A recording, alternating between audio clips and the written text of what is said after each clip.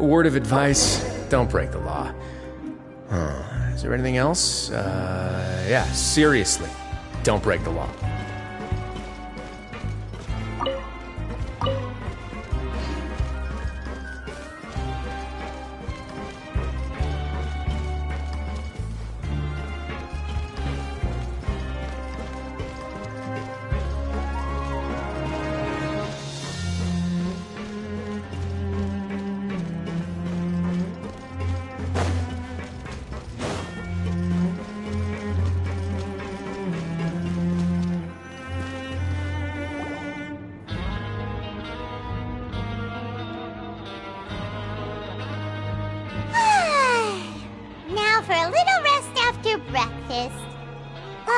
This is the life. Wait a sec. Isn't something important supposed to happen today?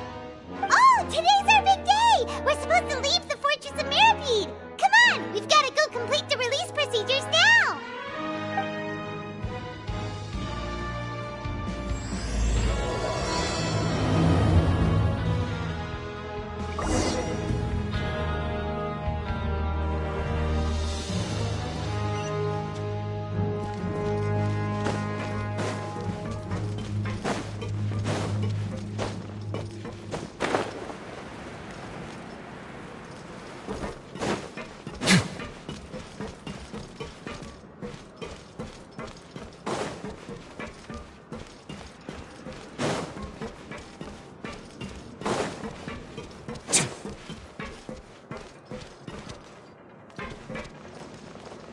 Instead of going big, guess I'm going home.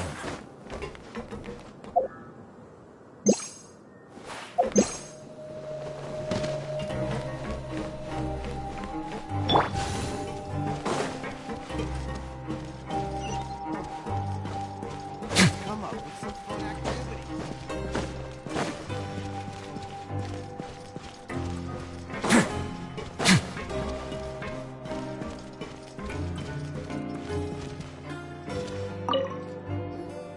Please, sign here. This document will be effective immediately upon signing, and you two may exit the Fortress of Mirapede via the regular channels. It's been so long since we've been to the surface. Let's hurry up and... Huh? What's happening?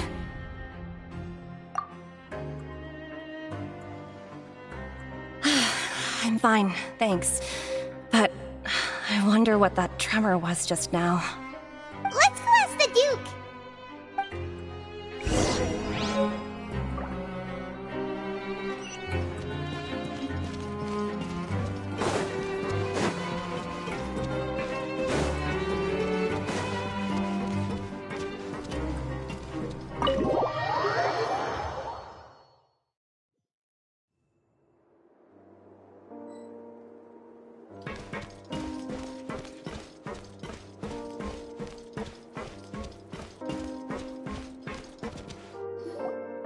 Your Grace? Ah, good to see you two. Is there something you wish to see me about? Yeah, what was with that earthquake just now? Ah, that. The tremor didn't originate from the seafloor. In fact, it seems it came from the surface. Over the years of serving as the warden here, I have developed a sense for distinguishing between what occurs on the surface and what occurs underwater. Besides, the seal that Monsieur Neuvillette set in place won't fail so easily. So the fortress is okay? If you recall our last incident, if there really were a problem, there would be crowds of inmates in a panic right now. Huh, you've got a point. Okay, seems we need to get back up to the surface and ask about what happened. By the way, do you know what day it is today? I believe today is this month's pipe cleaning day. Wait, seriously? Ah, yes. Have you completed your release papers? Yep. It's you two. Are you leaving now? That's right! Today is our last day in prison! But now that Paimon says that, it doesn't feel like we were confined here. It's actually been pretty nice. Oh yeah, Paimon feels fond of this place now. Then be sure to come back and visit. I'll miss you. If you've signed the release papers, then you're free to go. The guards will escort you out. You're not going to see us off? I knew you'd ask. All right, sure. Let's go. Well, you actually agreed. No worries, you must be busy. Paimon was just joking. Ah, so you do have a polite side, I see. After being down here for so long, I imagine you must feel like you're lacking companionship. Shall I come along too? Yeah, don't worry, we'll come back to see you. Paimon really likes the cafeteria here. The chefs sure do know how to make good grub. I hope you won't be here as convicts the next time I see you. We'll do our best to stay out of trouble. Well, it seems our work in the Fortress of Mirabine is finished. That's the end of another chapter in our journey. And since Neuvillette was the one who asked us to come here, we should probably go report to him now. Next up, the Palais Mermonia. You're going to see Monsieur Neuvillette? Please pass on our kind regards. I'm sure just your regards will do, no? I believe it would be the polite thing to do. You're right. I've heard the Palais has been terribly busy these days. Tell him that I hope he hasn't been overwhelmed by the recent string of troubles.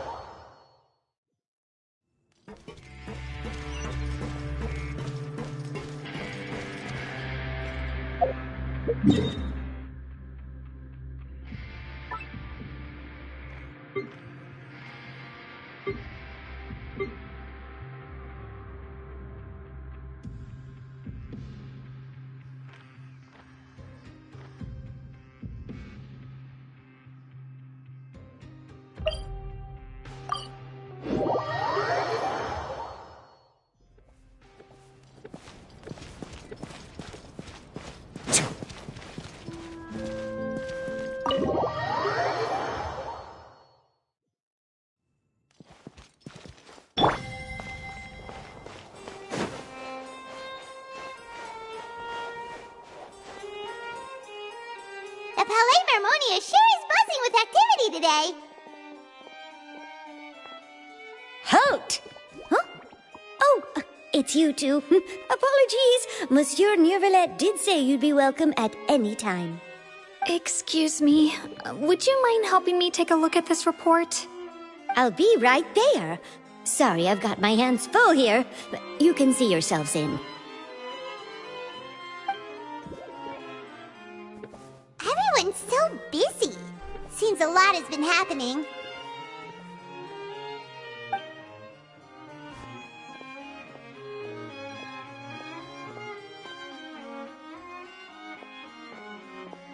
Neuvillette! Hello. You've come at the right time, but you'll have to wait for just a moment. as there are some urgent matters I must tend to first. In the meantime, please, have a seat. If you'd like to have something to drink, let the Melusine outside know. That's all right. We just ate.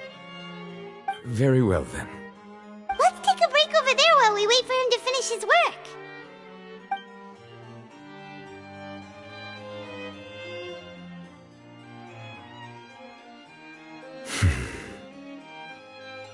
All right. That should wrap things up for now. Are you done with your work? Yes, sorry to keep you waiting. Today should be the day you were released from the Fortress of Meripede, and it appears that you've managed to complete all the release paperwork. That's right, and we came here to see you right away.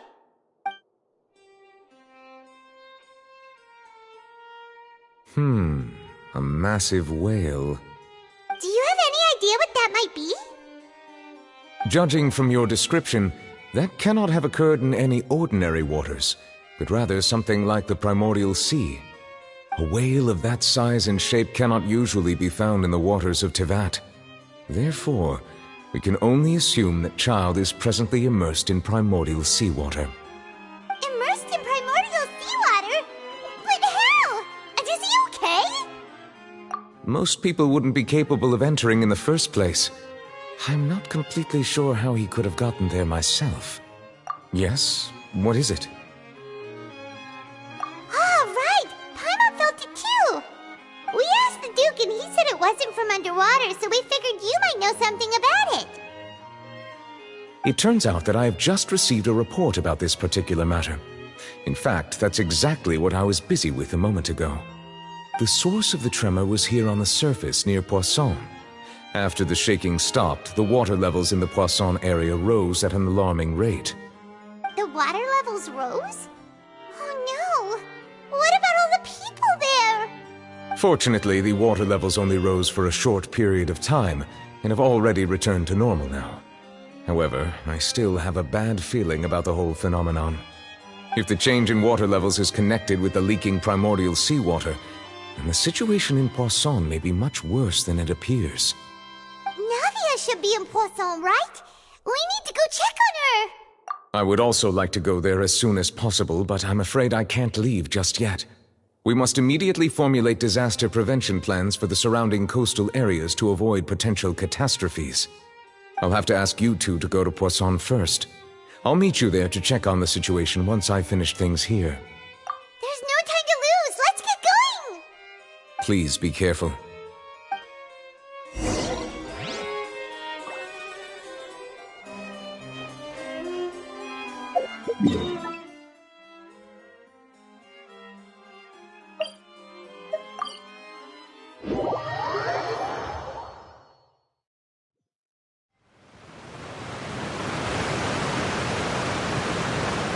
Oh no! What happened here?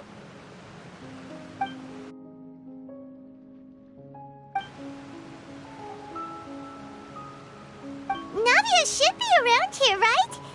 We need to make sure she's still... Paimon means we need to check on her.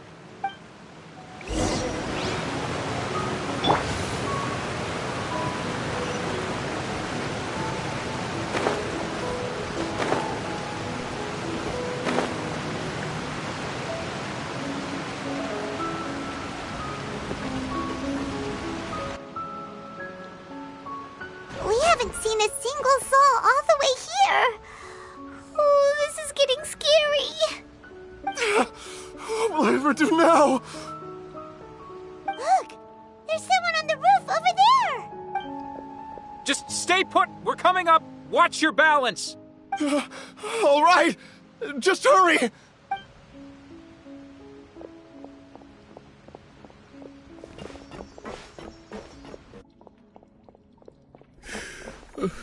I'm not young anymore. How will I survive on my own?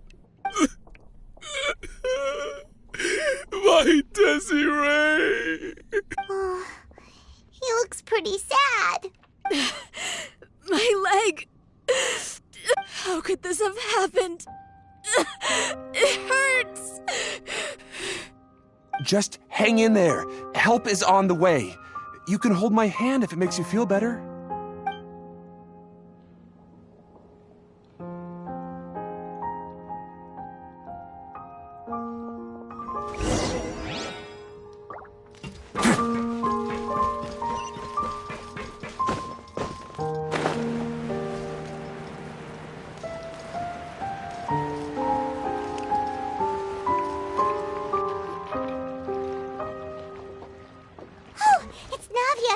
over there! Hey, Navia! Are you okay?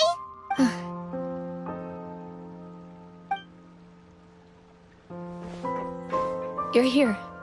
We heard there was a situation in Poisson, so we came as quickly as we could. Yes. As you can see, the water level suddenly rose.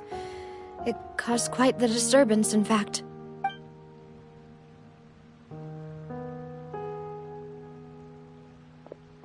Demoiselle! There was a wounded resident next to a building southeast of here. We've already transported him to safety, but we've run out of medical supplies. He's wounded? How badly? He fell, so it's probably a broken leg. He's pretty shaken up. When the water level rose, he desperately climbed up to the roof. Once the water receded and he saw the ground, he became terrified and eventually... He jumped down then.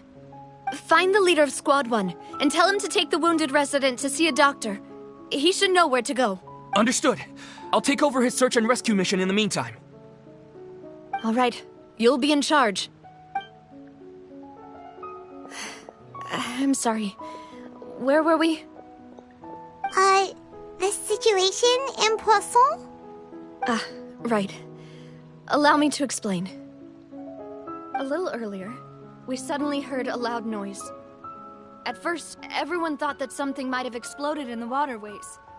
But before we knew it, water started pouring out from everywhere. The rushing water seemed a little odd, almost like the unique color of primordial seawater. Some people didn't realize the danger and thought it was just ordinary water, leaking from somewhere. Everyone on the street who happened to be close to the water didn't have a chance to escape. As the water levels rose, they suddenly disappeared. They were all dissolved. Those who realized what was happening started to flee in a panic, desperately trying to get to higher ground. Many were injured in the stampede, and some people fell from significant heights.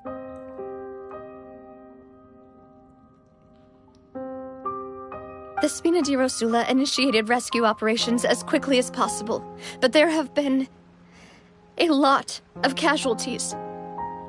Fortunately, the water began to recede after some time, and the chaos came to an end.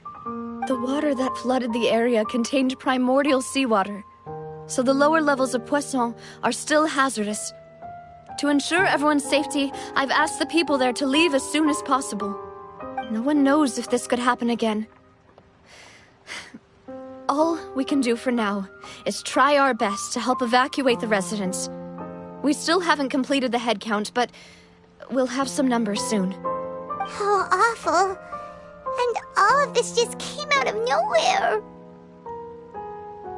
It was quite frightening indeed. I only wish that everything that just happened was a bad dream. Is there any way we can help, Navia? Thank you for being so willing to help in a moment of crisis like this. You don't know how much it means to me. I really can't express how grateful I am. Don't say that, Navia. That's what friends are for. Demoiselle! We've got a situation here! I'll be right there. Sorry, I need to go for now. And out she goes. Seems it might be a while before she can take a break.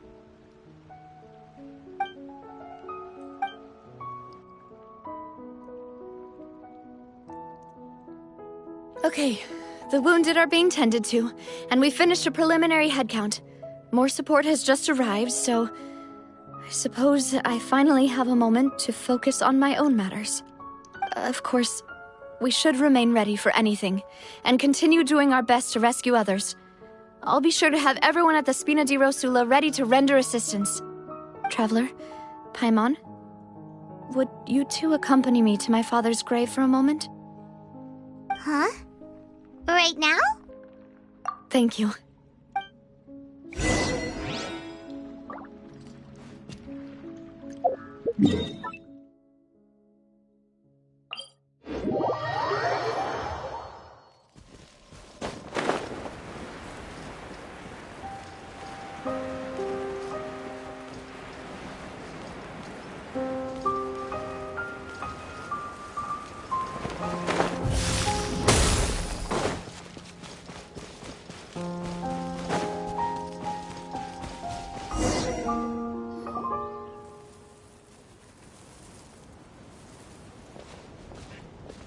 Not a lot of people here, huh?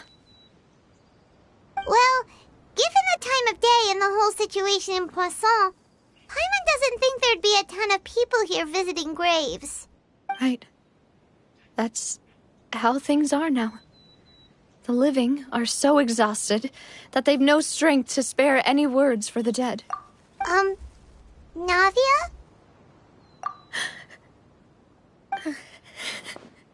Navia, what's wrong? Sorry. I just... Malus and Silver... They won't ever come back here again. What should I do, Papa?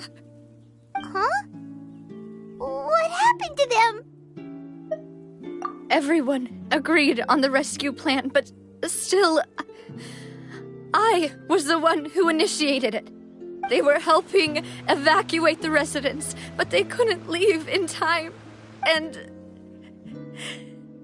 they were caught in the seawater. What should we do? I've known them for so long. And I know they weren't afraid. But I could at least hold a funeral for my father. And I know where he rests.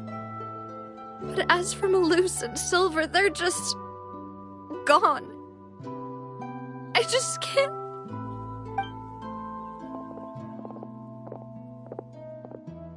Everything looks so clean after it rains. Even the gravestones. I didn't expect that you'd enjoy a glass of red wine in front of Master Callus's grave. I can understand. Besides, the scenery here isn't half bad. See, it's not just me. I always want to bring something when I visit Papa. Perhaps we might even have a picnic. He wouldn't be angry, would he? How could Master ever be upset with you, demoiselle? Yet the cemetery is the home of those who have passed, is it not? Everyone ends up here sooner or later, no matter who you are. Buying yourself a plot in advance, are you? No need yet. But when I do, I hope you'll let me be buried beside Master Callus, demoiselle. Hey, stop joking around. I'm quite serious. That way, it'll save us both the trip to see each other whenever you visit your father's grave. That makes sense. In that case, could I be buried on his other side? After all, besides you, demoiselle, the two of us could certainly be considered Master's closest companions, no? Personally, I believe we fill those shoes just fine. Why are you bringing this up all of a sudden? Seriously. All right. I'll remember your requests.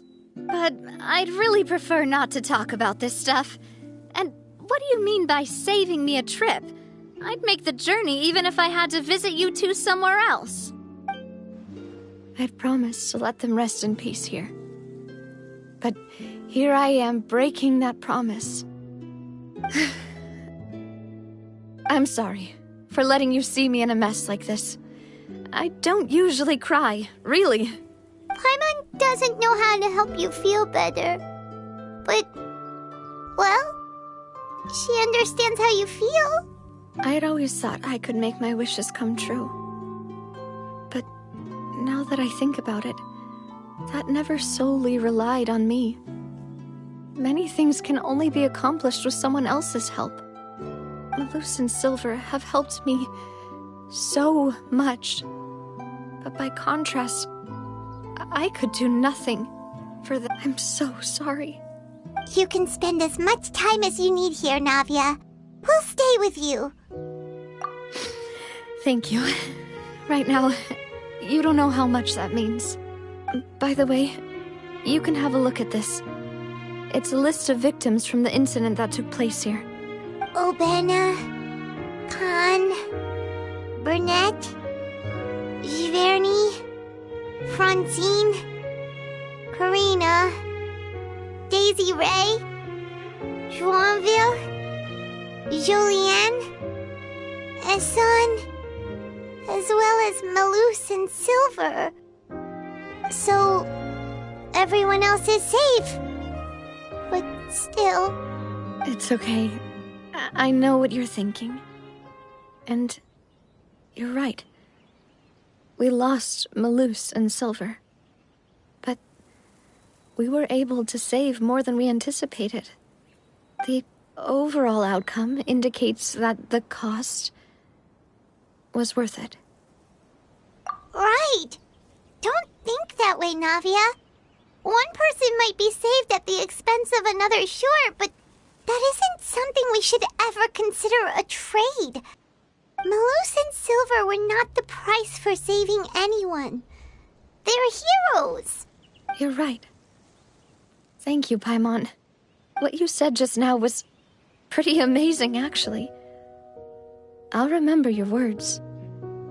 Oh, really? Seems you've become more eloquent in the time since we last met. The knave? What are you doing here?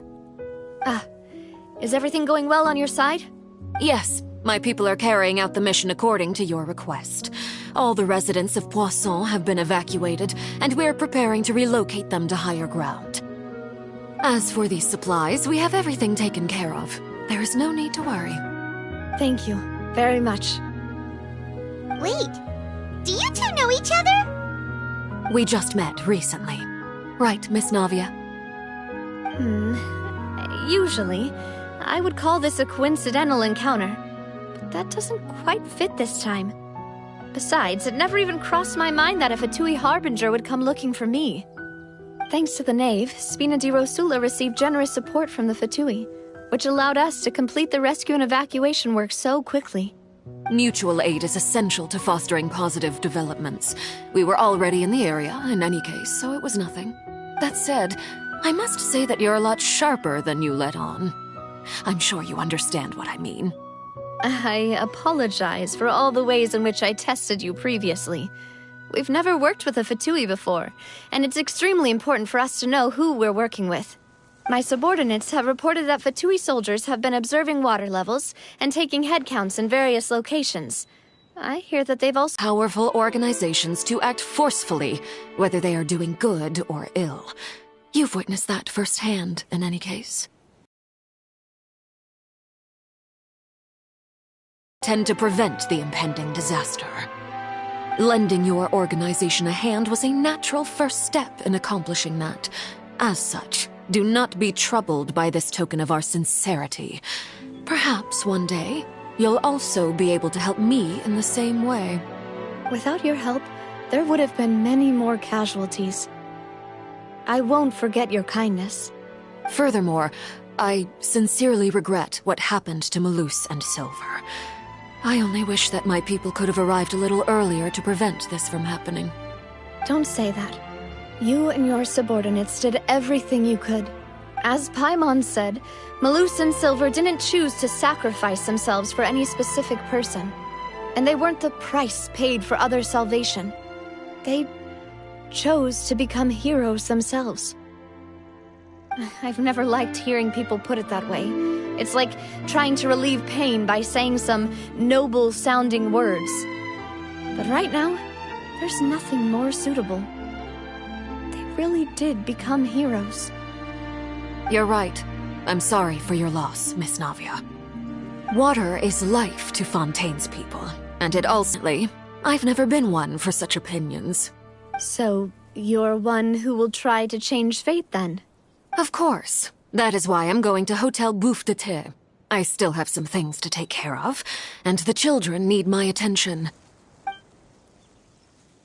By the way, Traveler, Paimon, one more thing.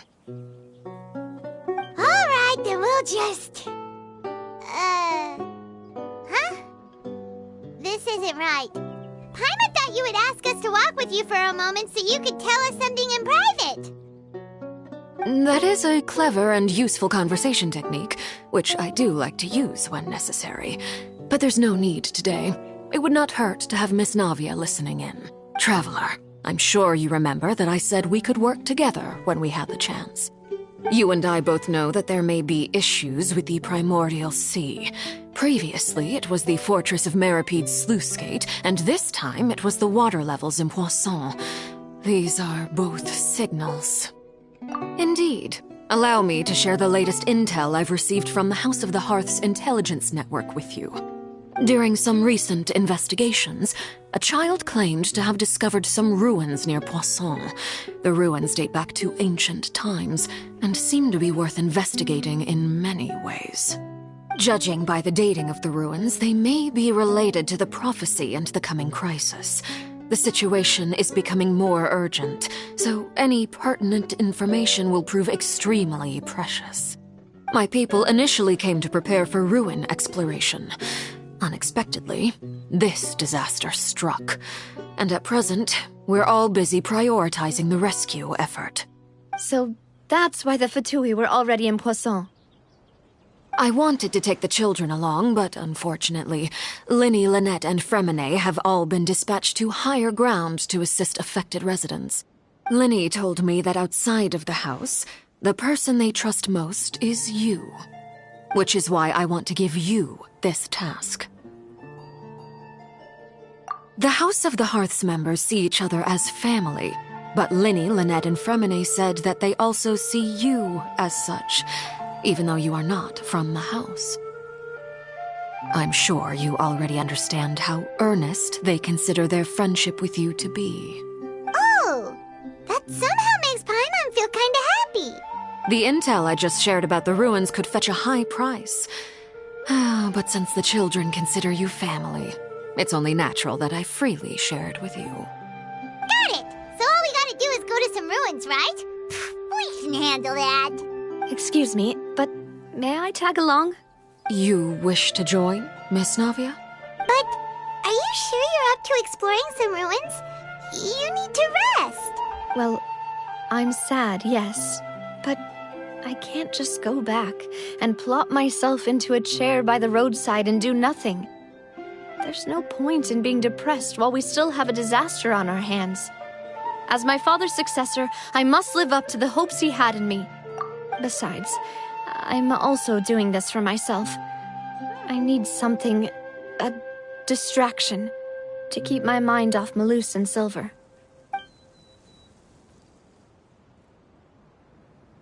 Since you put it that way, I have no objections. What do you say, traveler? All right. The ruins are to the south of Poisson. Here's the map. Okay, the three of us will handle it. Come on, let's pack up and get going.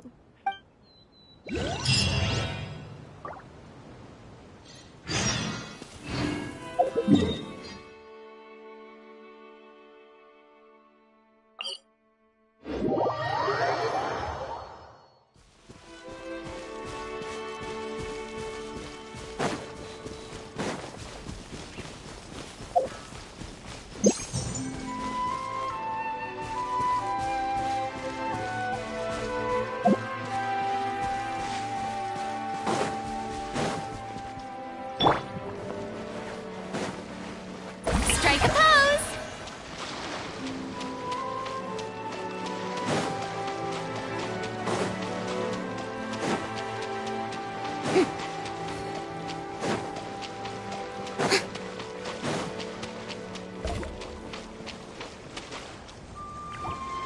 So, are these the ruins the knave was talking about? Whoa, talk about old. They seem to be pretty ancient, all right. Let's go in and have a look. Just be careful.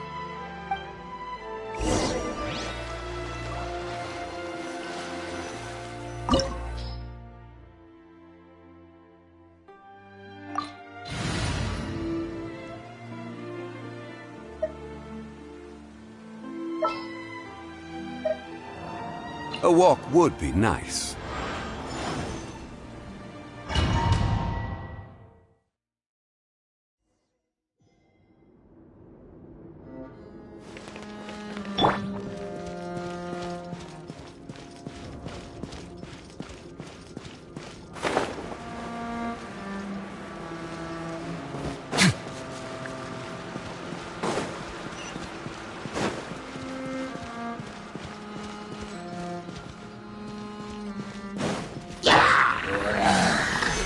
Solidify! A moment, please.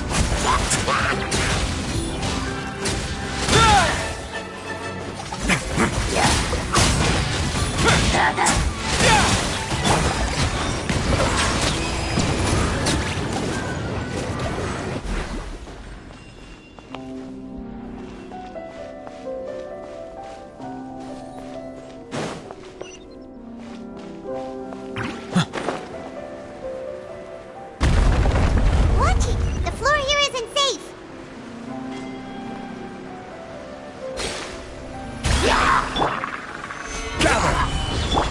Shower me with praise!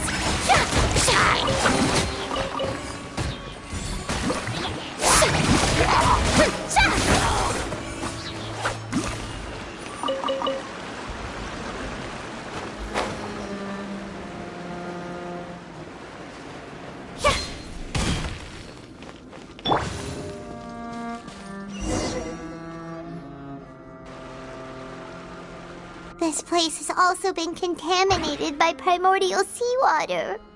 Yeah. And a lot of it, too. A Fontanian would most likely dissolve the moment they fell in. Right! You can't go down if there's primordial seawater. It's too dangerous, and it won't be any help for you to just stay here. Don't get by my wrong. We're not saying you're useless. It's just that... No, you're right. I can't do anything in this situation. I'll leave this to you.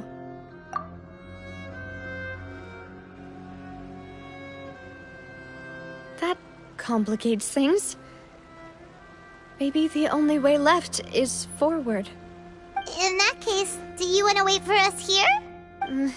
The water levels here are unstable, and there's a chance the water will rise.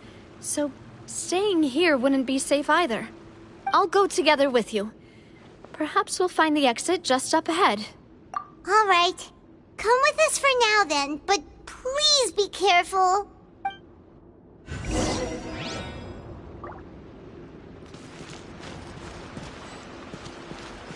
Oh no, it's a dead end! Let's try climbing over from the side.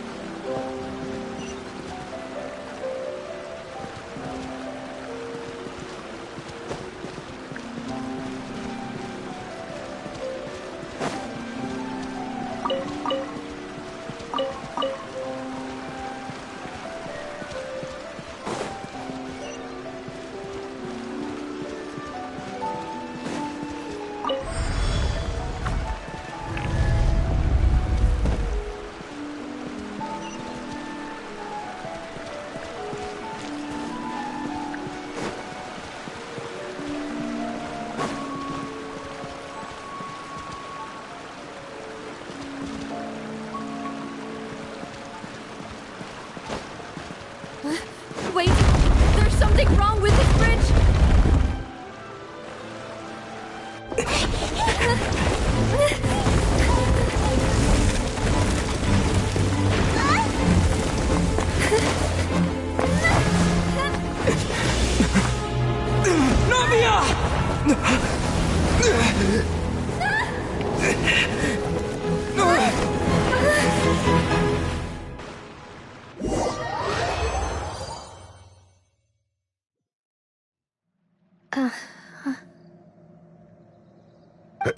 Demoiselle?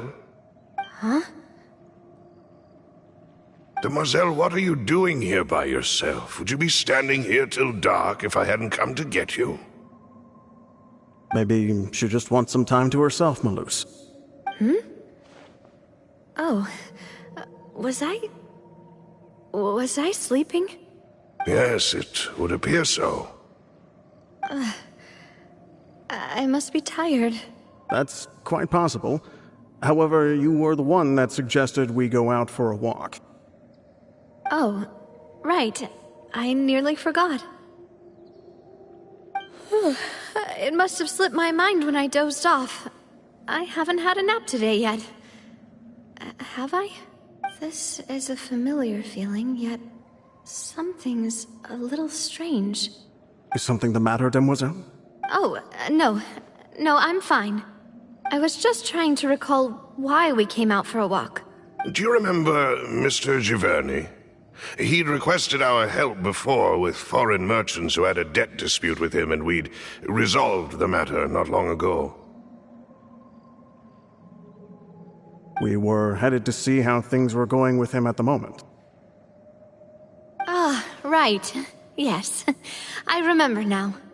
Oh, Miss Navia. Ah, Mr. Malus. And Mr. Silver, too. It's good to see all of you.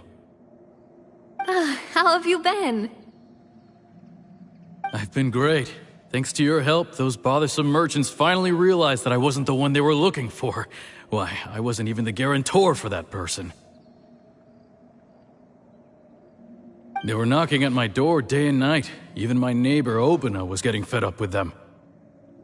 Sometimes force is required to calm someone down and get them to listen to what you have to say. That's right. Oh, by the way, Burnett, what was it that you wanted to give to Miss Navia again?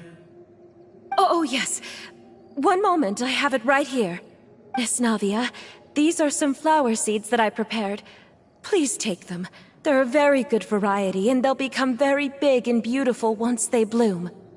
I don't know what we would have done without your help, so this is a little token of our appreciation. I hope you won't refuse. Ah, did you cultivate them yourself? Thank you so much. I'll certainly take them. Malus, we do still have some empty flower pots at home, right? Why, we can have as many pots as you'd like, Demoiselle.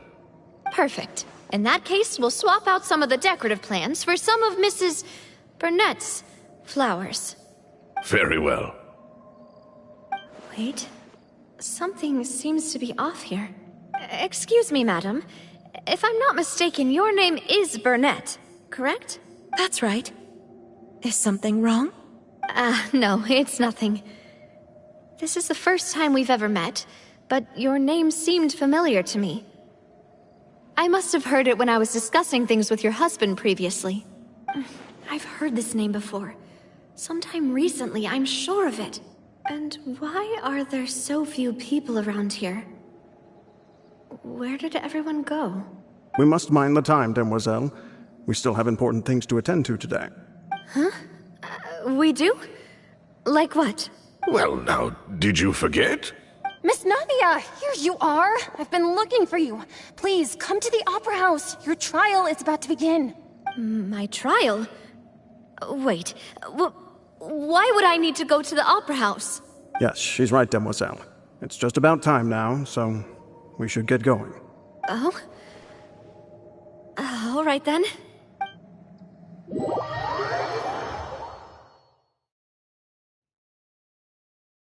Look, it's Navia! She's here! And her two attendants are with her! Goodness, everyone's finally here. There sure are a lot of people here to see the trial. And they all seem to be oddly excited about something. I even know some of these people. Karina, Desiree, Joyville, Jolien, Essen. Why are so many people here? And why do I have no recollection of this case? And as for the judge... huh? Where's Monsieur Neuvillette? Please sit in the defendant's seat. Don't worry, Silver and I shall accompany you. All right.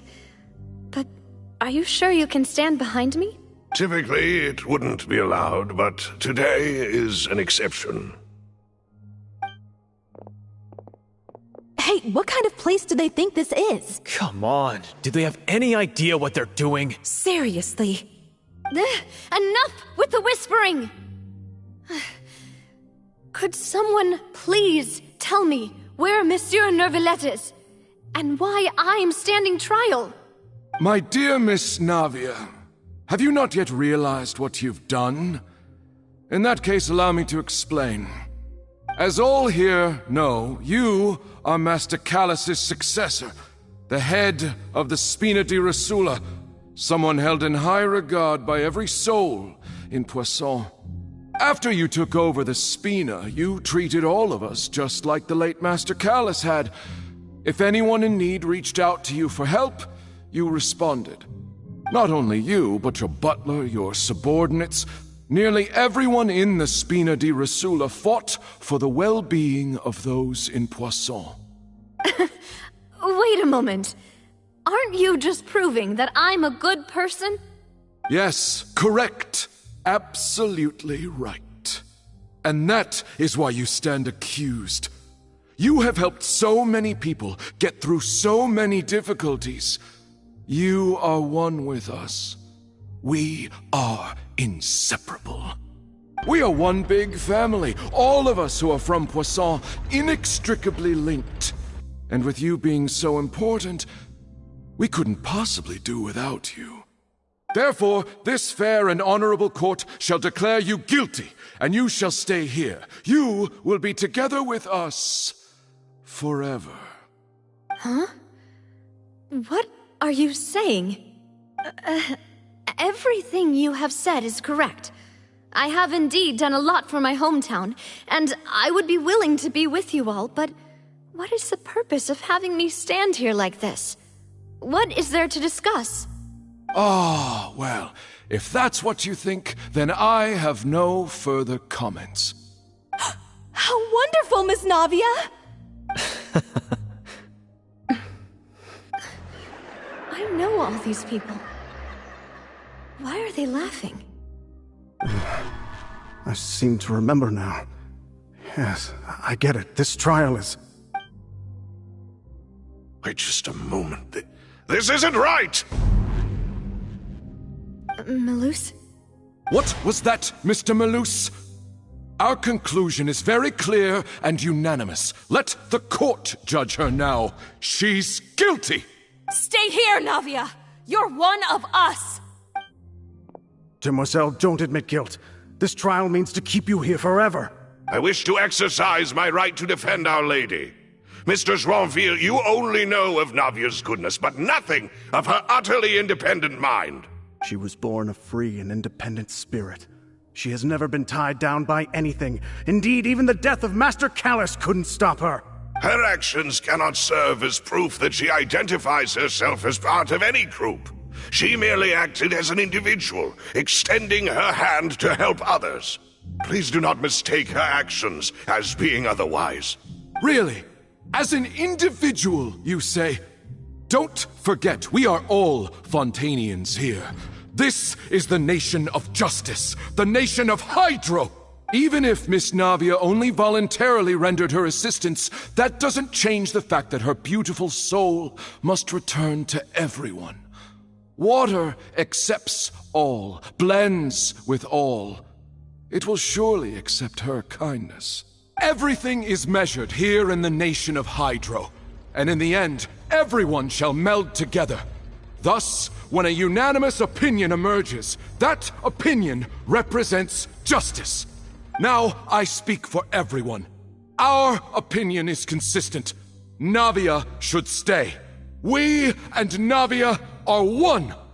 And you would call this justice? Preposterous. You are merely jealous that Demoiselle still has a chance to exist as an individual. Have you forgotten how much you all once longed to become individuals, to become independent? Do you mean to defy our justice? If your justice is flawed, then why should we acknowledge it? As you said, we can also have our own justice. Silver and I shall defend Demoiselle, and that is how we will enforce justice. Ugh, my head... it hurts. Demoiselle. Silver, it hurts. My head is spinning. All I can see is stars swirling in front of me. I remember now. Everything that seemed odd from the very beginning. Karina, Desiree, Joyville, Jolien, Essen, and Mr. Giverny and Mrs. Burnett, who we met earlier. Even Malus and Silver. I don't want to admit it, but they're all dead. Don't be afraid, and don't admit guilt. We will protect you to the very end. Absurd! Who are you to say that she cannot be judged? We are the majority, and in the nation of trials, the majority is absolute justice. We are the will of all. Don't let them escape! We shall keep Navia here with us! Mr. Malus and Mr. Silver, must you be so stubborn? How could the two of you possibly hope to stand against the collective? Do not resist. This judgment is fair and just. Navia belongs to us. After all that happened, she should not be left alone in Poisson. What are you saying? No more excuses! She says we're jealous. Jealous? How could she possibly be an independent individual? What's with these people? Who's jealous of her? She belongs to us! Miss Navia, she... Silence! That's... Monsieur Neuvillette! Such commotion is prohibited in the court. The accusations you just presented are nonsense and cannot constitute a proper trial. The court will adjourn for the rest of the day. In this, I shall hear no objections from any unauthorized party. Our thanks, Monsieur Neuvillette. Please leave with me, Miss Navia, while there is still time. But... Go on now, demoiselle. This is your only chance to leave this place. What, can't bear to leave us behind or something? Malus. My apologies. I couldn't resist making one little joke once I realized that this shall be our last goodbye. Malus... Silver... Quickly, you must come now! Goodbye, demoiselle. Farewell.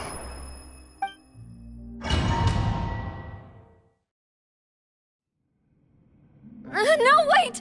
Just a second! Navia? You're awake. Good.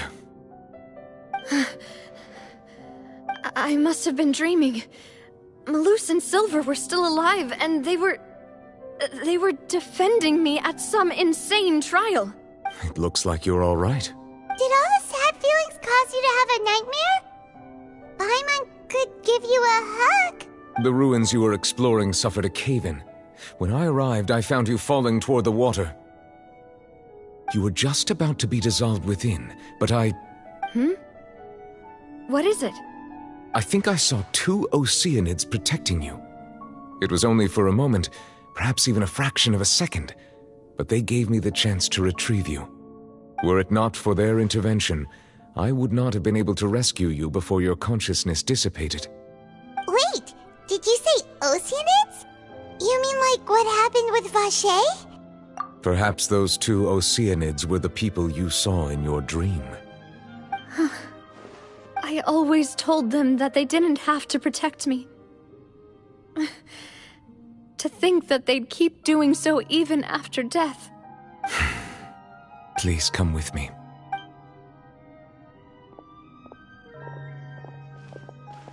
Neuvillette, are you okay? Oh, I am quite all right. Perhaps there's something we could chat about? Why do you look so stiff all of a sudden? Oh, Paimon knows. You're the type who feels awkward when there's nothing to talk about, right? I merely thought that we should give Navia some time to herself. Huh? Why didn't you just say so then? Don't you think it's even more awkward to call us over like this and then have nothing to talk about? I suppose so. Ah, Sigewinne. I hope all is well with her these days. Her work in the fortress of Meropide has not been too much for her, has it? No way! Don't worry. She's doing fine down there. She's an amazing head nurse. I see. Well, that is good. I have always worried that Sigewinne would need a lot of time to understand the world of humanity, just as I have. Oh, and the Duke also says hi! Even though Sigewinne made him do that. He hopes that you haven't been overwhelmed by all that's happened lately. Thank you. I have indeed been busy lately, And I also hope that everything is going well in the Fortress of Meripede. He still doesn't know what to talk about. Let's chat about something else then. So, Neuvillette, you're probably quite the swimmer, huh? Yes, of course. This isn't going anywhere. Let's try something else. How did you find these ruins? Did the knave tell you? Yes, in fact. I had arranged to meet you in Poisson, but when I arrived, I discovered that the Fatui were helping the residents evacuate. They had even transported a large quantity of supplies to the area. Amid my astonishment, I ran into the knave, and we had a chat. She informed me that she had asked you to investigate the ancient ruins here. Yeah, we originally planned to meet up with you, but we thought you might still be busy with all those official documents. We didn't think exploring the ruins would take very long, and who would have thought you'd wrap things up so quickly?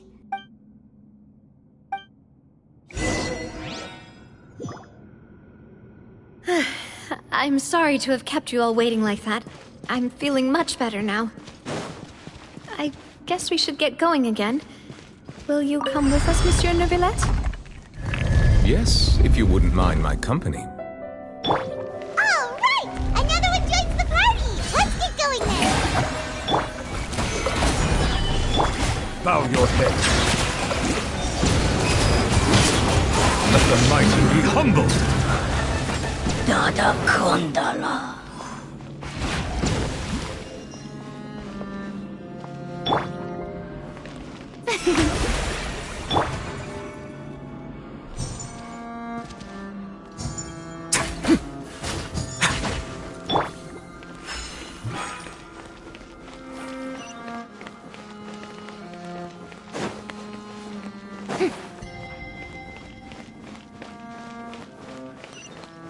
Oh no, another unstable path. Watch your step.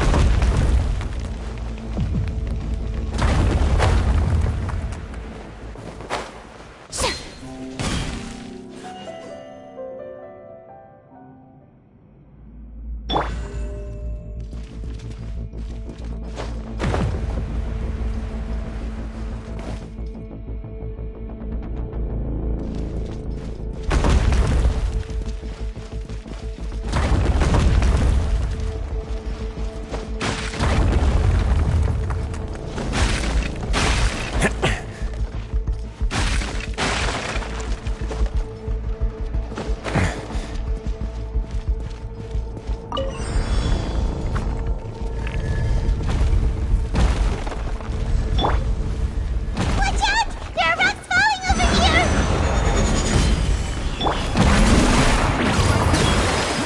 How brilliant! Settle down!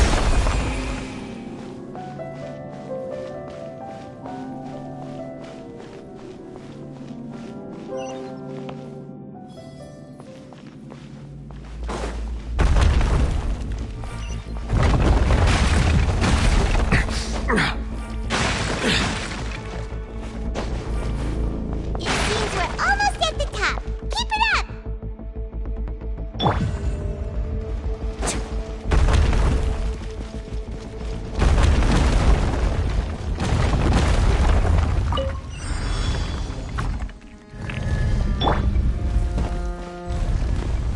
Yeah. Stabilize! The show begins!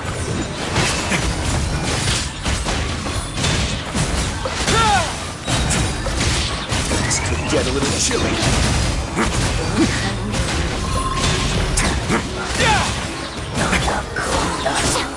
Let my name echo in song! Bow your head.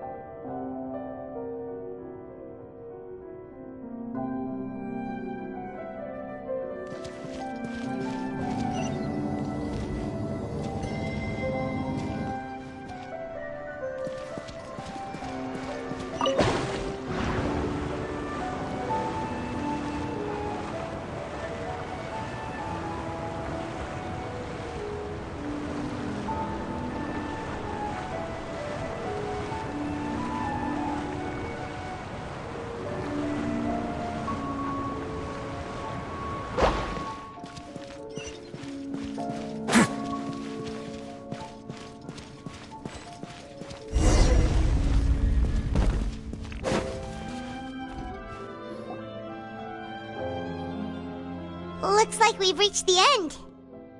This is the place. There should not be any other hidden spaces in the vicinity. The path sure had some twists and turns, but it turns out that this place isn't actually that big.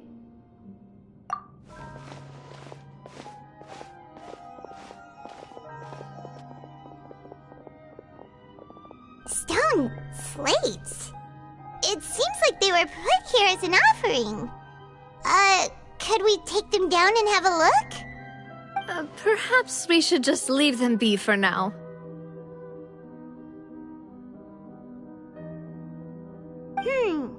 There are 4 locations in total, but only 3 stone slates.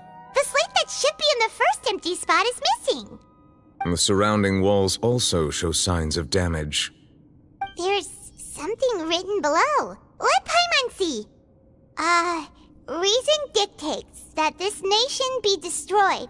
I shall record the history of its future here in its past. Say what? It feels like someone left these slates and these words here for a purpose. But does he mean that Fontaine should be destroyed? That would fit the circumstances dictated by the prophecy, yes. Indeed, the slate's contents correspond to it. Take the second slate, for example. There's a person kneeling here. She seems so dedicated. And there's a whole bunch of other people behind her doing the same. She's facing this... what is this? Some kind of island in the sky? And is that Lady Farina in the third image? Did the Hydro Archon fall into the water? And is that a ring of people around her? Paimon doesn't quite get it. Are they all in the water? The fourth image. I know this one. This exactly matches the content of the prophecy. The people will all be dissolved into the waters, and only the Hydro Archon will remain, weeping on her throne.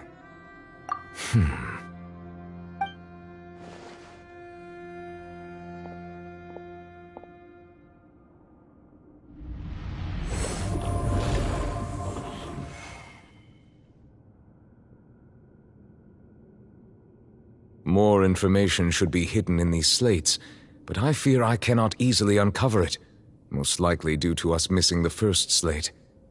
I am very sorry. Don't blame yourself, Monsieur Neuvillette. Deciphering ancient stone slates isn't one of your duties. Ooh, Paimon's getting the chills just looking at these slates. This says that it's the history of the future, right? That means the prophecy's sure to come true. I really hope it doesn't mean that. Still, Paimon feels like these images are kind of weird when you look at them together.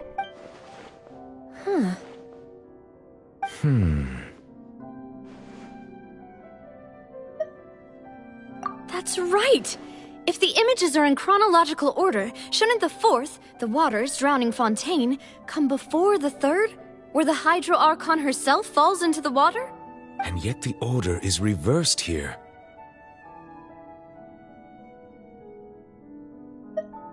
If we go by timing, Lady Farina only emerges in the third image.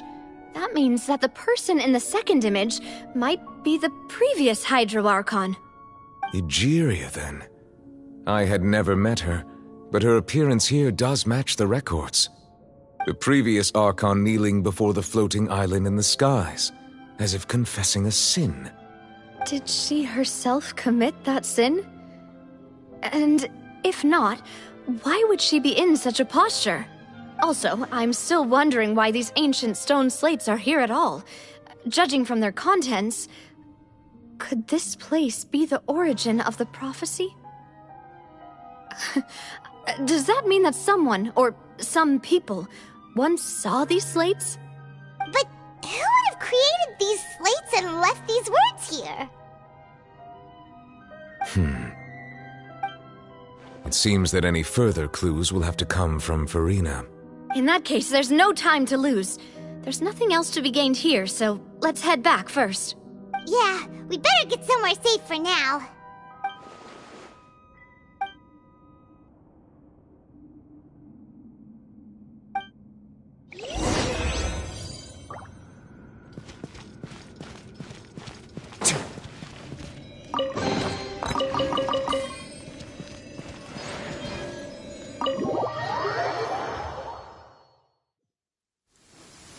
let's split up here. I'm going to check on what's happening with the Spina. You know how it is. There's some things you just need to be there for yourself. You still have energy for that, Navia? Paimon's already beat! Just head back to the Fluvsandre and have a rest then. Thanks for keeping me company all this time.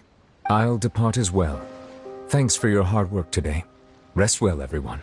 Traveler, I will go talk to Farina tomorrow morning to ask about the stone slates. I'm sure that you're concerned about this matter as well. If you have time, drop by my office.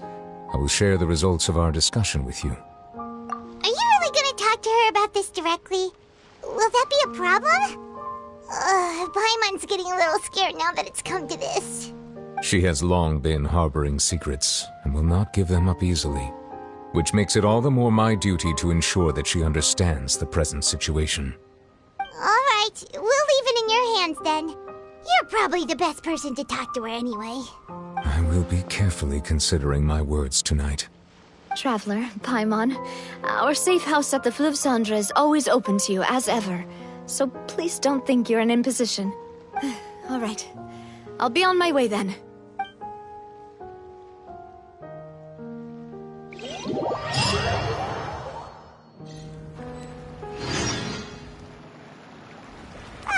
We're finally back! Welcome back. We've got a special menu prepared for you two tonight. Yay! And there's good food too! No, the boss is the best. Ooh, desserts! Nice! These are all Paimon's! Paimon's already starting to forget what happened today. Oh, that voice. Is that who I think it is? Huh? It's you two. What are you doing in Fontaine?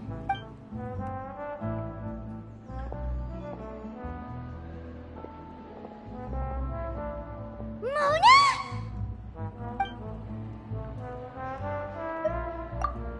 Seriously, nobody just uses a scry glass whenever they've got time to just see who they'll meet on the road. Still, we didn't expect to see you here. Wait, you're not a Fontanian, are you, Mona? Well, I have some business to attend to here, so I booked a hotel in the city. I was just out for a stroll when I bumped into you. Quite unexpectedly, if I might add. Why did you think I was from Fontaine, though? Is that because Magistus doesn't sound much like a Mondstadter surname? Yeah, let's go with that. Well, I used to have my own surname, which was, well, some other thing. Either way, the old hag told me when she took me as her disciple that the first step to being a great astrologist's pupil was to change that name. There was nothing for it, really. She really is amazing at astrology, so I changed my name to what it is now according to her wishes. To my surprise, however, Magistus is not the name of some ancient house or clan. It isn't? Nope. Although it is used by us in place of surnames, it generally just means great. Wow! Imagine including a boast in your name. Wait, are you gonna have to put that into your genealogy as well? I reckon so. In any case, I'd give my disciple a name like this as well, if I were to take one. Astromancer Barbeloth Trismegistus. Whoa, that's a long one. Does it also mean great or something? My name means Mona the Great Astrologist. As for the old hag, hers is, in plain speech, the thrice-as-great Scholar of the Stars. Just take it as a title specific to astrologists. Thrice as great? That's so petty. I know, right? That's just how she is. She used to call herself Magistus, actually, but when she took me in, she changed her name to Trismegistus. Talk about obsessive. Magistus is thus the calling card of our school, so to speak, which makes it about the same as a surname. It's all right if you don't get it. You can look into it further should you need to study astrology more deeply. That sounds terrible! But anyway, you're not Fontanian, are you, Mona? You're from Mondstadt, right? Well, I was born in Mondstadt, yes. My parents migrated to Dorman Port, and I traveled with the old hag for a while, after which I settled down in Mondstadt City. Oh, that's a good thing then. At least we know you won't be dissolved by Fontaine's waters. Speaking of that, I'm sure you're aware that a bunch of things have happened here in Fontaine, right? I know you're not a local, but I'd avoid getting too close to any water that looks strange all the same. There's something ominous about it. Well, the water, I mean. That was the main reason, yes. Just a while back, the Steambird invited me to take part in a panel and speak about the circulation of the prophecy as an astrologist. The invitation was sent quite early on. I don't think anyone expected Fontaine to be in this much trouble. What do you make of that prophecy, Mona? Just tell us what you think as an astrologist. Your word would go a long way to make things more certain and less scary. What I can tell you is that I'm an astrologist, and that this prophecy concerns the fate of Fontaine, even that of all Tevat. Ascertaining this is akin to reading the fortune of the whole world. I'm afraid that this is not something that just anyone can do. If I could do it, you would no longer call me an astrologist, but a visionary. But on the flip side, the prophecy is so huge and powerful that it must surely come from a powerful visionary. Its contents involve the fate of the world. Disregarding it would be a mistake. A visionary? Sounds really powerful and all, but does such a person really exist? Of course. The old hag could do it, and I bet there are others amongst those Hexenzirkel colleagues of hers who could do something similar. Are you sure? All right, I'll help you. It isn't often that I see you with such a serious look on your face. I'll tell you once I hear back from her. Thanks, Mona. You're amazing as always.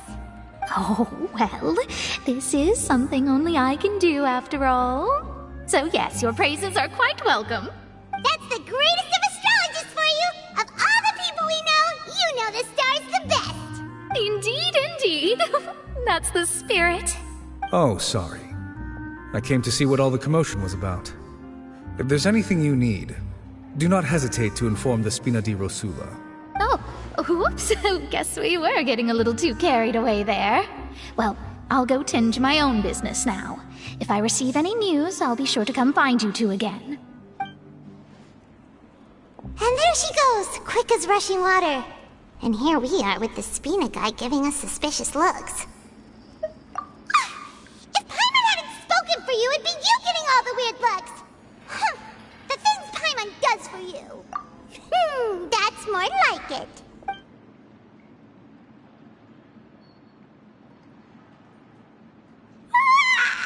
Good morning. To be honest, Paimon's still feeling kind of sleepy.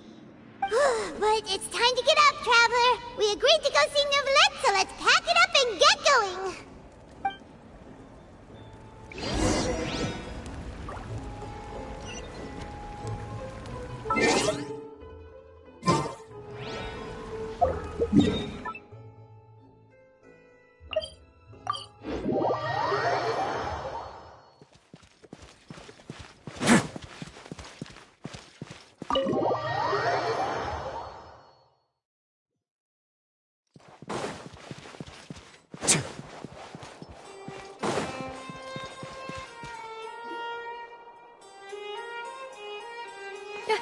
You're here! Finally! Is something wrong? Monsieur Neuvillette and Lady Farina, they seem to have gotten into a dispute. Please go see for yourself.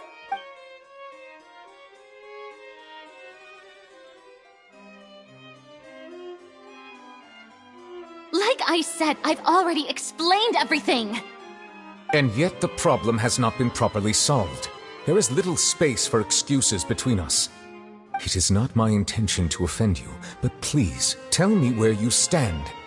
You are the Hydro Archon Focalor, are you not? Look at this. This is a list of the victims from the recent Poisson incident.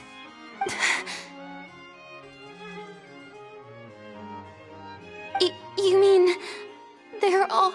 We did not arrive in time to avert this disaster, and I will not have it happen again.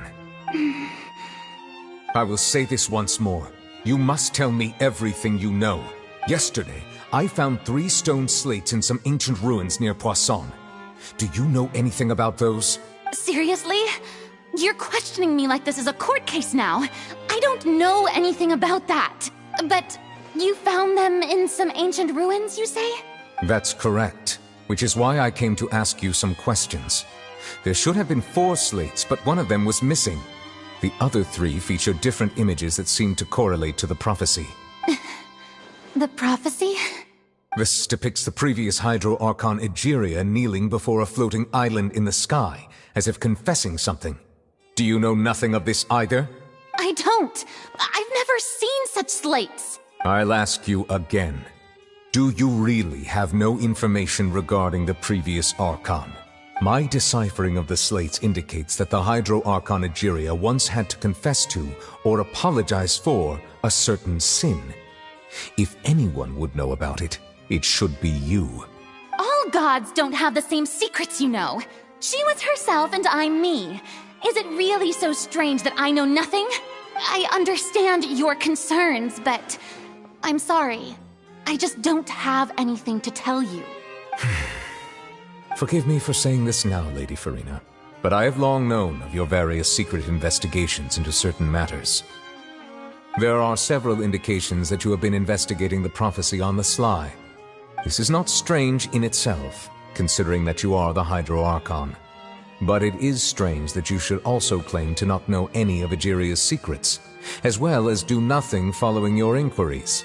You have never been as superficial as you have presented yourself to be, nor are you a fool. And yet, your behavior is very inconsistent.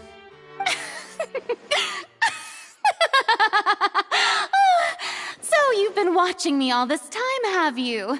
I didn't think you were that type. You...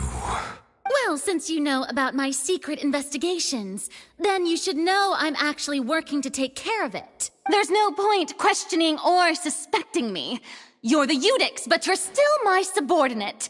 You should be following my lead. Just trust in me, you're Archon, and do as I say. Never mind whether you can truly convince yourself to or not. It'll all turn out fine. That's all I have to say. We do not discuss this matter again. Oh, the opera's about to start.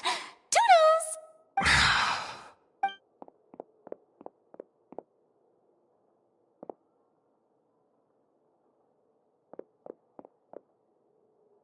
Did Farina not notice us standing by the door? Wonder what's up with her. She was smiling. Huh. She didn't seem in the mood to care if we were listening in or not. I assume you've been outside for a while now? Oh! You noticed! Seems Farina didn't even realize we were here. She was in a great panic, though I cannot discern the reason. Our discussion reached impasses time and again, a state of affairs that we cannot allow to continue. Still, I do not understand.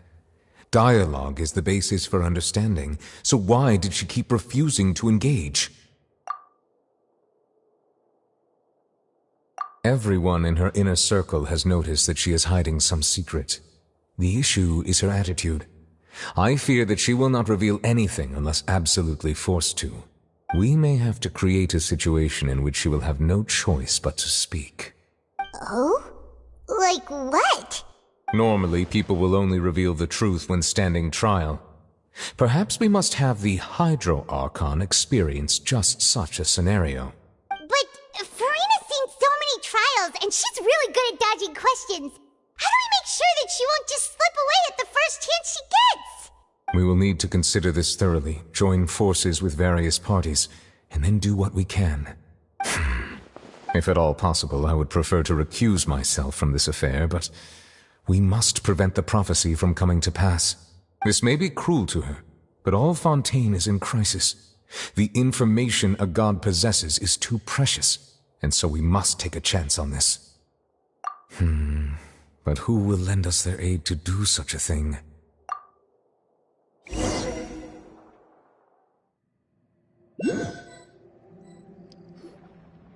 Well, that's everyone, huh? Speaking of which, it was pretty smart of you to think of hiding here.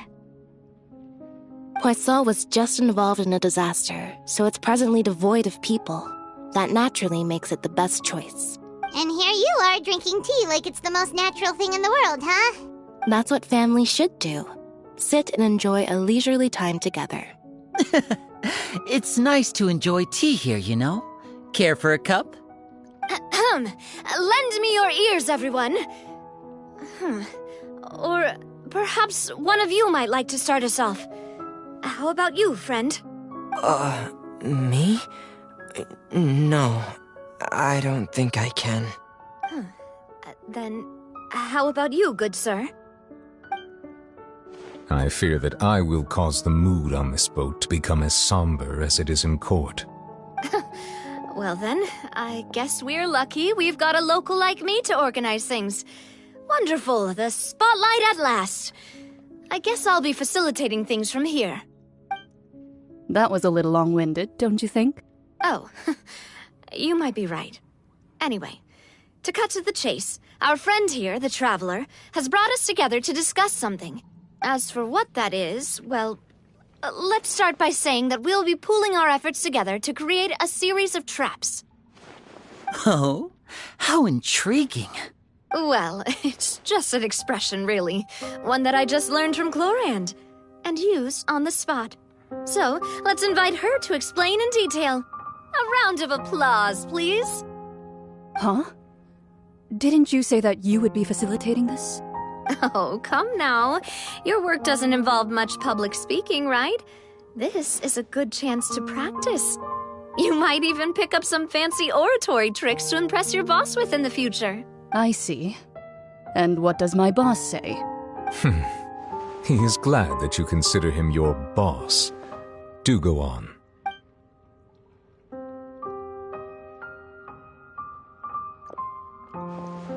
In that case, do any of you have experience hunting?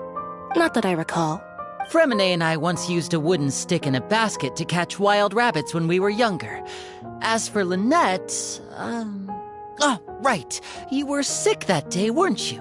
I've also gone diving to catch some fish before. Does that count?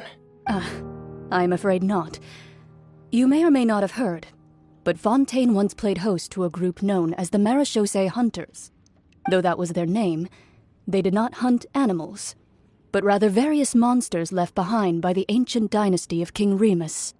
Today, Fontaine's monster population has already thinned greatly, so the hunters have blended back into society, taking up arms in other lines of work. They even left a unique methodology of hunting in their wake. A trap comprises of the following components: bait, a trigger, and a containment device. Sometimes a lethal implement will also be necessary to deal with the prey. So, if we were to build a trap together, right now, what would you choose to build it with? For me, I would prefer something basket-shaped. Pigeons and rabbits will see the bait and naturally enter the snare. Our line of work requires a deft hand, and we're some of the best in the industry, so you can count on our techniques. You used some of those techniques while moving the people of Poisson, didn't you? My subordinates mentioned that you even performed some magic for the bawling children. Yes, and I even managed to gather some intelligence in the meantime.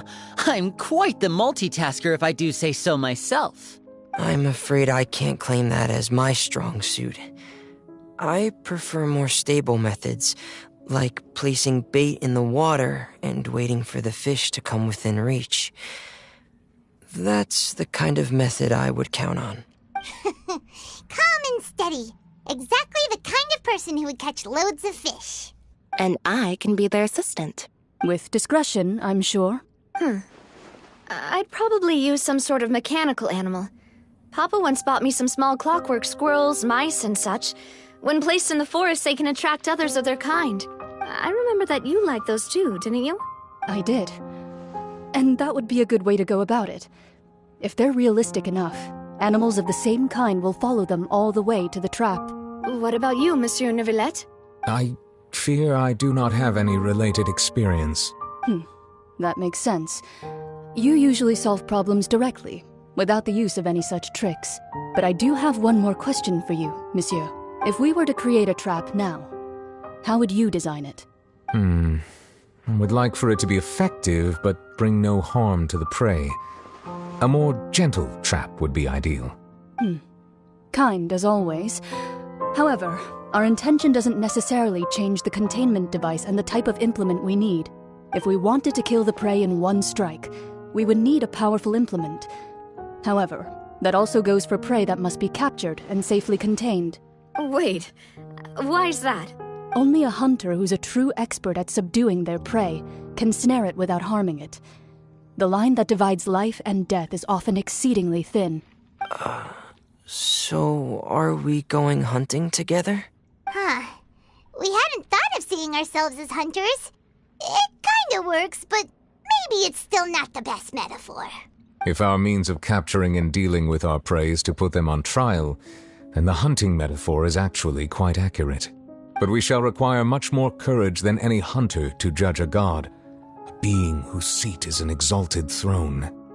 Oh, so that's what's going on. Sounds very interesting.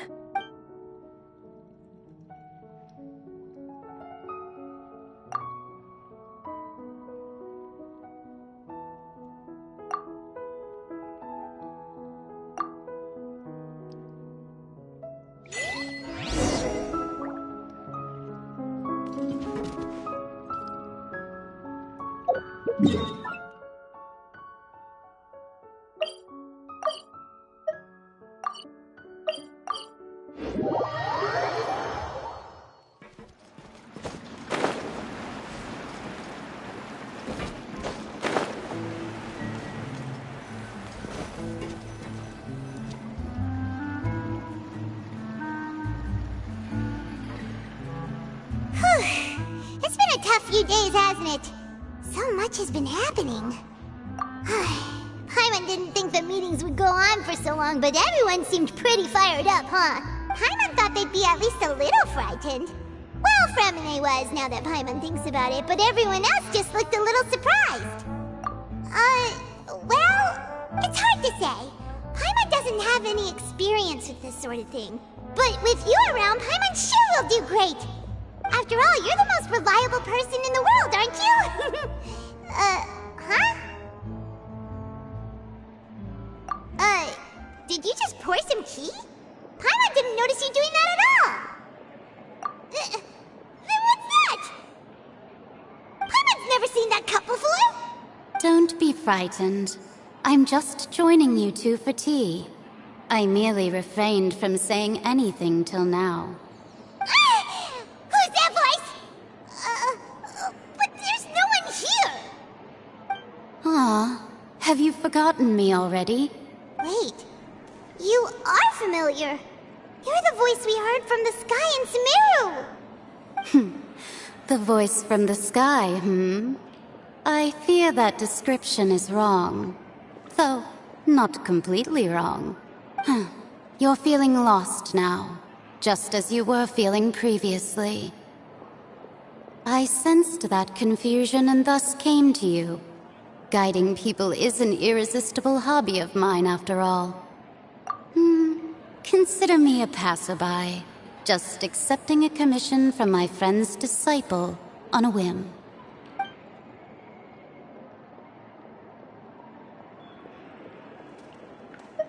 The prophecy. Yes, what has been prophesied will be fulfilled. You may view such things as the history of the future. What? Then is there any way we can stop it? I believe you have witnessed a failed attempt with your own eyes. Can everything in Tevat so easily be changed? So you've caught on. Just as prophecies are usually only the future as seen from the perspectives of the gods, could things be happening in hidden corners where the gods' gaze does not fall? Are the things that you shall see different from the fate that the gods perceive? What is she talking about? It all sounds really impressive and important and stuff, but it also sounds kinda scary. I believe that you understand, right? Some things are insignificant, But others you must reach out to change. Ultimately, fate shall serve as your only guide, no matter what will happen in Tevat's future. All you need to do is to play your part. This was good tea, by the way. Thank you for your hospitality. Well, that'll be all for today. The voice.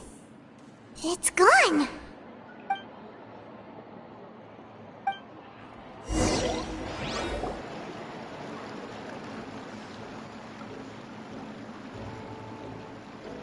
What? I want to hear someone talking. All right, coming. Hey, it's you who's getting lazy, okay? Well, I see I've walked in on some lively banter. Mona! Fine, just fine. I went to take part in that Steambird panel. It turned out to be more interesting than I expected. Not all Fontainians are pessimistic about this. One journalist mentioned that sitting around and waiting for the end to come would be wrong, and that they should make their own rescue preparations. I agreed, so we had a brief chat with her. Did she have pink hair by any chance? Why, yes! It was Charlotte. You remember her, right? That daredevil journalist? I'm in full support of her view. Prophecies are very important, but how can people allow their lives to be commandeered by just a few words?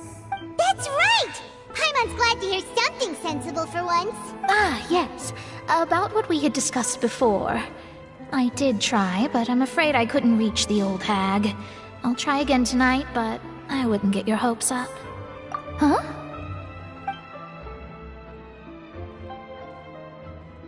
Goodness gracious.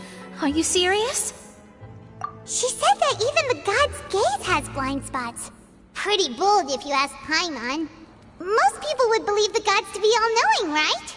The Hexen Circle members are certainly anything but ordinary. As for the mage named N, the old hag has mentioned her a few times. She said that N's sense of direction is incredible, and that she loves guiding those who are lost. But I've never met her, and if she were still alive, she'd be...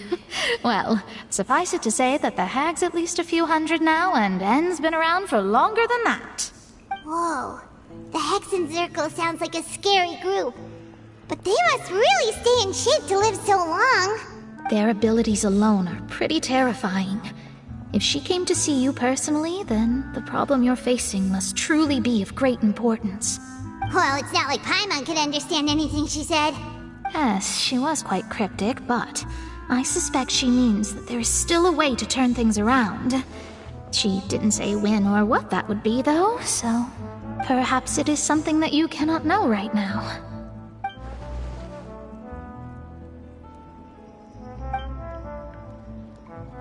Traveler, Paimon, are you two all right? Oh, we're fine. We're just a little down right now. It kind of feels like the end is coming, you know? I see. I feel that same sense of desperation, too. I guess you could consider me someone who has often witnessed fate. So far as I have seen, it cannot be swayed. But even so, I still hope for, and believe in, miracles. Astrology is eternal and rational, but fate may not be. It is cruel, but it can also be beautiful. Perhaps that's what En was trying to tell you. Not to lose heart, and to believe that what you are seeing playing out before you is not yet set in stone. I did originally think of steering clear of all this, but I couldn't. Even if this is all futile, I still wish to help everyone. If we don't struggle to the last, then how can we face the end when it comes? Huh. You do have a point. There I go, talking about astrological principles again. Sorry about that. The moment I start talking about work-related stuff... I need to get going. It was worth trying to comfort you, even if only a little.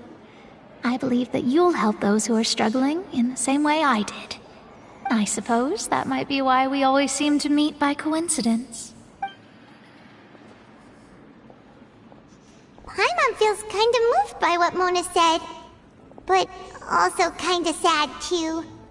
Hey, Traveler, Paimon suddenly feels like going outside for a walk. Let's go. Let's walk around the city, shall we? There's a few spots we always like to walk by.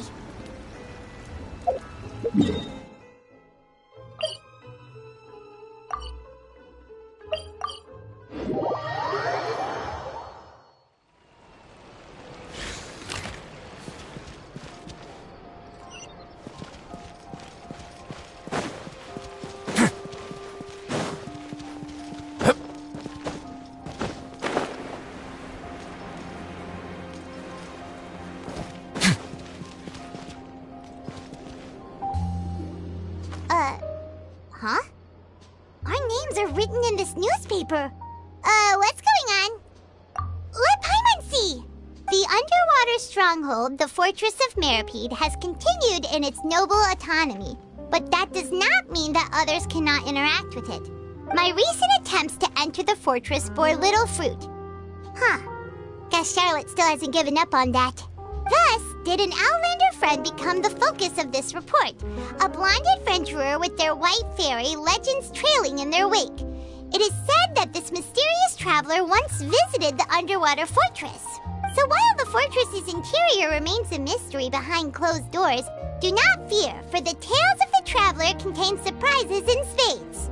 Journalist Charlotte's biggest scoop yet, the Traveler's Trail, World Walker. Huh.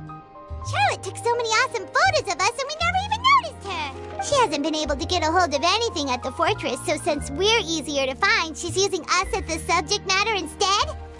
Ugh, seriously?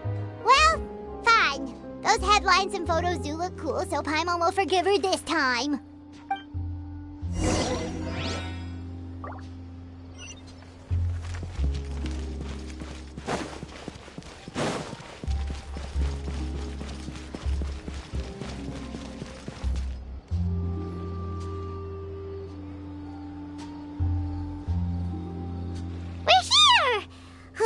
Paimon's hungry.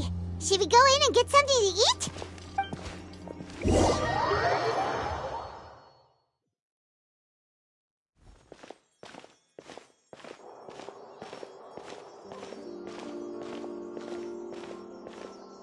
Hey, quick!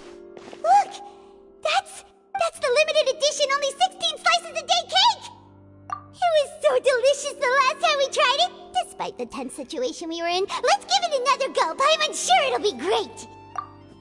One slice of cake, please. Someone showed up after all. Oh, wait, you're the one from the Palais Mermonia. Oh, are you here to buy cake too? It seems Monsieur Nervalette was right. You really can eat. Wait, did he really say something like that? That's right.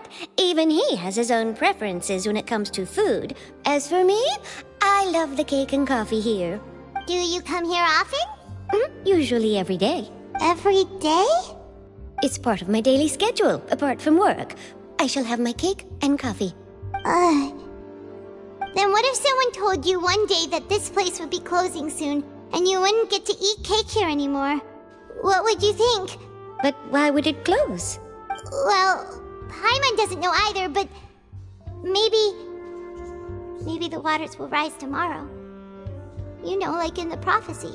Oh, the prophecy. To be honest, I haven't paid much attention to that. No, still, even if there'd be no more cake tomorrow, that wouldn't keep me from having some today. No, it's the same for eating in general. You might not be able to eat tomorrow, but if you can do so today, then you should carry on. That's what people call living, you know.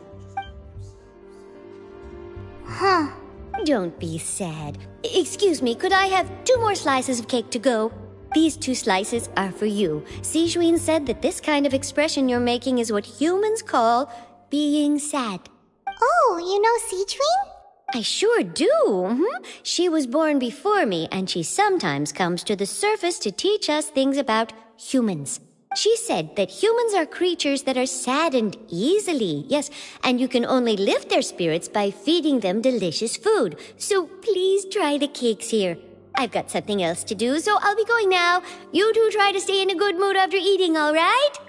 Bye.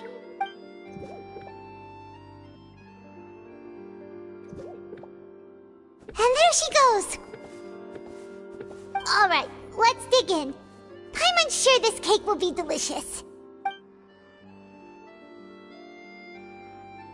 It's more delicious than last time! And the flavor gets even better with a sip of tea. It sure would be nice if we could come again tomorrow. Sure would be nice if we could always eat delicious food here. Art is the key ingredient in fine dining.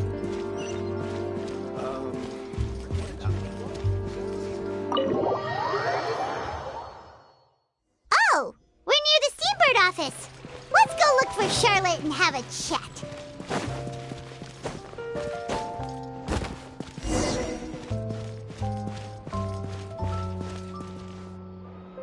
Wow! If it isn't the Traveler and Paimon! Oh, have you seen the article I wrote about you? Ha! You've got some nerve! You just used us to make some quick mora! Oh, you needn't worry about that. I heard that you were in Poisson some time back, so I sent you a letter to discuss just that. It appears you didn't receive it, though. It's all right, though. I've set aside the amount intended for you. I've even set the table with some food. Really? Oh, you're the best! You're almost a little too easy to win over, Paimon. If I were a journalist with ulterior motives, you'd be in trouble now, you know. Oh, Paimon knows you're not like that. Still, what brings you here all of a sudden? Were you looking for me? When Mona mentioned you, we thought of coming to see you at work.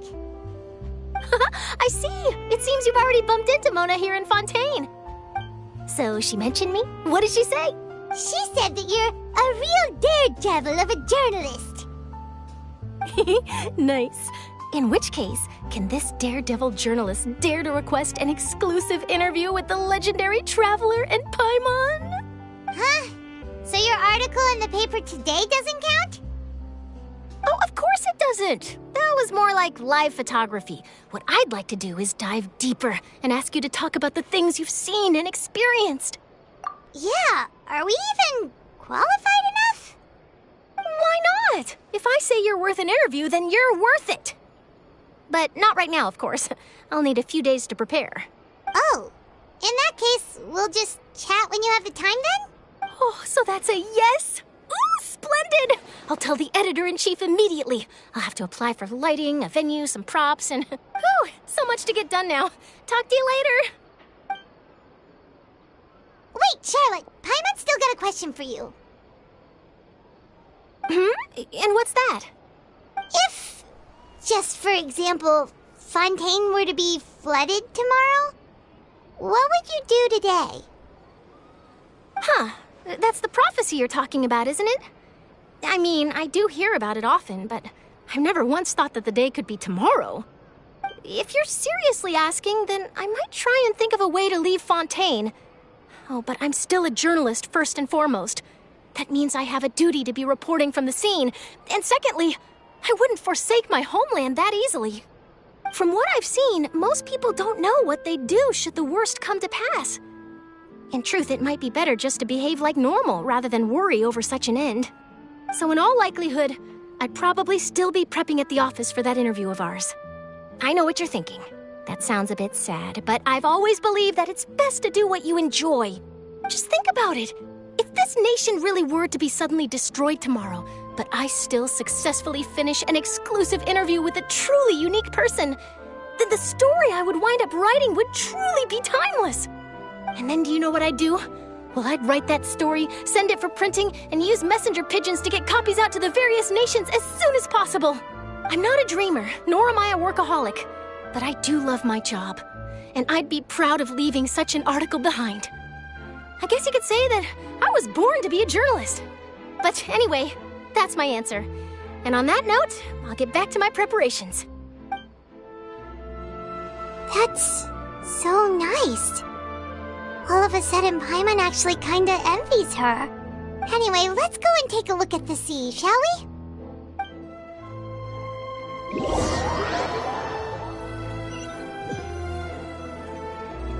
The sea breeze and scenery can be a pretty soothing combo, huh? Paimon's been thinking. If it wasn't Fontaine, but all of Tevat that would be destroyed tomorrow, where would we go and what would we do? No, Paimon should ask, if you could choose, What would you like to do?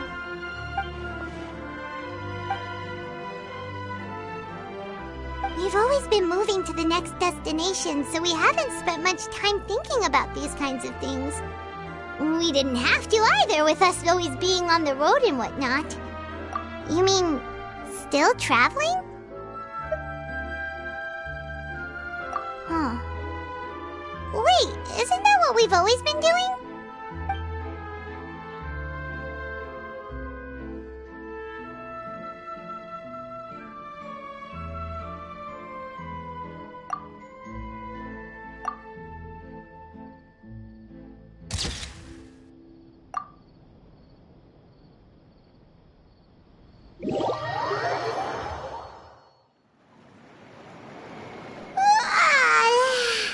Feels like you'll grow mold if you stay here long enough.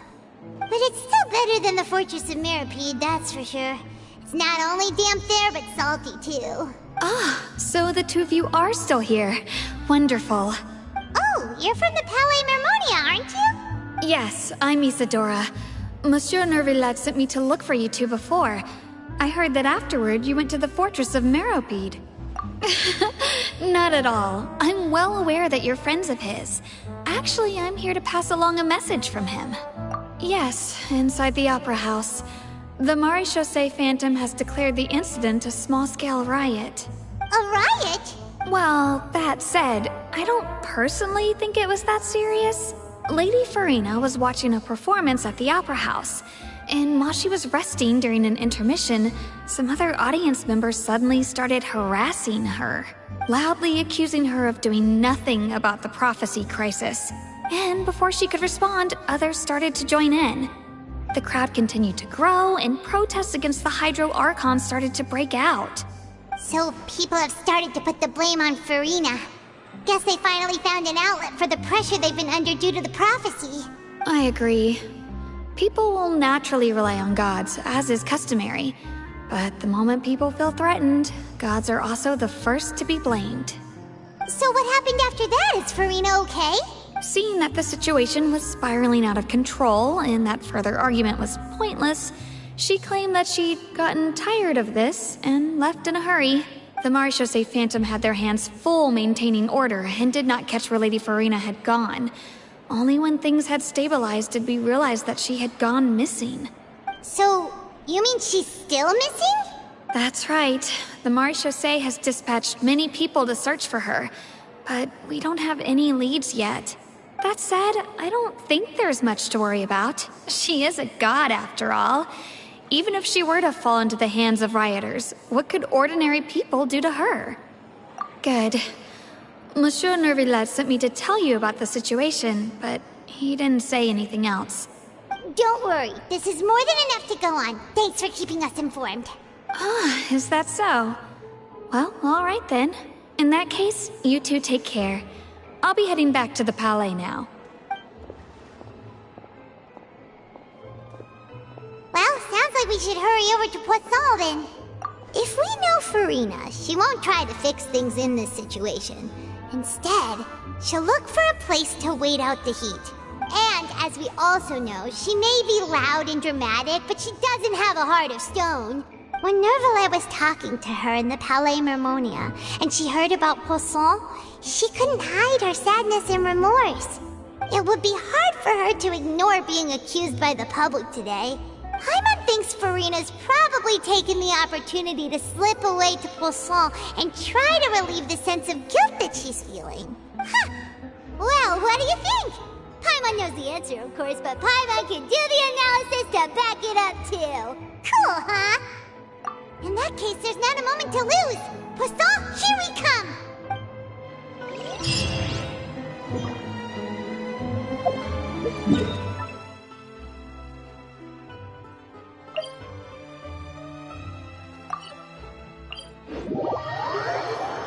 This place looks deserted. Guess all the survivors must have evacuated already. All that's left here are signs of devastation. Could Farina really be here? Let's try to find her as soon as possible.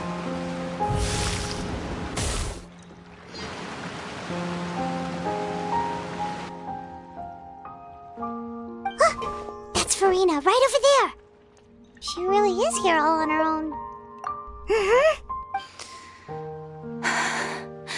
Should I just give up? This is all meaningless. What was meant to happen did happen after all. Everyone's dead. I'm sorry. I'm so sorry. Give up, Farina. There's no point in holding out. I'm sorry. But what can I even do other than to repeat meaningless apologies over and over? Who's that? Don't worry, Farina. It's just us. So it is you, blonde traveler from another land. Why, I almost thought you were someone from that mob of my ignorant subjects. Come to kneel and beg for my forgiveness. Farina, you were crying just now, weren't you? The tear stains on your face are obvious. What do you mean, tear stains? Oh, I remember. The show at the Opera House earlier this morning was so moving. I'm still trying to process it. Who did that uncivilized rabble think they were, disturbing my enjoyment of the arts? They even dare to tout their Archon.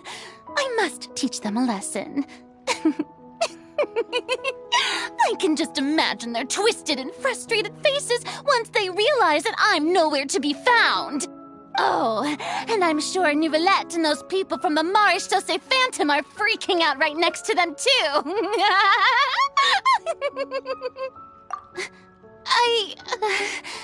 Of course not. Hey, there she is! The Hydro Archon's over there! Quick, after her! Farina, those people seem to be after you. They are? They're just some rabid fans who want to cut the line because they haven't been able to meet me in person, aren't they? That's against the rules. I can't let them get their way. Farina just ran off! Quick, we have to catch up with her!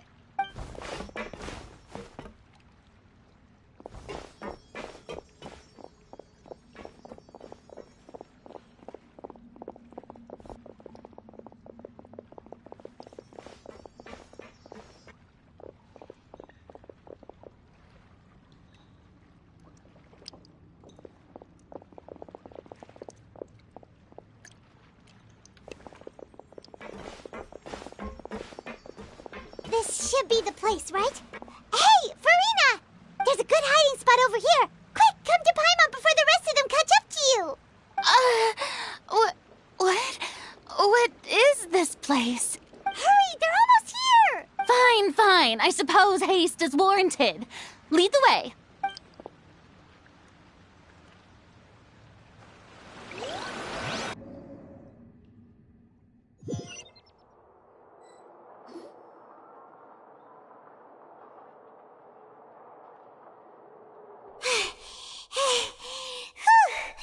Paimon's exhausted.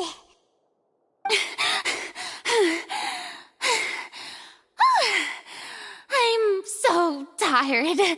I totally thought they had caught me. No, I mean, I merely gave in to the sheer enthusiasm they displayed. You're right. Yep, that's a good girl. What's happening? The ground's shaking. Is it an earthquake? Yeah, a quake of this kind preceded the flooding in Poisson, didn't it? It can't be. It's happening again. Well, there's no need to worry too much about that. Nouvellette's made some emergency plans, so the evacuation should go a lot smoother this time. Yeah, I hope you're right. But the people of Poisson, they've already...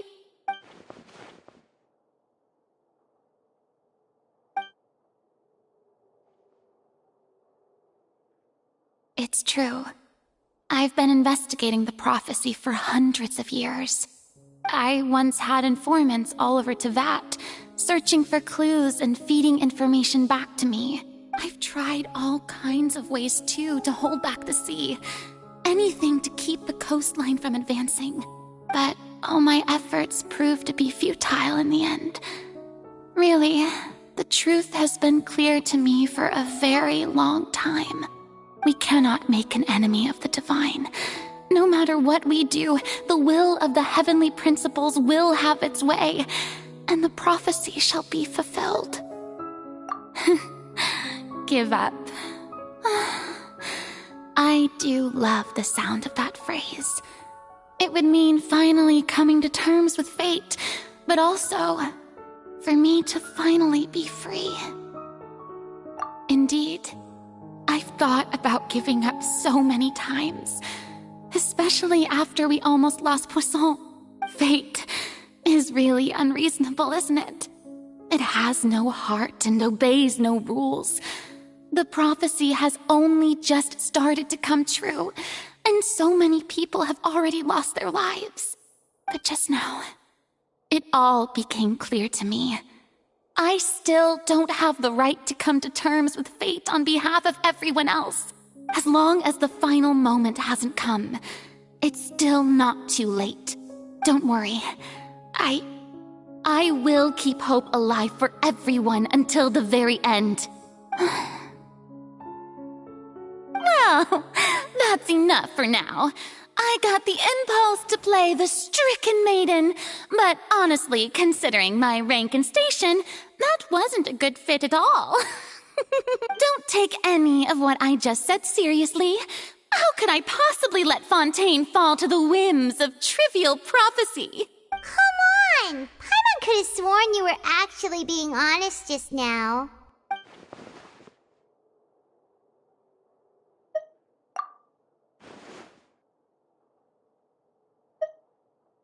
Share my burden. That's impossible.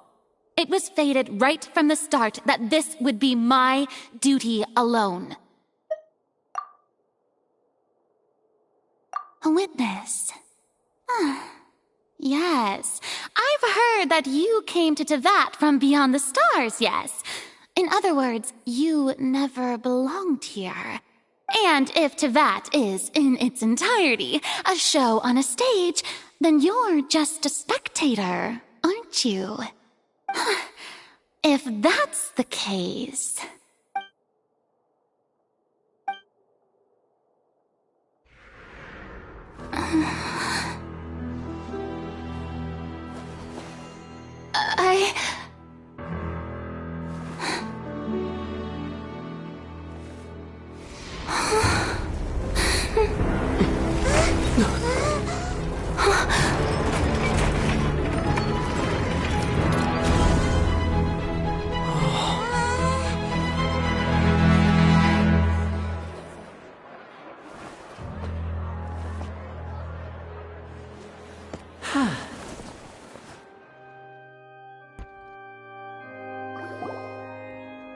Ladies and gentlemen, this concludes my opening performance. Now, without further ado, we may proceed to the trial of our god. So this is what it is. Yes, you deserve praise for the effort you took to raise the dramatic stakes. Do not forget, however, that I am Focalor, the god of justice, the embodiment of justice itself. Does it not strike you as even the least bit absurd to bring the very concept of justice to trial? May I interpret these words as your refusal to stand trial? In that case, you will have the opportunity to defend your honor through a duel. You would draw your blade against a god? I see. It seems like you have made up your mind.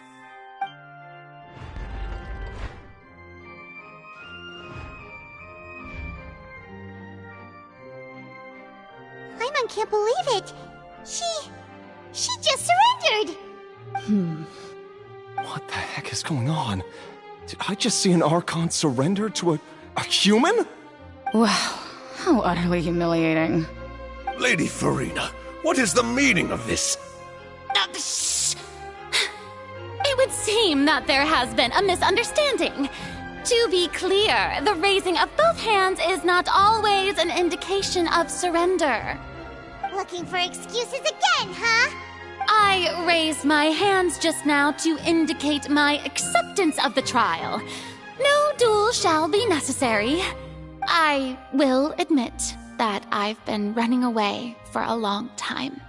I'm sorry, everyone. I was unable to protect the people of Poisson. It is my duty to stand trial for my crimes.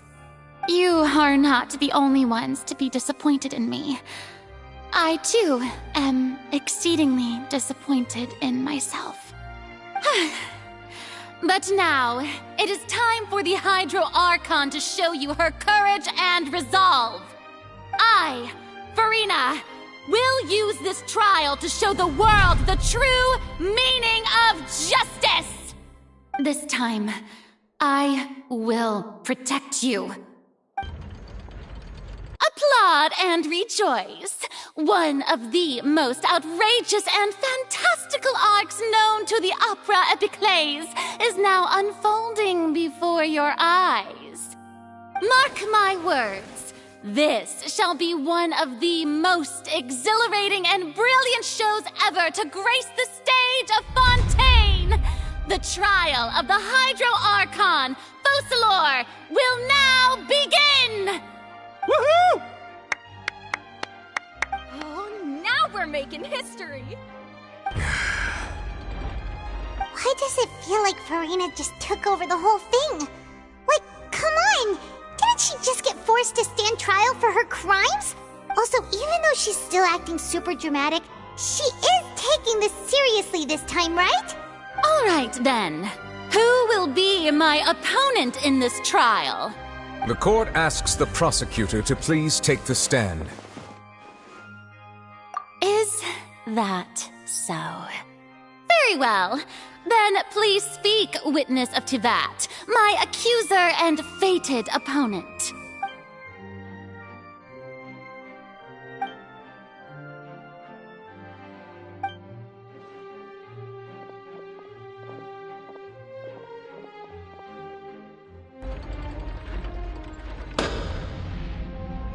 Also, please allow me to ask, as a final question before the trial begins. Just how much work did you do to force me onto this stage? Well, we did do a lot of prep after the meeting that day. I can go over the tasks assigned to the Spina di Rosula, since they were rather straightforward and easy. Navia, the president of the Spina di Rosula. Most of the people who participated in the disturbance this morning were my subordinates. They changed into plain clothes and came to the Opera House as regular audience members, waiting for the perfect opportunity to incite insurrection against you. The people's resentment against their Archon has been building as more and more of the prophecy is fulfilled. A spark was all we needed to turn smoldering anger into a flame.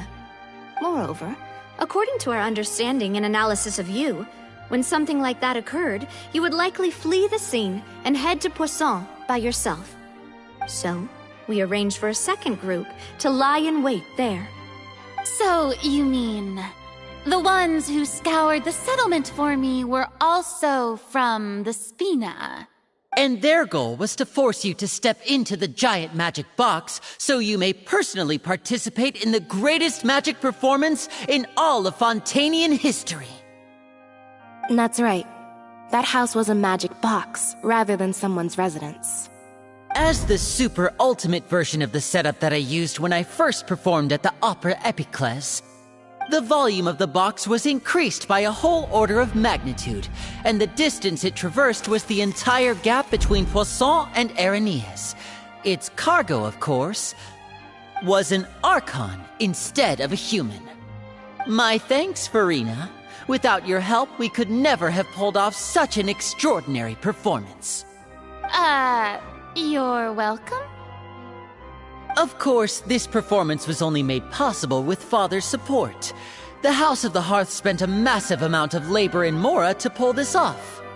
We had to select a location, construct the giant magic box, dig a tunnel, and open up a path through the water.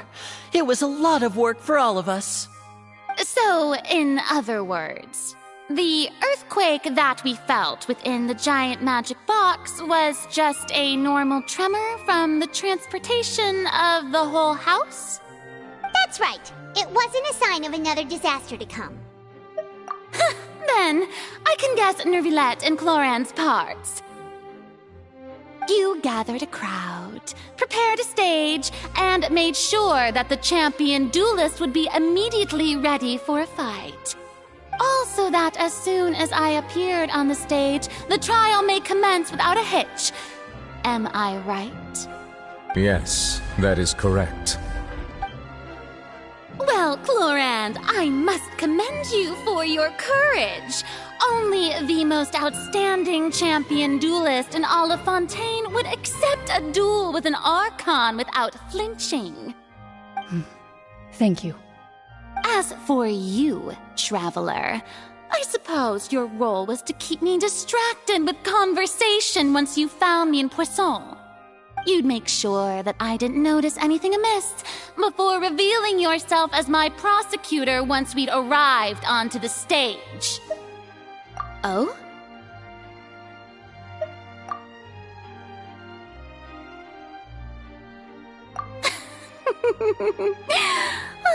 Is that so?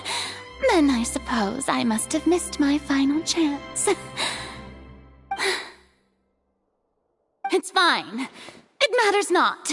What's done is done. The stage is already set, so there's no reason to disappoint the audience. Let's see this trial through to the very end.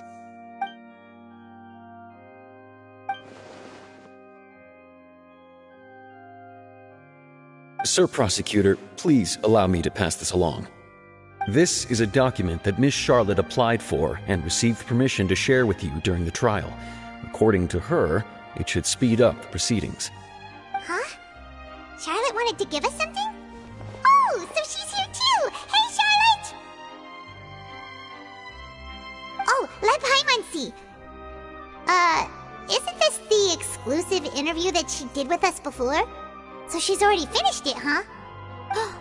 Wait, then that means this document is a perfect timeline of everything that's happened ever since we stepped foot in Fontaine!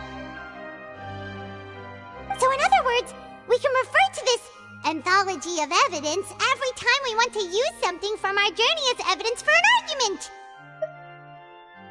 Let's quickly confirm the information in it. Just think of it as a refresher, alright? You defeated the Hydro Archon in the very first duel you took part in at the Opera House. That's one for the history books, all right. You defeated the Hydro Archon in the very first duel you took part in at the Opera House. That's one for the history books, all right.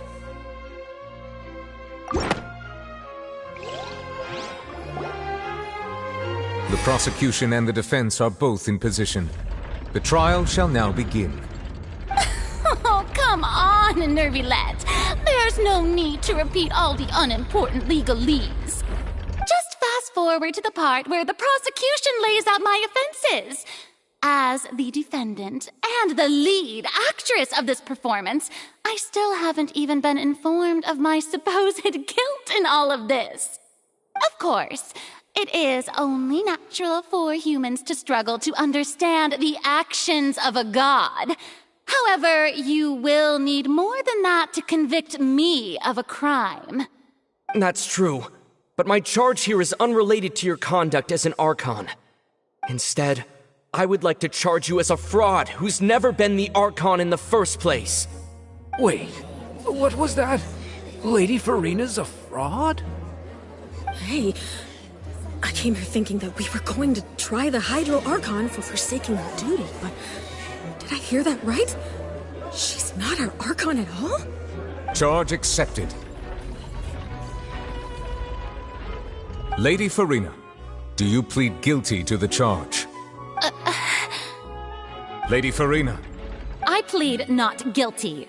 How can I be guilty? There is no way that I, Focalor, otherwise known as Farina de Fontaine, a member of the Seven and the Regina of all waters, kindreds, peoples, and laws of Fontaine, could be anything other than your true Archon. Yeah. Even though Lady Farina can be rather eccentric, isn't it going too far to doubt her very identity? Yeah, I've never questioned her identity either. Sure, Lady Farina can be super irresponsible, but what grounds does that prosecutor have to make such a huge claim? I have cause to believe that common sense will prevail in this case. Many of the members of the audience have known me as the Hydro Archon ever since they were born. There would be no fooling their memory. See? Even the Oratrice has decided to show me its favor. Are you sure you want to commit to a charge that will never be upheld? If you wish to drop the case, I can promise you as the God of Justice that you will not have to face trial for making a false accusation. We will treat everything that's happened as a dramatic spectacle and move on with our lives. What do you say to that? Huh. An argument with near impossible odds, huh? We have to not only refute Farina's claims, but also overturn the long-held beliefs of the people. Well, I tried to give you the chance to surrender. If you must persist, then let me ask. If you believe I'm not the Archon, then what manner of being do you think I am? And if I was not the Archon, then how did I manage to live for over 500 years?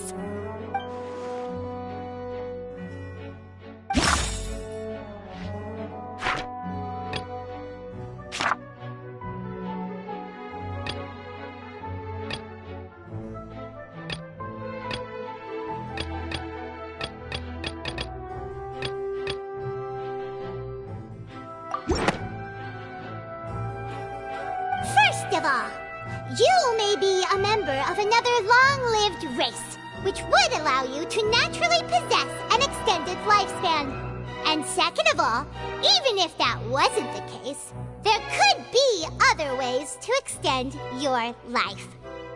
Who gave you that idea? Was it the knave? You'd sink so low as to use a harbinger's words against me. A curse? I once thought it possible that the aura of an Archon might naturally resemble a type of curse. But in light of this claim, perhaps what I sensed was not your divinity, but a curse after all. You sensed it too, huh, Neverlet? Lady Farina is actually a human? Well, it is true that it's extremely difficult to tell humans and gods apart just by looking at them. It's not impossible.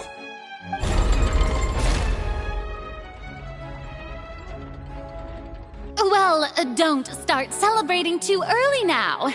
Even if I have been carrying a curse like you said, how does that prove that I am merely a human being?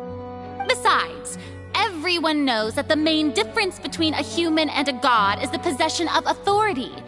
Gods can do what humans cannot. That's why they're worshipped as gods. For centuries, manifestations of my authority have served the nation of Fontaine.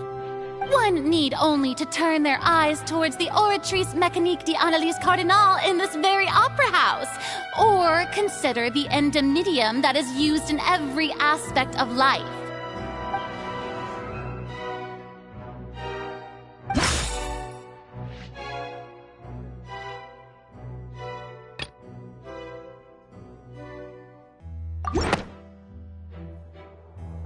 You tried to reference the Oratrice. But weren't you as confused as all the rest of us when the Oratrice declared Child to be guilty without any proof? Otherwise, you should have come up with a good explanation for that by now. Didn't I make myself clear at the time? The decisions of the gods are naturally difficult for humans to comprehend. There is no need to provide an explanation. Lady Farina, I believe a reminder of your current circumstances is in order. While the court is in session, the principles of justice and the law must come before all else. While you are an Archon, you are also first and foremost the defendant in this trial. You will prove yourself unable to defend against the prosecution's charges if you continue to withhold vital information against the rules of the court. I never thought you'd use that kind of rhetoric against me. That was no trick of rhetoric, Lady Farina. I've merely reiterated the rules of the court. Rules that all should respect and follow. So, you neither knew why Child was declared guilty, nor did you understand the structure and operations of the Oratrice. Instead of having been created by you, the manifestations of authority you mentioned have been made by the real Hydro Archon, haven't they? The real Hydro Archon? Well, now you're really losing me. It is true that I did not know why the Oratrice gave out a guilty verdict that day. But the Oratrice handed out that verdict unilaterally, and it has been operating independently ever since it was first created. You can't argue that just because a divine creation is flawed, that the god behind it must also be no god at all. She's still throwing out all kinds of excuses. Seems like she's confident that we won't be able to produce proof that she has no power over the Oratrice. My power as an Archon. There are many ordinary citizens in the audience. How can I just carelessly demonstrate the formidable power of an Archon? If that poses a concern, I'm prepared to extend my protection to the audience. You don't need to go that far.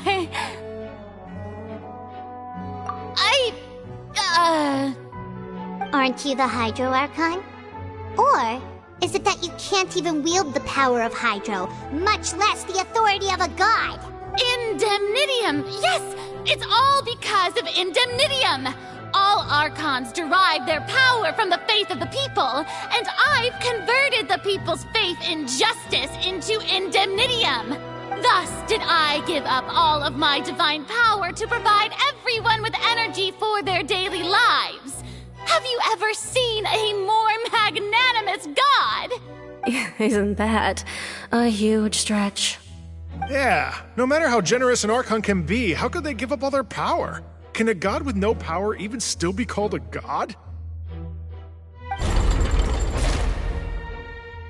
It seems like nobody's buying Farina's excuse.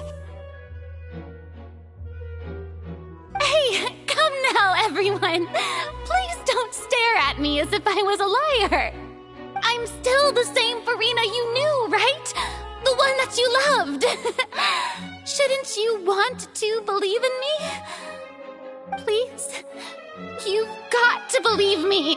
If what the prosecutor said is true, she really has committed a grave offense. Did she deceive all of us? And all of our parents and grandparents too? And all of our ancestors? Ever since they were born? Enough! That's enough! Tell me then, if I'm not the real Hydro Archon, then who is? If you have no evidence of another Hydro Archon's existence, nor can you find anyone who can back up their claim to be such, then what grounds have you to say that I'm not actually the real deal? Wow, she came up with yet another argument.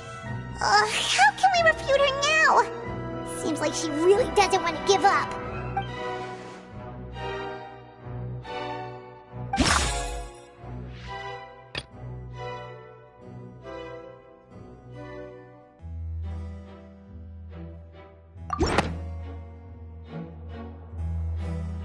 It has been established that all Fontanians can dissolve in water from the primordial sea.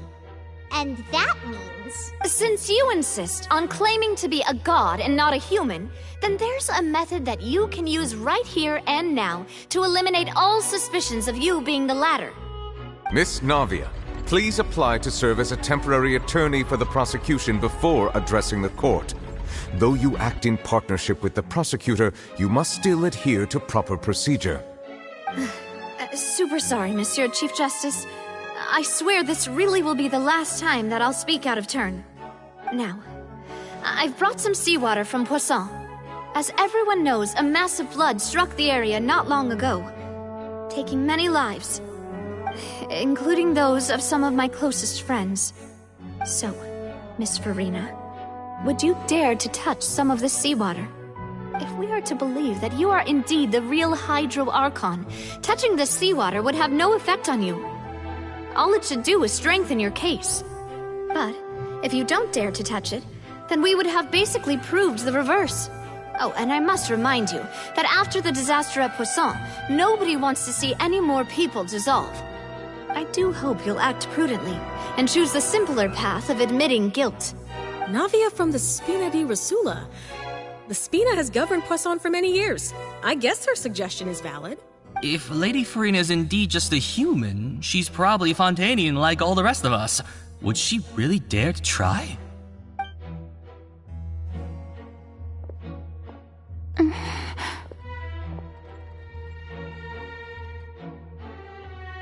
Lady Farina, this test has been unilaterally proposed by the prosecution.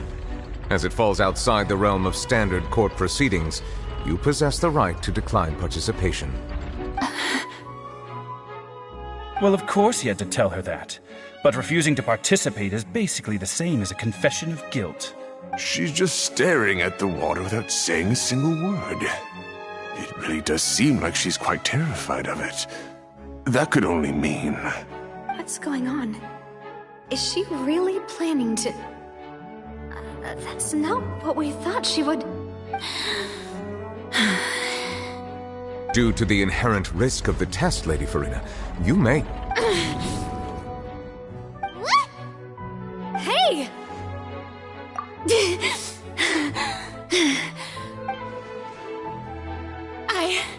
I'm fine! Look at me, everyone! My hand is still here! I haven't been dissolved! Will you believe me now? I really am your Archon!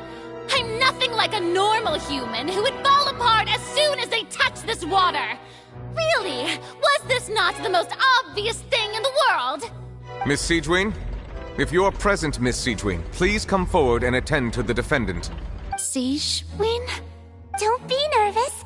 It'll just take a few seconds. Let me see. That should be enough. Please announce the results of your evaluation to the court, Miss Siegewin. As everyone doubtlessly saw, Miss Farina was displaying symptoms of hyperventilation and flushed skin. These indicate that she was experiencing the adverse effects of exposure to primordial seawater.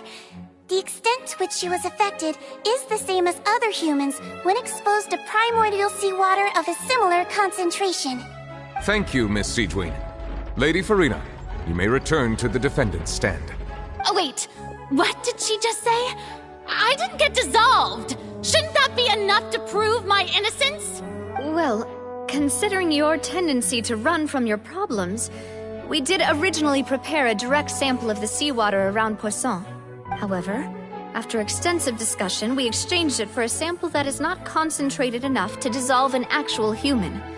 After all, on the off chance that something entirely unexpected might occur, we don't want anyone else to lose their life to the sea. Yeah, so out of regard for Farina's life, you secured a low-concentration sample and asked the head nurse to serve as an expert witness. It's a great thing that the direct sample wasn't actually used. Farina could have... I can't believe... You...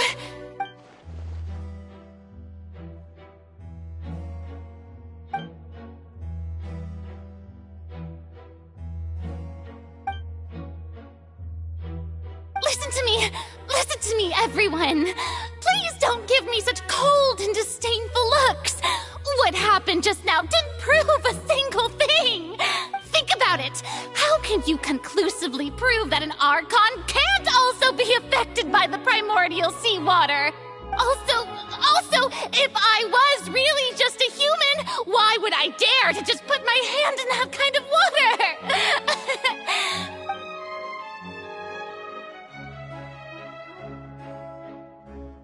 Please, everyone, anyone, just listen to me! I swear, I really am your Archon!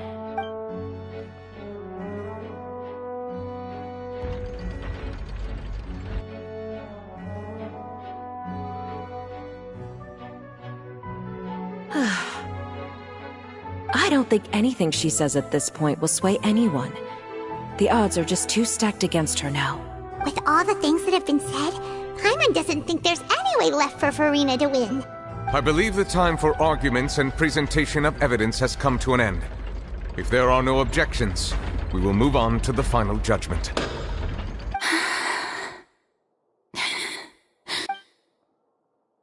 I don't think anything she says at this point will sway anyone. She's too stacked against her now.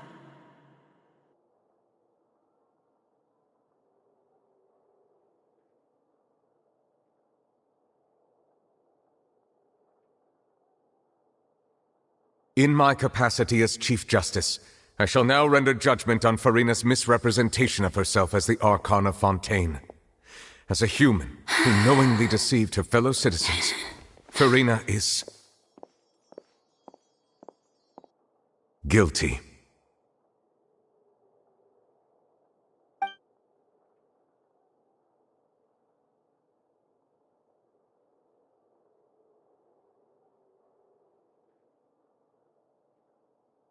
We shall now turn to the Oratrice Mécanique d'Analyse Cardinale to render the final verdict on the charges.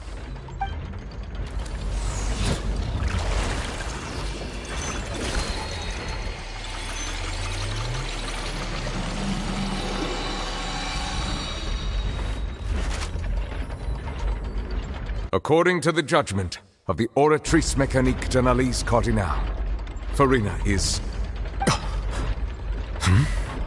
Well, what's wrong? What's the Oratrice's verdict? No, the Oratrice also displays a guilty verdict. Isn't that correct then? However, the exact wording of the verdict is thus: the Hydro Archon, guilty, to be punished via the death sentence. The death sentence? That's actually one of the available sentences? I've always thought that it was just a myth. The one and only time the death sentence has been handed out at the court, and it's been given to the very person we've worshipped as the god of justice? What an unexpected twist. Furina's been sentenced to death by the Oratrice? We just wanted to use the trial to show her the seriousness of things so she'd tell us the truth. How did things escalate this quickly? This outcome is indeed quite strange. According to Fontaine's current definitions of justice, as well as its recommendations for criminal sentences, is this sentence really appropriate for the crimes that have been committed? Yeah! Even Vacher wasn't sentenced to death by the Oratrice. You know, the real evil mastermind behind the serial disappearances case. Indeed. Not only is Furina's sentence overly excessive, the very point of our trial today was also to prove that Furina has never been the Hydro Archon in the first place. But now, the Oratrice seems to have deliberately invoked the title of the Hydro Archon. What does this mean?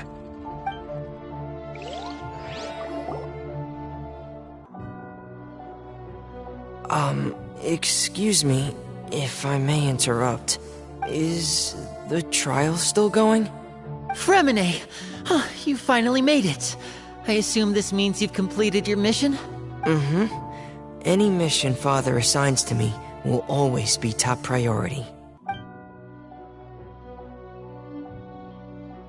Is that the first prophecy slate? Huh. So the knave privately arranged for Fremine to try and find the missing slate. I looked everywhere and finally found it at the bottom of the sea. It took me a long time to get around some dangerous stretches of water. But has the trial already concluded? Then doesn't that mean I've come too late? Oh no. Father will be disappointed in me. Thank you for your hard work, Mr. Fremine. Please allow me to review the record left on the slate. Traveler, I believe that you have already seen the other existing slates. I would like you to come here and confirm their contents. Huh? So what do you see? What is it?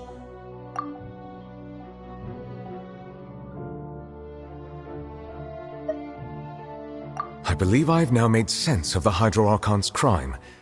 It has to do with Fontaine's lost history. Huh? Isn't the Hydro Archon just guilty of deceiving her people? Oh, wait, no, that's Farina, and we've already proven that she's not the Hydro Archon. So when you say Hydro Archon, do you mean the real Hydro Archon we've been kinda talking about? In truth, everything that you've encountered in Fontaine up until this point can be traced back to the contents of these stone slates. However, I'm uncertain as to how much sense they currently make to you. Okay, let's try to recall the contents of the other 3 stone slates. Paimon will do her best to help you remember.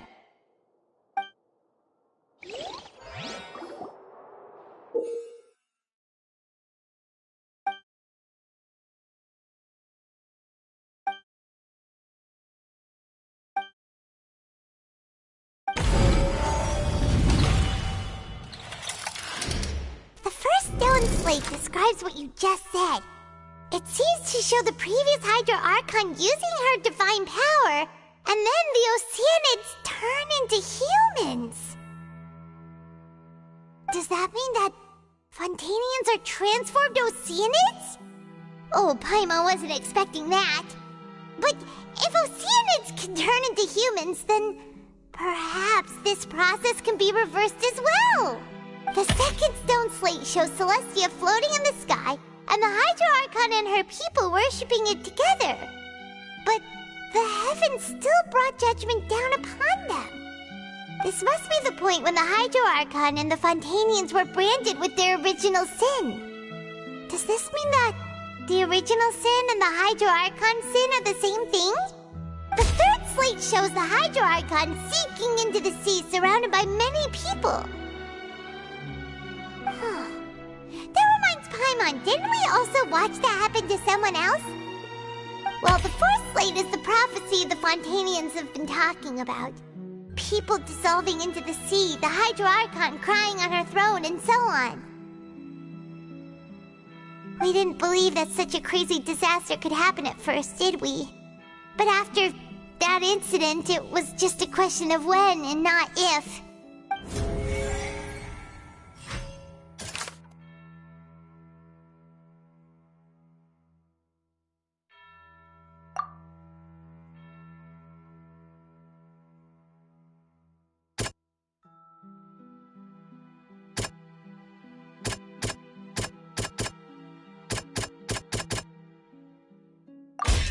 We know from the case of the serial disappearances of young women that Fontanians can be dissolved in primordial seawater, and the first stone slate tells us that long ago, the Hydro Archon used her power to turn Oceanids into humans. This might be the reason that Fontanians can dissolve.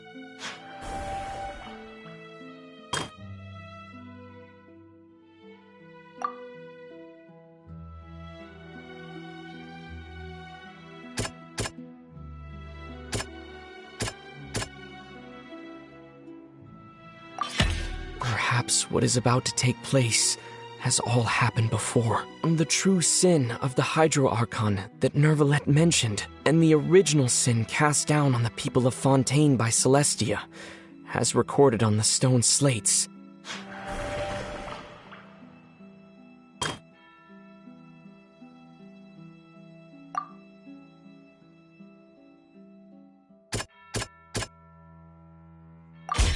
It's not as simple as falling into the sea. When Navia fell into the sea, her consciousness was subjected to judgment. The stone slates show the people gathered around the Hydro Archon in the sea.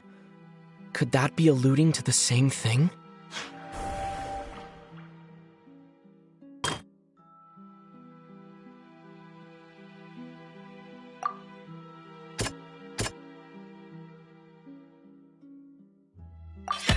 The prophecy from the stone slates found its way into society, but not many people believed it at first. The fortress of Meropide was nearly flooded with primordial seawater, which we know can cause Fontanians to dissolve. It seems increasingly likely that the prophecy may come true. If we hadn't dealt with it in time, things could have gone very badly. They'll dissolve into the primordial sea but won't cease to exist, their essence will flow in the seawater, converge, and take the form of an Oceanid. The Hydro Archon was sentenced to death in court, shocking everyone present. Perhaps this means that her sin was actually Fontaine's original sin. Navia fell into the water inside those ruins, and she nearly dissolved. She was surrounded by the people of Poisson in a court within her consciousness, and was forced to take part in a trial meant to make her stay. The eruption of the primordial sea at the fortress of Meripede was the surest sign that the prophecy was about to come to pass no matter what. The prophecy's contents can all be verified by recent events. If we combine what we know together, loads of truths should come to light.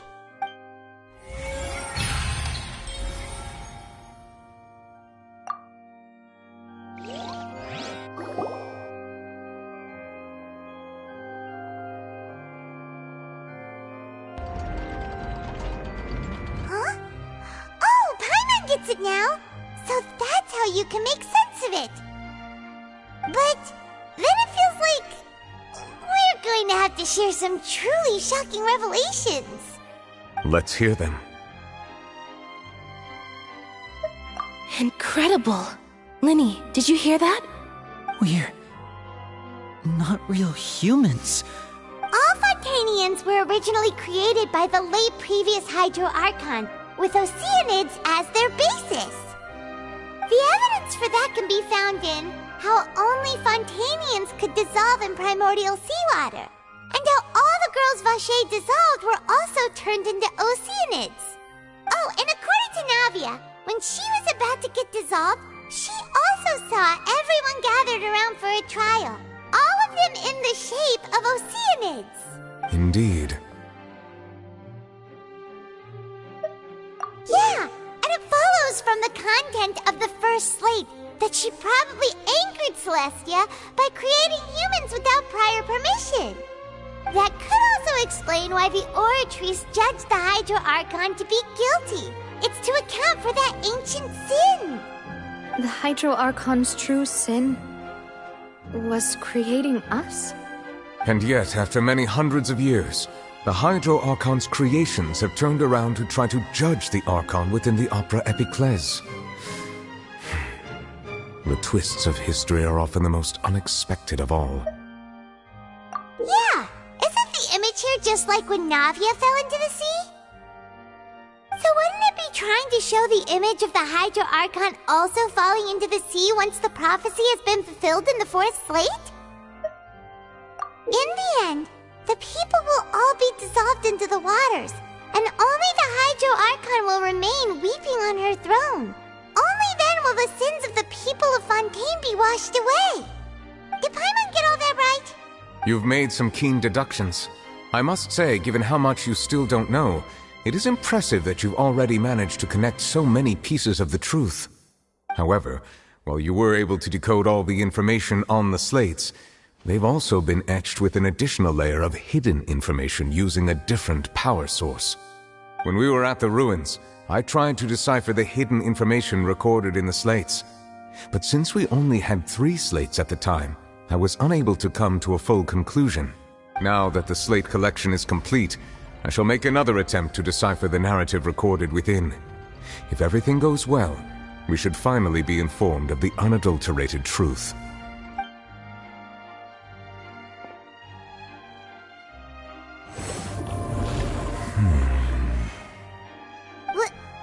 Well? Did you get it? I believe I should share this truth not only with you, but with all the people of Fontaine as well. I will try to briefly summarize it for you.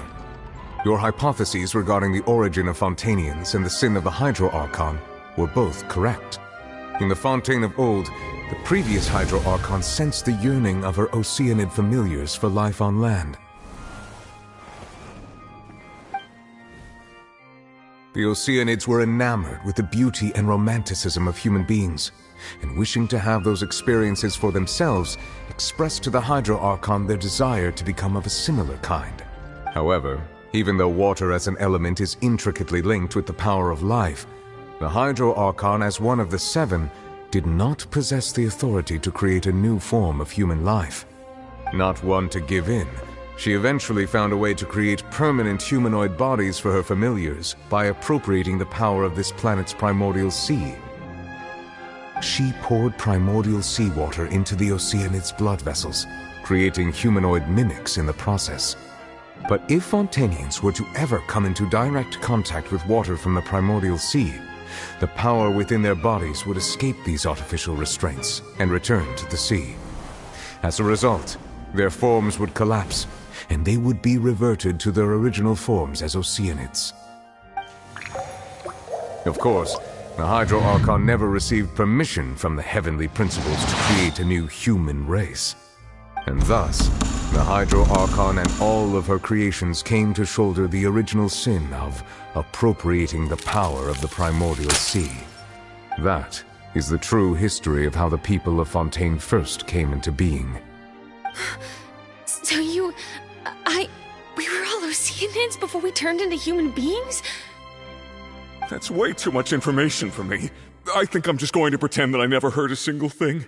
Wait, but if that's the truth, we can't let the Hydro Archon be sentenced to death. After all, her only sin was creating us. This really might be too much information for your regular Fontainian, but it does answer a lot of our questions. Alas, your hypothesis regarding the third and fourth stone slates was inaccurate. The slates' respective positions are, in fact, correct. A key point of the visual on the third slate is how all the individuals depicted in the water are humans rather than Oceanids. They have not been dissolved, which implies that the water depicted in this slate is not water from the primordial sea. The nation of Fontaine is the nation of Hydro, as well as the nation of Trials and Justice. Instead of being the literal element, the water in the scene symbolizes judgment and justice. You may also recall Navia's experience. When she fell into the sea, her consciousness was surrounded by that of many others who intended to hold a trial to determine her fate. Therefore, the meaning of the third slate is that the people of Fontaine shall try the Hydro Archon at the court of justice.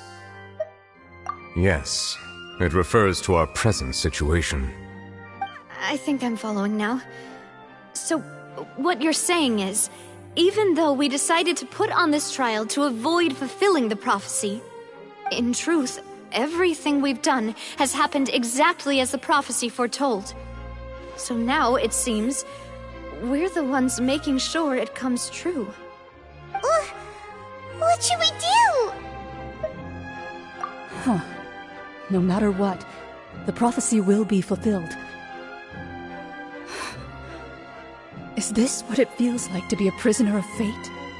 If that's the case, does that mean the scene in the fourth slate will also be fulfilled soon? Traveler, I would like to point out another small fallacy in your deductions.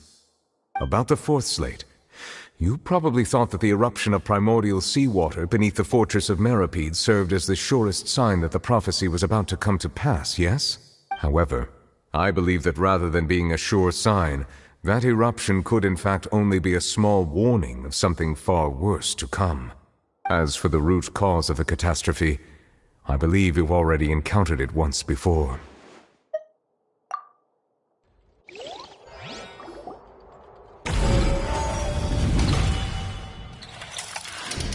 This eruption was just a small warning of the things to come. We must find the root cause of the disaster.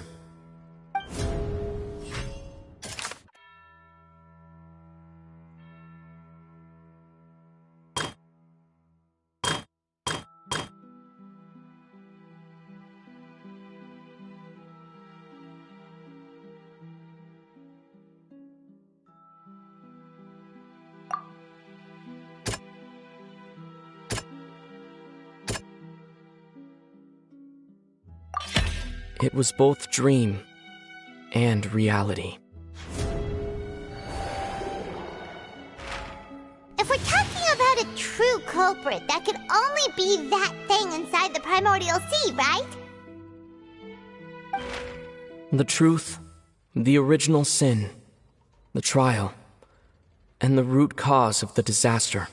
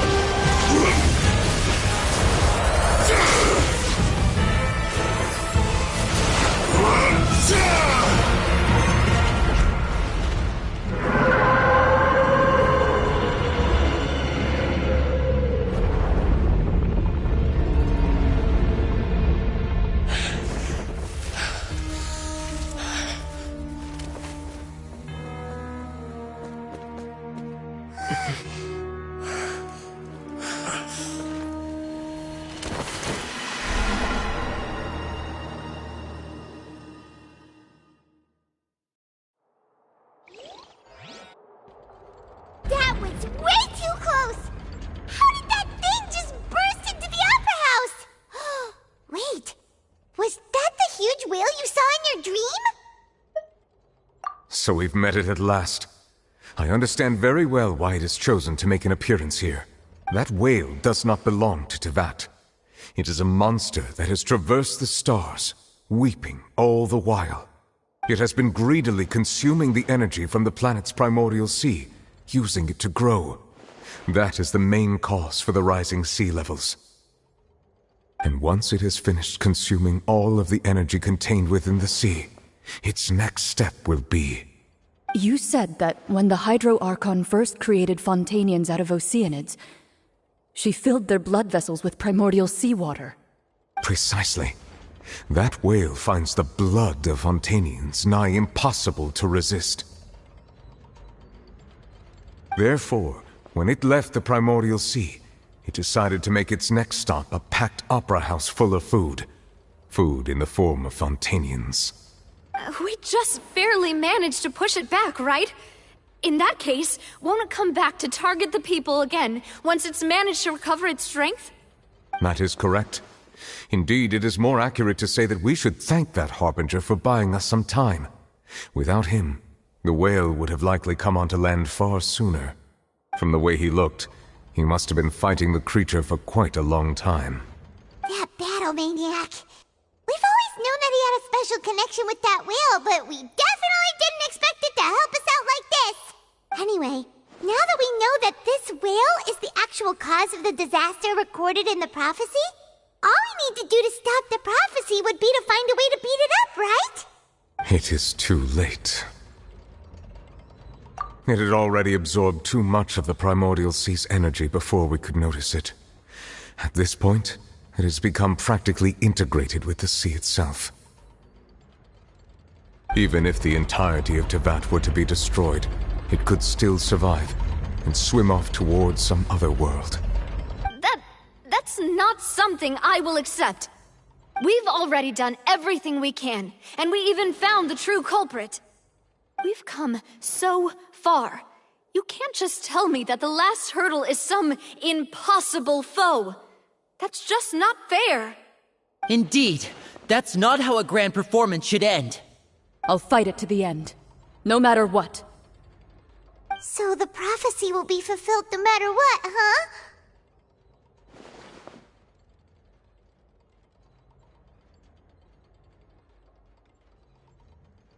The prophecy.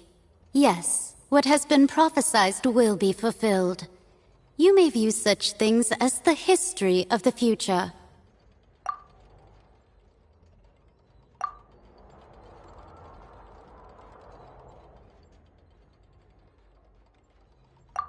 Just as prophecies are usually only the future as seen from the perspectives of the gods, could things be happening in hidden corners where the gods' gaze does not fall? Ultimately, fate shall serve as your only guide, no matter what will happen in Tevat's future. All you need to do is to play your part.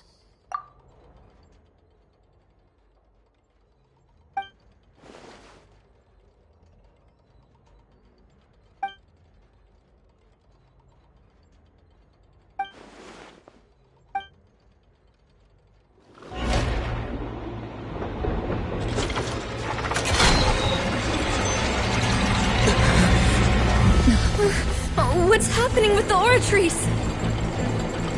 I believe it is preparing to carry out the death sentence.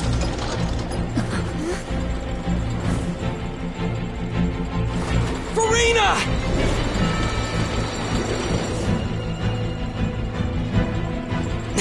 No, I still need answers.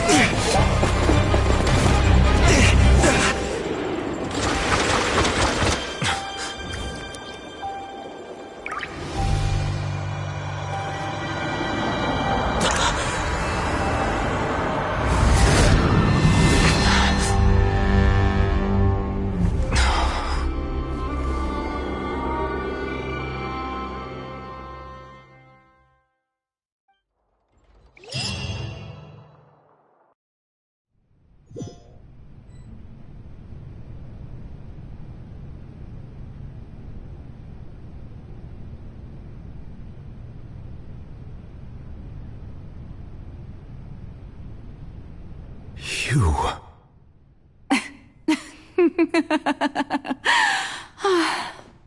Sorry. That shocked expression on your face is just too amusing. I couldn't help myself. You are not Farina. Who are you? The sweet sound of bewilderment. Marvelous. A sure sign that my attempt to deceive everyone was a resounding success. But to answer your question, I am Focalor. You know, the god. Focalor? Why did you deceive us? Oh, that wasn't my goal, of course. Goodness, no.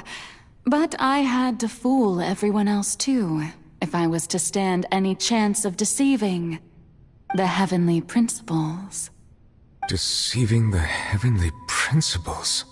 It's all because of that pernicious prophecy. Dreadful, wasn't it? Everyone doomed to dissolve. Fontaine condemned to be flooded.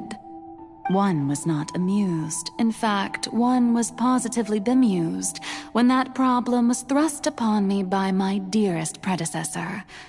That's the former Hydro Archon Egeria, for the uninitiated.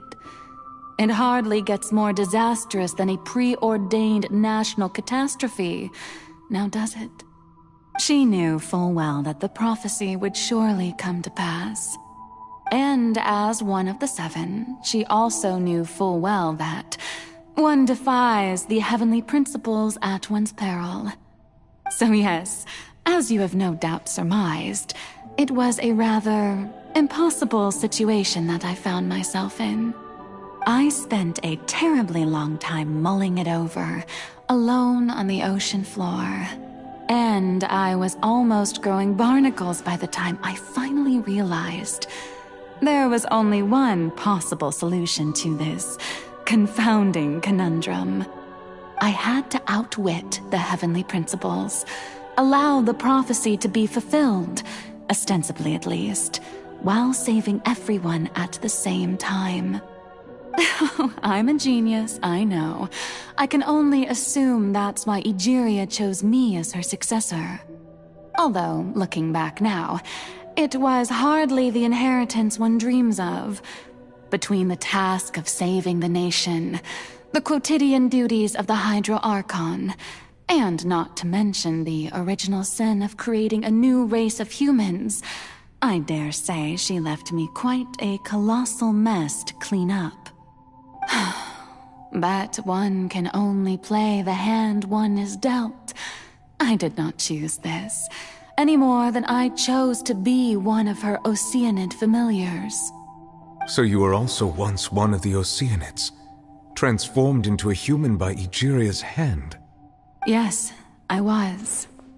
I always dreamed of becoming human. And I still do, even now. In my eyes, to be human is to be part of the greatest opera ever known. After becoming a god, I separated my divinity from my body and spirit, leaving behind only a self that was as naive and bewildered as my past self on her first day as a human being. The me you see before you now is that divinity. And the human counterpart I left behind, I named Farina. She could feel joy, sorrow, and everything in between. She could be as vain and conceited, or as meek and vulnerable as she wished. Her strengths were of a kind only a human could possess, as were her shortcomings.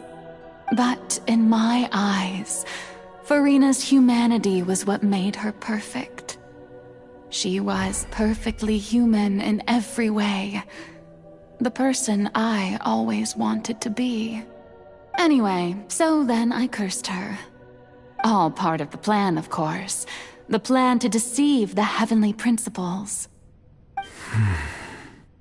Do you still remember the final scene of the prophecy? The Hydra Archon alone, weeping on her throne. In order that the prophecy might appear fulfilled, I invited Farina to be an actress, to play the part of the Hydra Archon in the prophecy. Under the curse I placed on her, so long as I, Focalor's divinity, continued to exist, she could not die. But nor was she free to live her life in the pursuit of happiness. Instead, she was forced to take the stage in the opera house, to embrace the role of leading lady, to forever play the part of the god from the prophecy, all to create a deceitful appearance of that prophecy coming to pass. I suppose now you probably understand why your court is called the Opera Epiclese. But Farina is only human, isn't she? Even though she has had a long life, her mind is no stronger than that of any other ordinary human being. I cannot begin to fathom what she has had to endure. It must have been torture for her. It has indeed. And although she is, in a sense, me in human form, I most definitely owe her an apology for it. It's been 500 years, and all along, she's been playing her part in the most unimaginably long, unbearably lonely, and agonizingly painful opera of all time.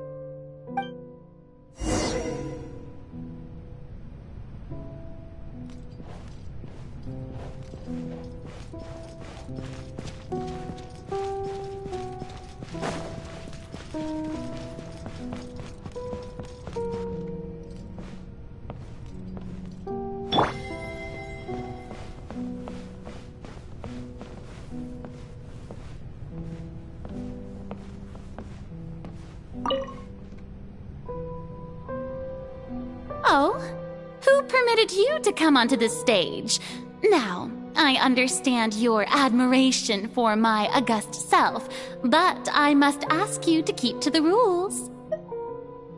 All right. It is not my intent to reprimand you, There is no need to state your name. Just be off with you. Do not distract me from my performance. Oh, do not jest. Can you not feel it? I am Focalor. The eyes of countless Fontanians are upon me. I must, at all times, display the utmost elegance and nobility.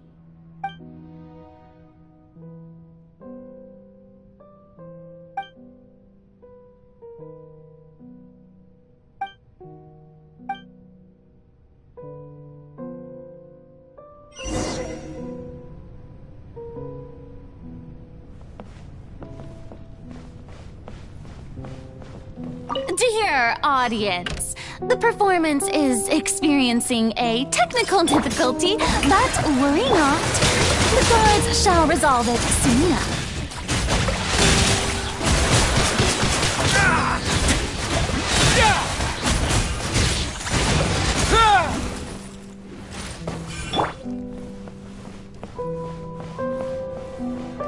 Hey, what gives?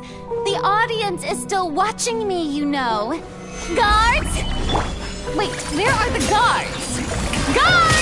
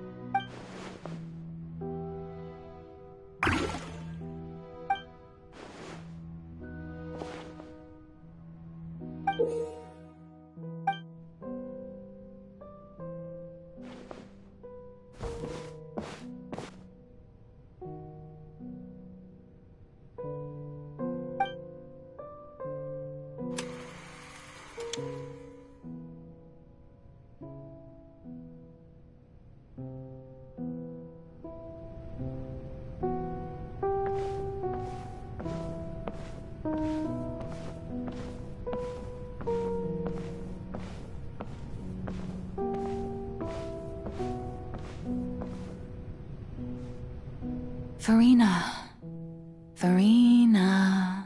Huh? Who's that? Who's calling me? Where are you? Be not nervous. Be not afraid. I am before you. Wait a moment. You're near me? How can this be? Mirror you, huh? You know what? That's not bad. Let's go with that. Mirror me? What do you wish to say? The prophecy. Have you heard of it? What prophecy? Wait. I know. I think. I don't know why, but it's in my head somehow. The people will all be dissolved into the waters, and only the Hydro Archon will remain, weeping on her throne. Only then will the sins of the people of Fontaine be washed away. Oh, very good. You know it well. What's going on? I can't seem to remember anything clearly. The only thing I know for sure is this prophecy. Will it really come to pass? Yes, it will. And that is why I've come to you. Disaster will come to Fontaine sooner or later. Things will develop just as the prophecy declared. There is no escaping it.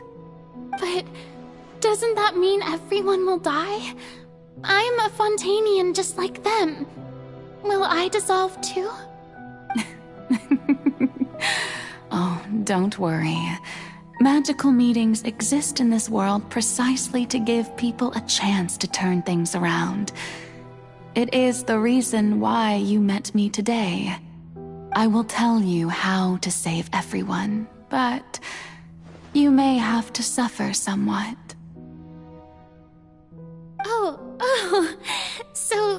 still hope after all. Goodness, you frightened me. You spoke so much and with so much certainty. As for the suffering, well, I will admit that the first thing that came to mind was, why do I have to be the one to suffer?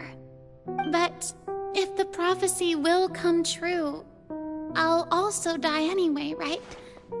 So if I've already met you as my magical meeting in this world, if there were scales, with all the people of Fontaine on one side and my pain on the other, is it not obvious where the scales should tilt? You truly are the perfect human, my ideal. I suppose this would also be the justice that belongs to you. Huh? Don't worry, it's nothing. Listen well. Fontaine has just lost its Hydro Archon. I need you to play a role, that of the new Archon. Play as a god? That's right. You must begin a never-ending masquerade. You must never let anyone suspect your identity. If you can keep it up, then I shall have my way of defying this prophecy. But should your identity be revealed, then all hope will be lost. But how will I do this? A human assuming the role of a god without being exposed. Don't worry.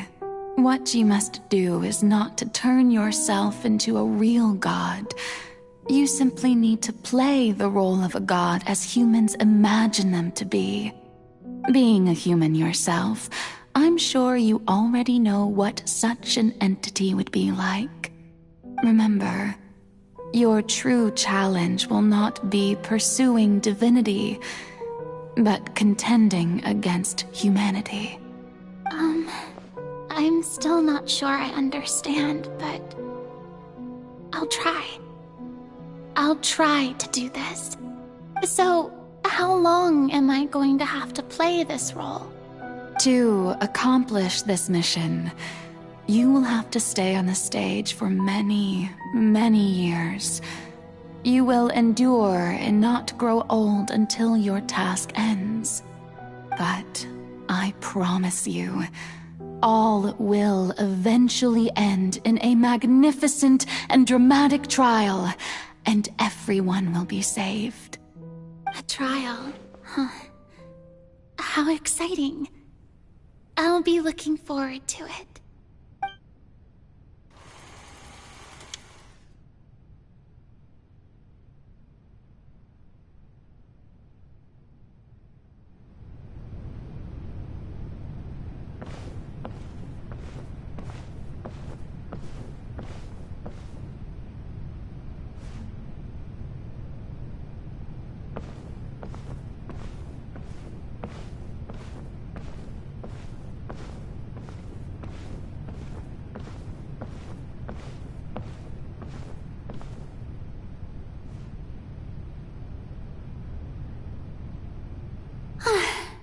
The Maison Cardinalise has announced my accession, but this is my first time facing the people.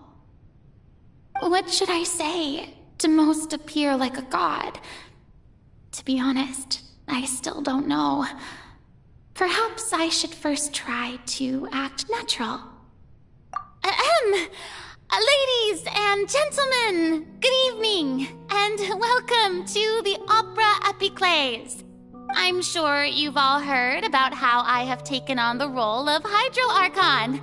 Indeed, I am Verena de Fontaine, your new Archon. In truth, I know little about becoming a nation's new god, but it will be my honor to guide you all.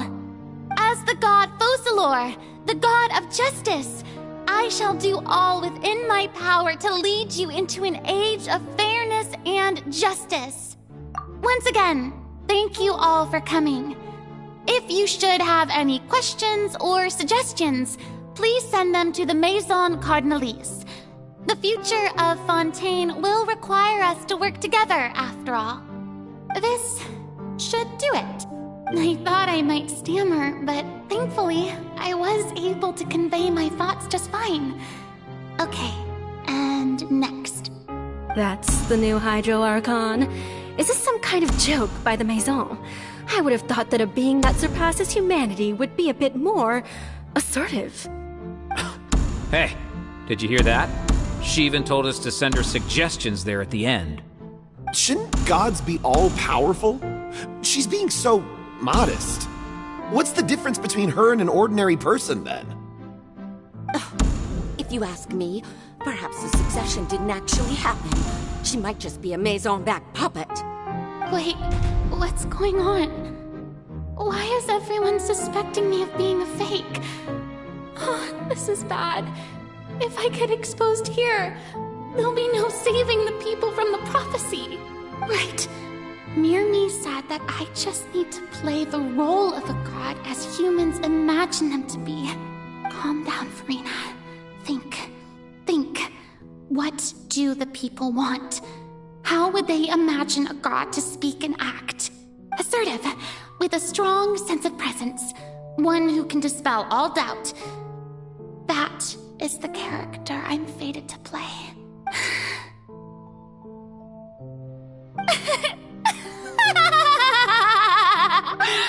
Oh, very good, my people. Only ones such as you are deserving of my rule. Now, I was wondering if some weak puppet were to one day come onto the stage and claim ownership of this opera house, would the children of Fontaine follow them? Well, it seems that you would all see right through them. Having passed my test, you are qualified to witness wondrous trials alongside my august self, here in this opera house. You may consider my previous act a door gift of sorts. I thought it was a debut that suited the atmosphere. Now then, let us be reintroduced. Ah, so that was just a performance. How could I have forgotten that we were inside an opera house? Her personality. It's quite shocking, to be honest, but I suppose it's a better look than before. Such a fascinating and bold deity. How wonderful. Our future may yet be bright after all. It seems I've turned them around. Best follow this flow and restart my accession speech. My dear people, whether you acknowledge me or not, whether you trust me or nay, I say to you, keep faith in your ardor for justice. We have heard it said that this nation's sins can no longer be washed away. Well, I say that justice is most fragrant when it blooms amid sin. The scales of justice should not weigh heavy in the hands of its God. On one side, it must carry fairness and justice. And on the other, praise and applause. May law be the prayer on our lips.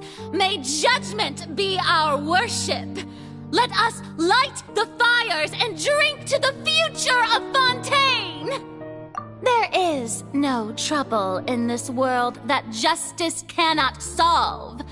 All that is needed is for you, my people, to believe in it, heart and soul. So long as I, the Archon Focalor, stand within the Opera Epiclese, so long as I stand before the Oratrice, I shall even judge the gods of this world!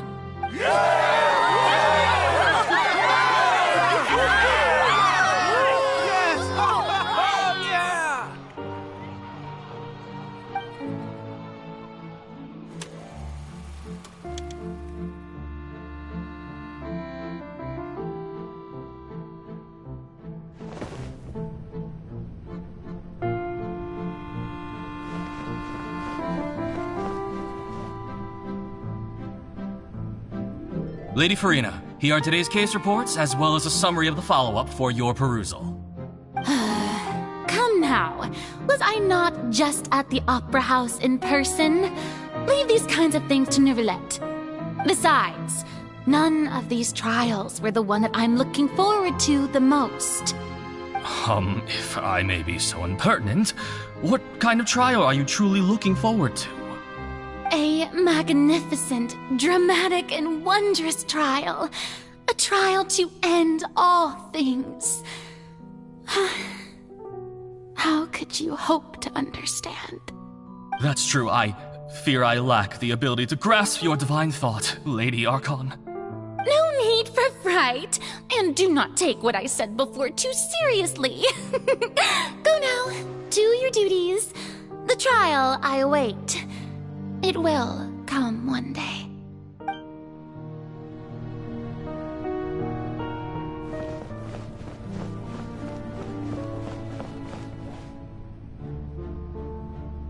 Lady Farina, I don't know what to say.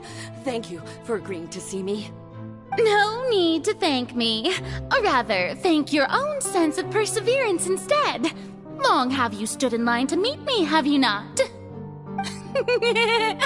Oh, I'm afraid that's just an inevitable consequence of my divine charm. All right, Deoteria, is it? How is your son's illness? You remembered me, and you knew of my family, too. He is doing much better now. In fact, he is far more of an ardent believer than I. He was the one who forced me to seek an audience with you, and to bring your words back to him. Oh, good. Very good. If this should happen again in the future, please do not hesitate to come and tell me. Going down to citizens' homes every so often, while not usual practice, should serve as a fine change of pace. Oh, you're such a gentle and wise god. Thank you once again, on behalf of my son.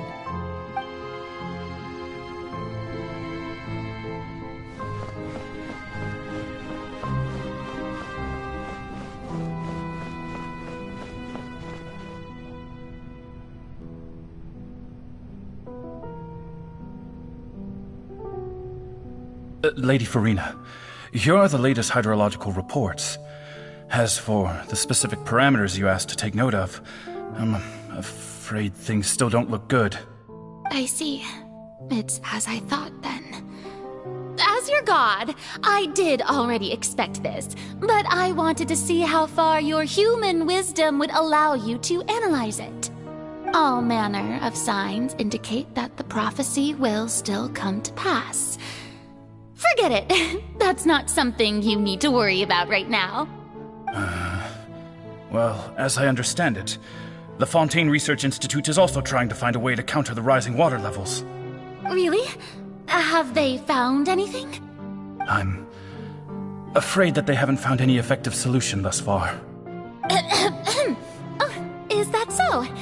Well, no wonder. This issue has reached the realm of the gods, after all. Still, their spirit is praiseworthy.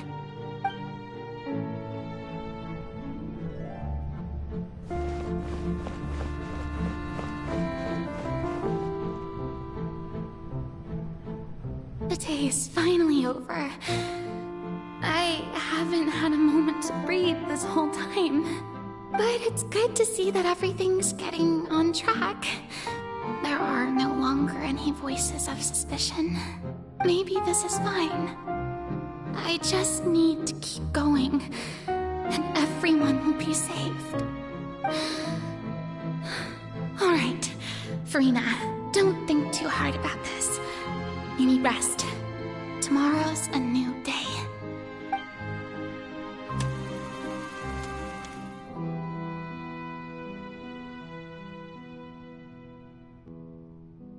Lady Farina, here are the new trial reports for the latest cases, as well as a summary of the follow-up. There'll be no need for that. I've seen them already. There's no need to go back over scenes I've witnessed in person before. Lady Farina, I've waited so long for this chance to see you in this manner. Indeed, my dear, loyal citizen. This joyous moment is an honor for us both. Lady Farina, we're detecting significant hydrological anomalies near Poisson. Understood. Keep monitoring. Keep me informed should anything come up at the Institute.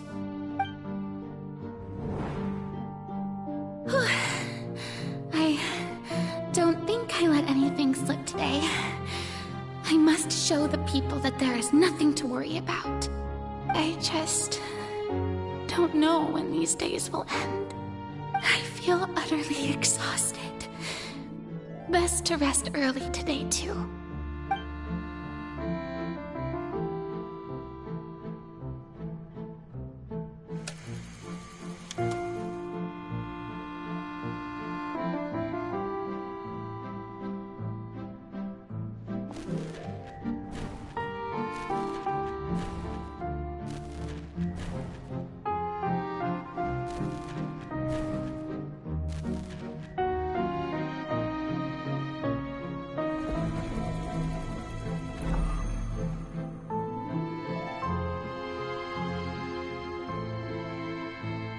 Lady Farina, it's like a dream being able to speak with you up close like this. I've heard that the first member of our family who was honored to receive an audience with you was Madame Dioteria, almost 20 generations ago.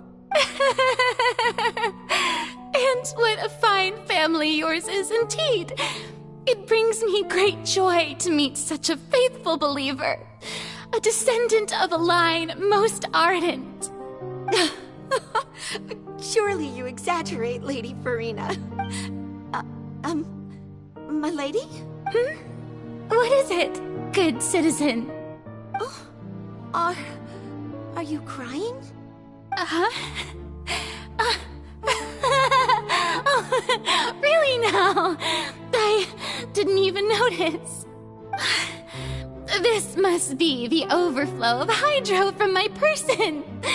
Well, can't quite help being the god whose dominion is the waters, can I? No wonder. No wonder.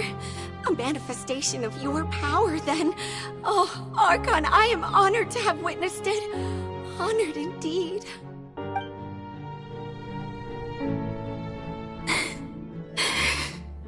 So interminable. So lonely. Just how much longer? Hundreds of years must have passed by now. Perhaps the show must go on for hundreds more. I never imagined that it would hurt so much. Have I reached my limit? No. Perhaps I reached it long ago.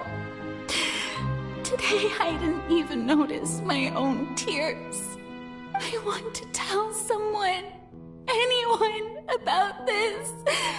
But would that not destroy all I've done so far? I've conducted so many investigations across the centuries. But there's not even a sliver of hope that we might break the prophecy. All I can do is keep heart.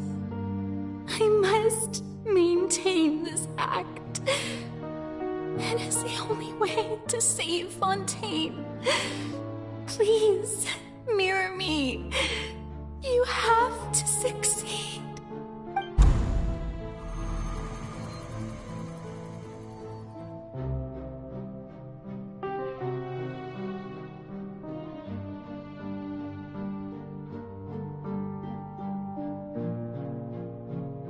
Farina, you don't have to shoulder this burden alone. Although I don't know what you might be keeping from everyone, your people are more than willing to share your burden with you.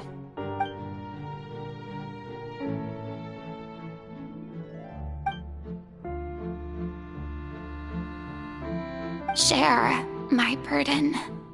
That's impossible. It was fated right from the start that this would be my duty alone. But even if your burden doesn't need to be shared, you can still choose to confide in someone. Just share it with me. I'm what you'd call a witness. A witness? Yes, I've heard that you came to Tevat from beyond the stars, yes. In other words, you never belonged here. And if Tevat is, in its entirety, a show on a stage, then you're just a spectator, aren't you? If that's the case... He's right. I could confide in him, couldn't I? But if things don't play out as expected, the people of Fontaine will be the ones to pay the price. No, Farina. You shouldn't be selfish. But what if it's really alright? Farina, you've worked so hard for so long. Surely it would be okay to put yourself first for once. Just this once. Is it such an outrageous thing to do anyway? To find someone in whom you can confide your frustrations and sorrows? Surely it could not hurt. If you let this opportunity slip through your fingers, it might never come by again. Think about it. Long and hard.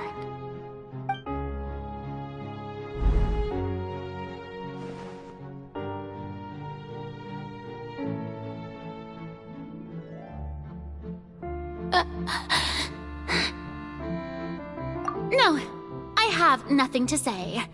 I am Farina, the Archon of Fontaine. Everything will surely get better. All you need to do, dear spectator, is to witness my performance until the curtains fall.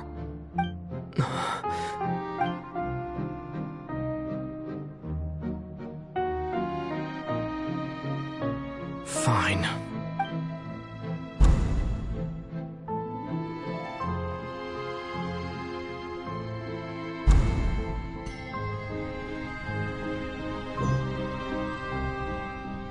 So even Farina doesn't know the truth? You've never once let her in on the full plan? Yes, it had to be done. To deceive the heavenly principles, you must first deceive yourself. She did very well. If she had let her resolve falter even once in these 5 centuries, Fontaine would have been doomed to the most tragic fate. It seems that trusting humanity was the right decision after all.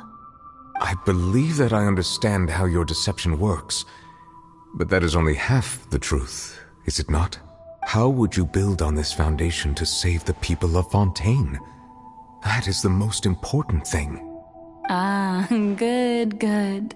Of course, the Iudex of Fontaine has pinpointed the crux of the issue. I'm sure you've long sensed that the Oratrice is no simple machine, yes? I've always suspected that it had its own consciousness. And Lenny did mention that he heard a human voice within the core chamber. It now seems that that person was you, hidden within the machine all along. Am I right? And then I became one with the Oratrice, taking Fontaine's gnosis with me. Yes, it would seem so, wouldn't it? Alas, your understanding of this device still lacks sufficient depth. In truth, it is no enactor of justice. It is, in fact, a device created to kill the god of justice. I beg your pardon? Oh, you have it. And to be more precise, not only will the Oratrice take down the god of justice, it will also take down the divine throne upon which she has been placed. I mean, did you think I would be the sort to enjoy peaceful repose while Farina suffered? My work over these last 500 years has been to constantly accumulate indemnitium within the Oratrice.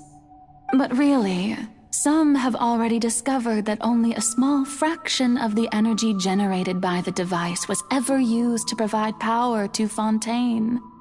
The vast majority had to be, accumulated to enact this death sentence. It was all a part of your plan, then? Both the trial and the sentence? Indeed. This power, accrued over 5 centuries, could have sustained Fontainians for millennia had it only been used for that purpose. Almost all of it has now been stored within the oratories. But only power of this magnitude could hope to destroy the Hydro Archon's divine throne, shaking the rules established by Celestia and breaking through the institution that is the Seven. So the Oratrice's call for death was for neither Farina nor Focalor, but for the Hydro Archon. The destruction of that divine throne. If I do not misunderstand your intent, you must be... returning what's rightfully yours to you, of course. In other words, this was all done to return the authority of the Hydro Archon to the Hydro Dragon of this planet. But...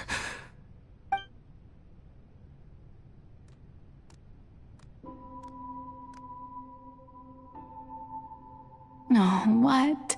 Getting sad again, are we? The authority of the ancient dragons shall soon be yours once more, O Hydro Dragon Sovereign. And this is the face you make.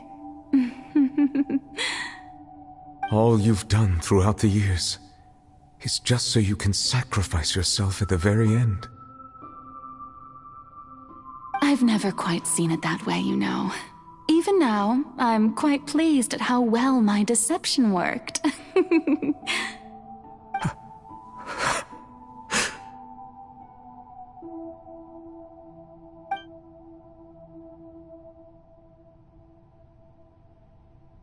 Hydro Dragon, don't cry. I must say, had it been within my rights, I would have loved to judge the heavenly principles themselves. Were they not guilty of essentially the same crime? Egeria stole the power of the primordial sea, and the heavenly principles stole the power you ancient dragons possessed. I, for my part, am the god of justice. And is it not just that your original powers should be returned to you? Speaking of justice, I have always believed that justice lies in the process of pursuing human existence itself. So, if the theft of the primordial sea's might was Fontaine's original sin, then, leaving matters of procedural right and wrong aside, the descent of the Fontainians as humans and their right to exist in this world would be Fontaine's original justice. In other words, existence was Egeria's justice, and to me, justice is the continuation of that existence. Defying the prophecy and ensuring that Fontaine's people shall live on, that should be the justice enthroned over all others. At this point, we, whether it be myself or all other Fontainians, have shouldered the burden of this sin for far too long. Iudex Nervillet, the highest judge in our land, when you regain your full power as an elemental sovereign, what verdict shall you pass upon us? So when I was invited to the court of Fontaine to serve as Iudex, I see now that that was your idea too. At last, I now understand the true purpose behind this position. In the beginning, I was uninterested in human existence. But these 5 centuries of living alongside them have gradually brought about mutual understanding between us. And I have even attempted to feel as they feel. You are a devious one, Focalor. Things being as they are, surely you know that I could never declare them to be guilty.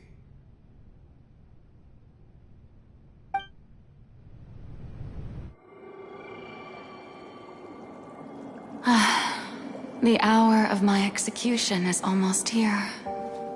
For the sinner, the curtain call has come. I know I may not sound it, but faced with death, I find myself a little afraid. Perhaps this is one thing both gods and humans have in common.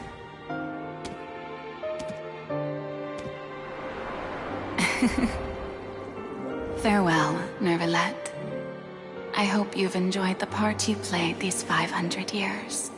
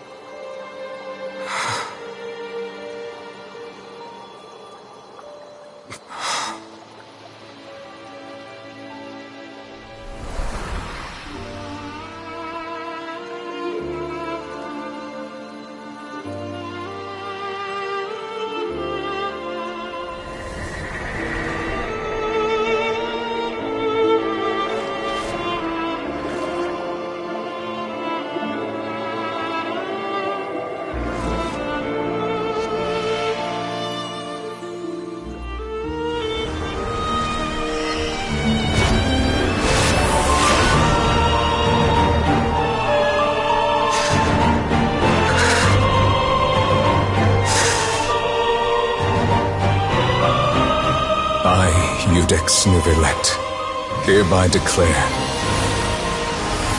people of Fontaine, your sins are forgiven.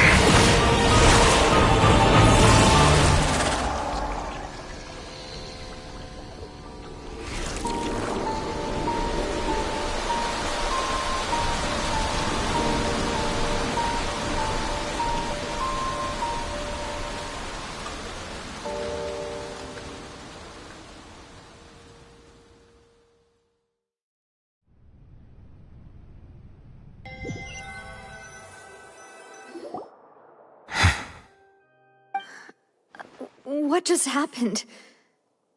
Has the death sentence been carried out? Was that bright light some sort of misdirection?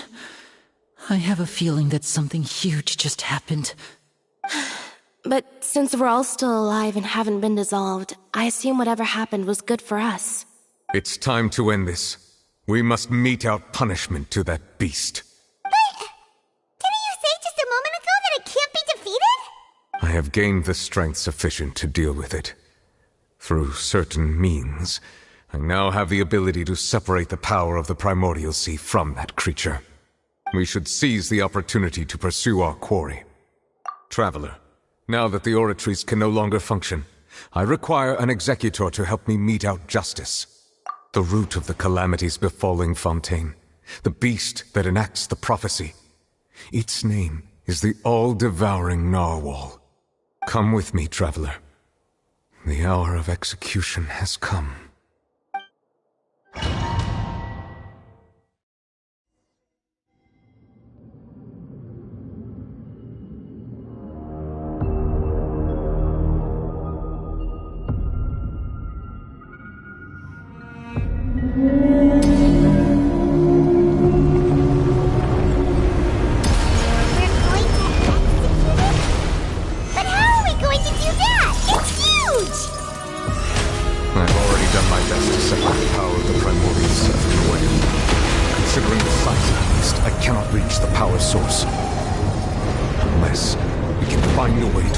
From within, we shall share a part of the ancient dragon's power. We shall look for an opening together.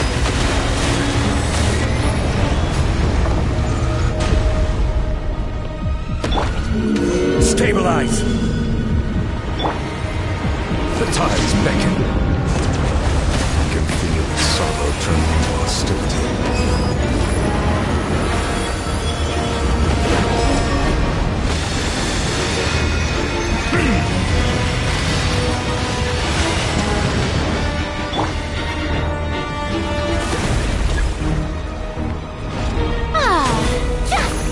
Devouring narwhal cannot resist its instinct to devour.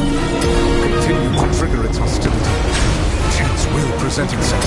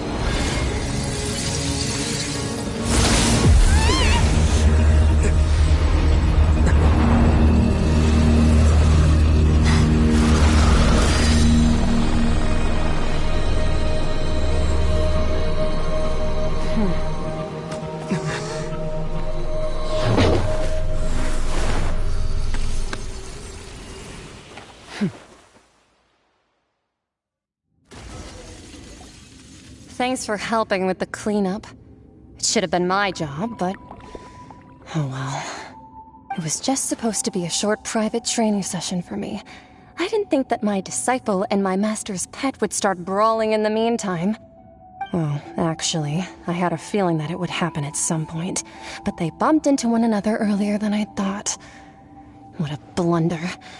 I suppose I'll have to swing my sword 3 million times as penance. That power. Who are you exactly? Paimon has an idea.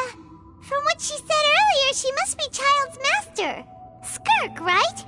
It's just that he gave us the impression that she was the less talkative person. I simply did not have anything to say to the weak. But you, on the other hand, managed to defeat the all-devouring narwhal without using power from beyond this world. So you may speak to me as equals. I have to agree. It's a strange use of a planet's primordial waters just to raise an all-devouring narwhal. That kind of power is wasted on it.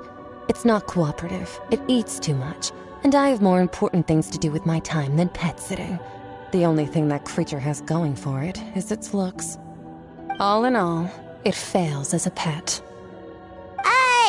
Miss Skirk? I think you might have missed the point. The point being? Well, being that this pet almost destroyed an entire nation. So what sort of person is your master?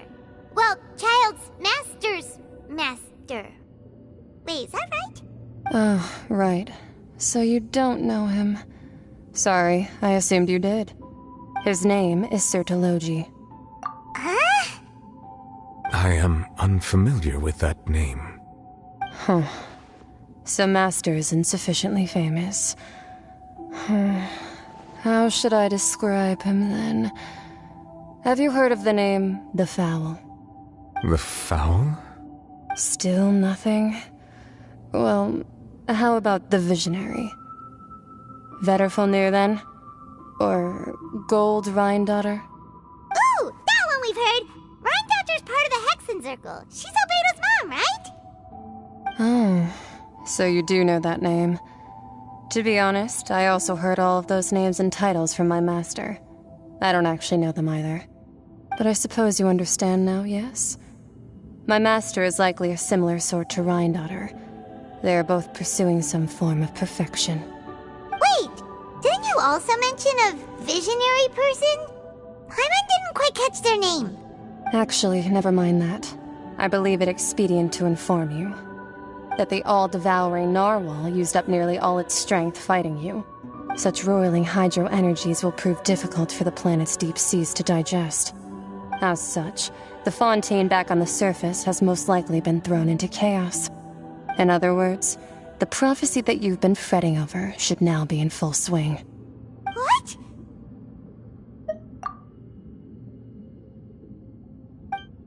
Not to worry.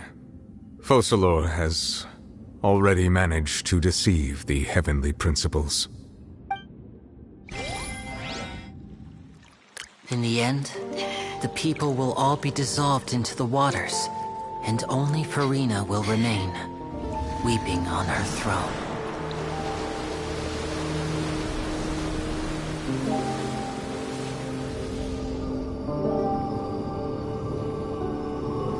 Only then will the sins of the people of Fontaine be washed away.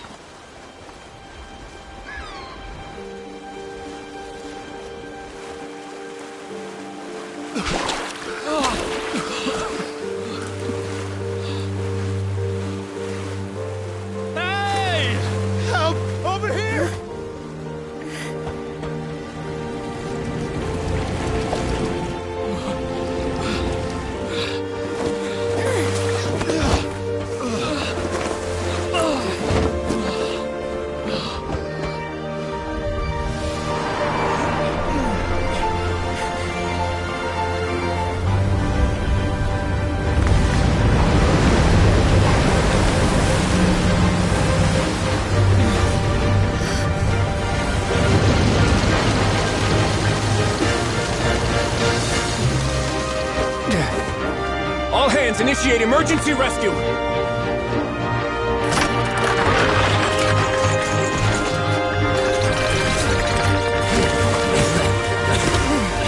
Hurry!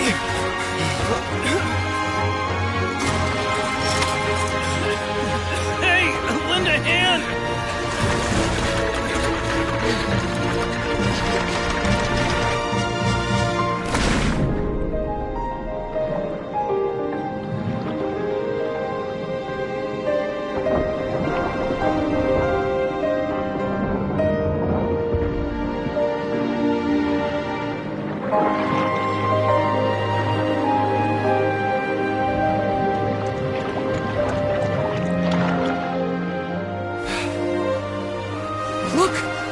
Receding!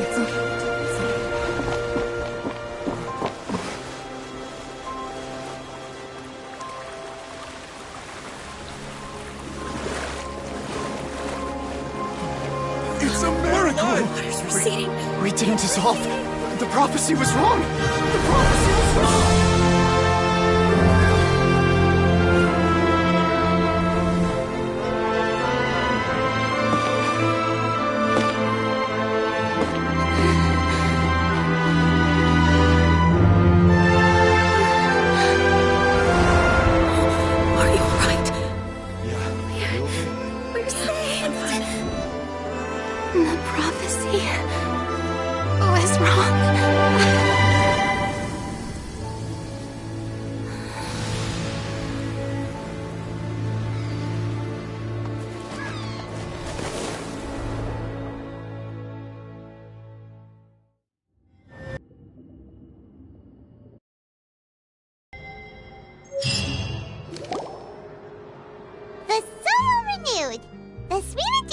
Attacks post-disaster rebuilding. I recently visited Poisson to meet with Miss Navia, spokesperson of the Spina di Rosula, and we spoke about Poisson's present and future. Old soil can still give birth to new bloom, Miss Navia stated. Hope is like seeing a small cookie when you're starving late at night. You just need little of it. Skyship Winglet, boon or bane of the Fontaine Research Institute. The various disputes that have arisen on account of Mr. Edwin have suddenly become a shield over the Institute, with Jurier turning out to be a once overlooked hidden gem. People always call the first researcher mad, but few know what to call the second. And should that latter person achieve a miracle, they would find it all the harder to find a word with which to classify him and his team. Wow! Paimon barely recognizes the people in the reports. Are those really Jurier and Navia? They sound like real big shots. What do you think? Pretty enthralling, huh? The Steambird's idea was pretty simple. With the disaster just having passed, we would print a free edition packed to the margins with good news to calm people down. The value for these big scoops lies in their inevitable follow-ups. We'll publish further reports and go into the stories behind those people. Edwin's assistant, Jurier, created a true flying ship, while Navia is leading people in the reconstruction of their home. I'm sure that these stories could draw even your well-traveled eye. Paimon's curious too! Wait a minute. Didn't we watch everything happen from start to finish? What's there to be curious about? And that's exactly why I'd like you to come conduct interviews with me. You're the best incubators of news, if you haven't noticed. And also, with you around, I'm sure I'll get to see that Duke. Are you sure? Hasn't he turned you down several times already? Oh, this time will be different. Come on, let's head to Poisson first, and then make a trip to the fortress. There are some things you'll only know when you get there.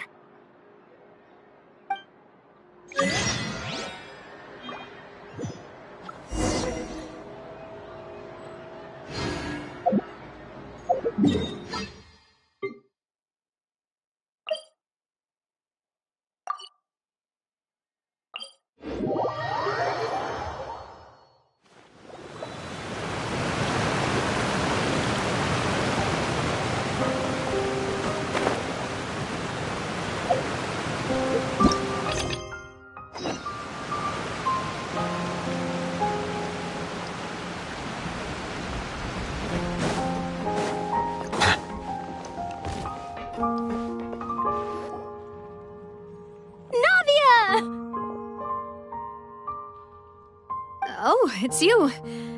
What brings you all here? Hey, we're just having a look around. I'm here to update myself on how things are going here. Oh, the Fatui are here too. Let me introduce you. This is Mr. Garunt Snežević. He represented the Knave in sending us a large amount of supplies, and is helping with our work. Our residents are hard at work as well. Thanks to everyone, work is progressing nicely. We've lost a lot of people, but we're moving forward. That will have to be enough.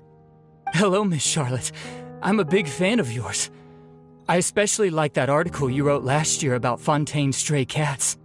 But if you don't mind, could you not emphasize our role too much in your report? It's not charity we're doing here. We just happen to share the same interests as the Spina. I get where you're coming from. I'll keep it as simple as possible. Or would you be willing to feature as friendly neighbors?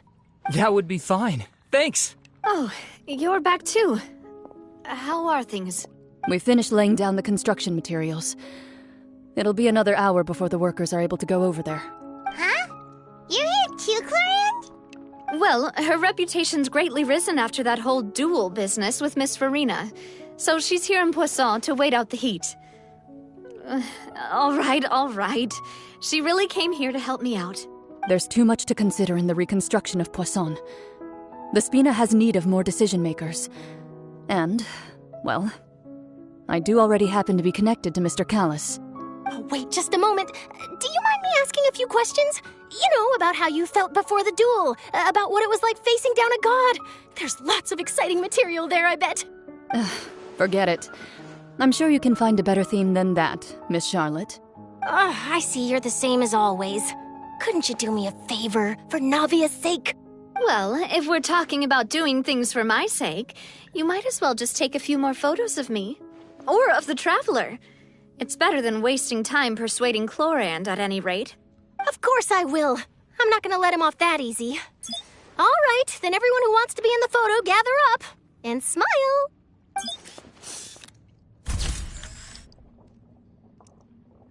How did it go? Was it a good shot? Did Paimon look cute in it? Not bad. Your addition really helped the composition of the picture. All right, hang on a moment. Let me snap a few more shots.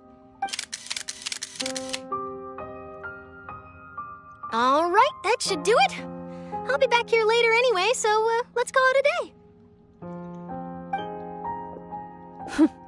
You're very quick. Speed is of the essence when it comes to the news, and freshness is the key. Also, not to brag, but I'm pretty good at building connections. Who knows? I might eventually get that interview with you after all, Miss Clarand. Wow, you really do have that never say die spirit. I'm impressed. I'll hazard a guess that this is how you got that interview at the Fortress of Meripede. Whoa, you're well informed. Let me make a guess, too. I asked Sijuin, who told Monsieur Nervillette, and he told you, right?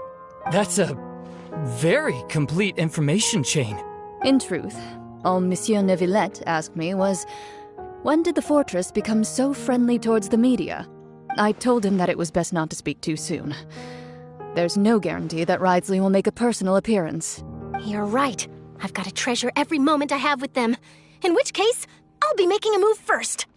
Stay safe now. And tell me if you hear anything interesting.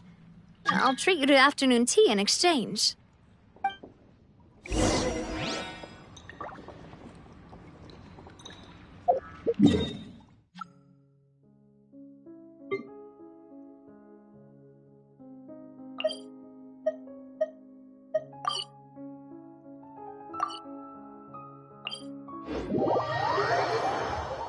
I see the value in my own work, but I also see the meaning in... We once thought the Fortress of Meripede would be super scary, but looking back on it, it really wasn't that bad at all. You've got a set schedule, guaranteed food and board, and you can even buy all kinds of stuff with credit coupons. It's really no surprise that many people don't even want to leave.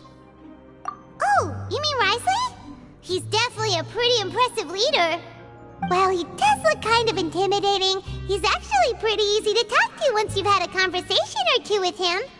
Paimon wonders how he's like with the people here. Do they also get the same guy we do, or is he a lot harsher with the bad guys? Yeah, he must be doing something right to maintain order here, while not making everything feel super oppressive. Excuse me, did I hear someone there? Could you please do me a favor? Huh? Paimon could have sworn she just heard something. Excuse me, is someone passing by? Could you do me a favor, please?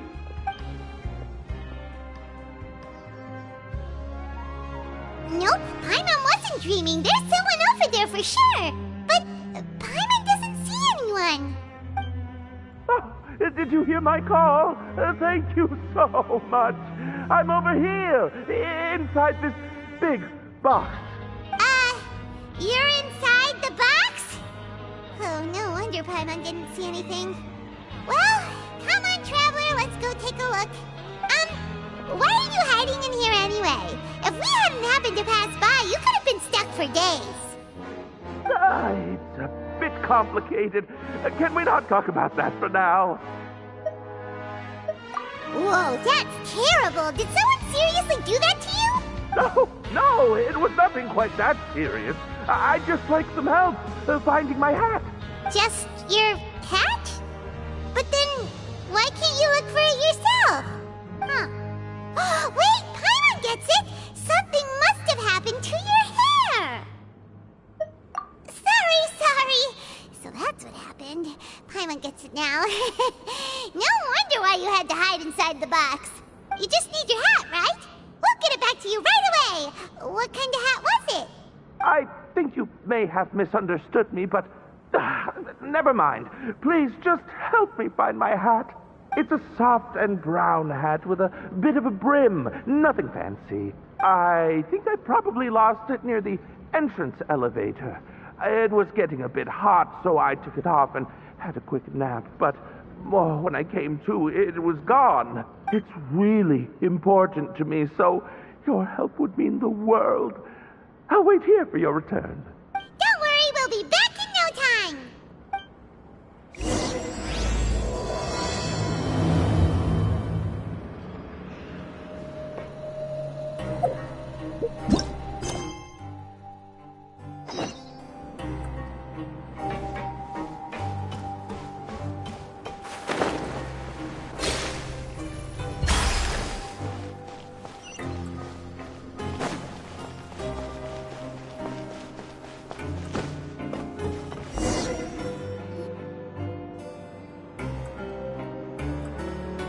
Wow, guess we're here again, huh? There's a real nostalgic feeling to this place.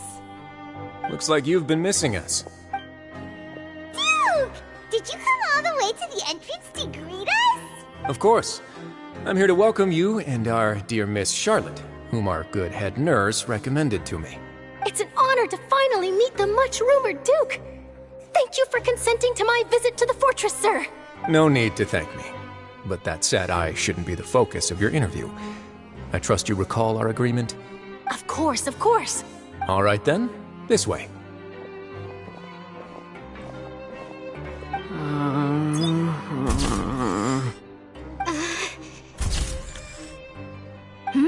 Hey, no need to be so nervous. I've already taken all the photos we need. Miss Charlotte, do these pictures really need to be published on the cover of the Steambird? It would seem that Miss Lorvine doesn't want her face to appear beside that of Mr. Jurier, Sir, please don't say things like that. But it looks like dear Mr. Jurier denies it. Might this interview be very important to you, then? No, I just... This is my first time being interviewed, and I'm very thankful to the Steambird for... Now, I might not look it, but I actually did meet Mr. Edwin once. And I'll be honest, I enjoyed chatting with you more. You've definitely got more of that genius vibe going on. The boat that brought about a miracle, the ark that saved the people. Why, you recreated a myth back there, like an emissary of legend. Still, if I might ask, where's that flying ship now? Huh! Looks like Charlotte's trying to get herself another exclusive scoop. I have to apologize, but that ship is presently in the bowels of our factory. I'm afraid it won't be easy for you to get a shot of it. Really? Well, then in that case, could I have an interview with you to make up for that loss? You already know my answer, I'm afraid. Best you interview our head nurse instead. Or perhaps you'd like to take another photo of this couple of researchers? Did you really have to use the word couple? Well, then, 2 solo photos will do. Is my hair messed up? Please, someone help me have a look. Things sure are getting pretty lively here. We've seen this kind of thing before. Oh, seems like everyone's here. Would any of you like to try this new drink I came up with? Ah, Siegeween. Hey, Miss Charlotte. Why don't you, take some pretty photos of our head nurse? Sure. Come on, Miss Siegeween, over this way. Let's find a brighter spot. Huh? Sure. Do I have to smile? So, how have things been at the fortress? Same old, as you can see. Fontaine's undergone some changes, but this place is still more or less the same. Other than that flying ship, it got a tad too much attention, I think.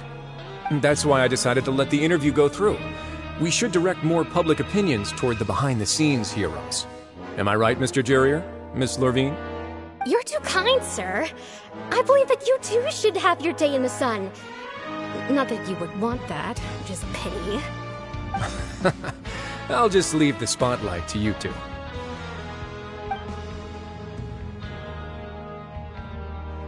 I see. Lots of things happened that day, huh? Anyway, regarding that Harbinger, I'm not sure you remember, but his 3 young followers are still waiting for his return. He sure did win them over, huh? I'll tell them that there's good news and bad news. The good being that their boss seems fine, and the bad being that they must face extended sentences for abetting his escape. Oh, actually, what about you? Are things gonna change for you too? What change can there be? The fortress will keep chugging along, and so will my duties. As to what Miss Farina's departure will mean for the nation, and if our laws and governance will be transformed, we'll leave those to the folks in the overworld. Hey everyone, the photo shoot's done. Good. In that case, let's call it a day here. Thanks for your cooperation. Come on, Traveler, let's go. There'll be a next time? Maybe. Who knows? I might write a story about the underwater factory next time. Until then. All right, last stop, the docks.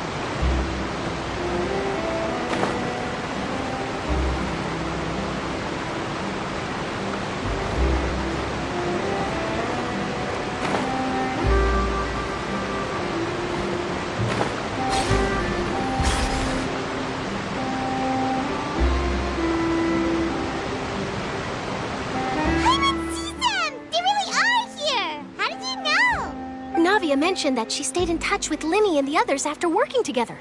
Apparently, they've been at the docks distributing these strange pockets the whole time since. Traveler, Paimon. Ah, and Miss Charlotte, too. Would you like a magic pocket? What sort of gadget is it? It's a wondrous bag that can be used to carry many things.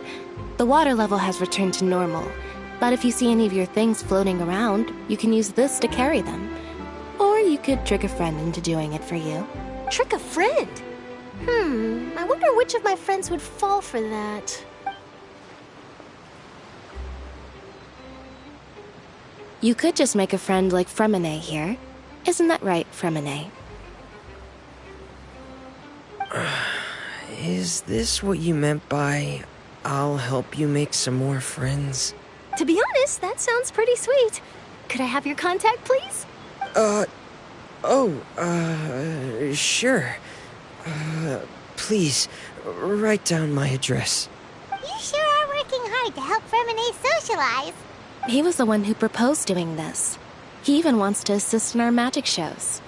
Yes, I was planning to first introduce Pear as an assistant, and later Fremine himself. In the future, I think we can leave underwater escape magic to him too. That said, would anyone want to see a diver escape underwater? Oh, it'll work out. Every journey begins with the first step. He'll become a part of our show eventually. Lynette, could you come over? Miss Charlotte says she wants to take a picture of us. Got it.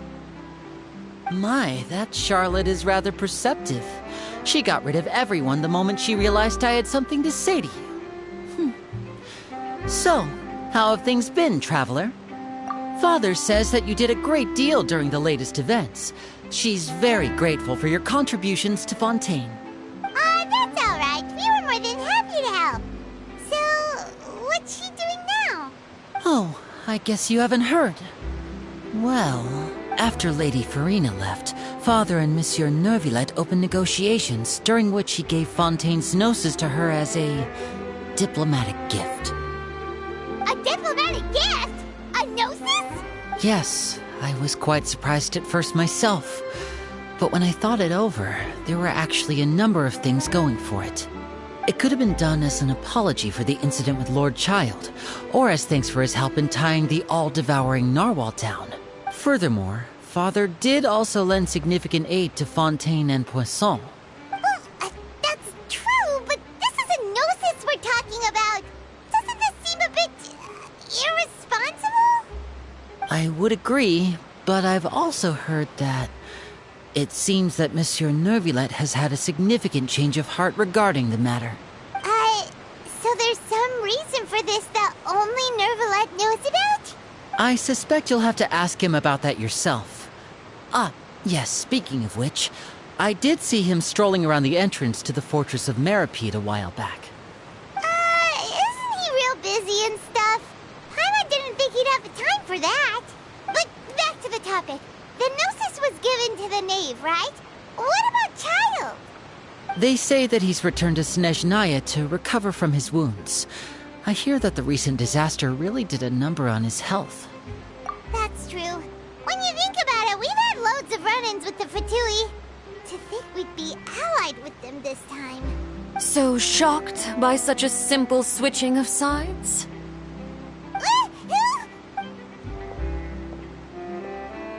Father! Well, what do you know? Come to the docks to see how my children are doing and meet the Traveler by chance. Please do not pay my accomplishments in Fontaine too much mind.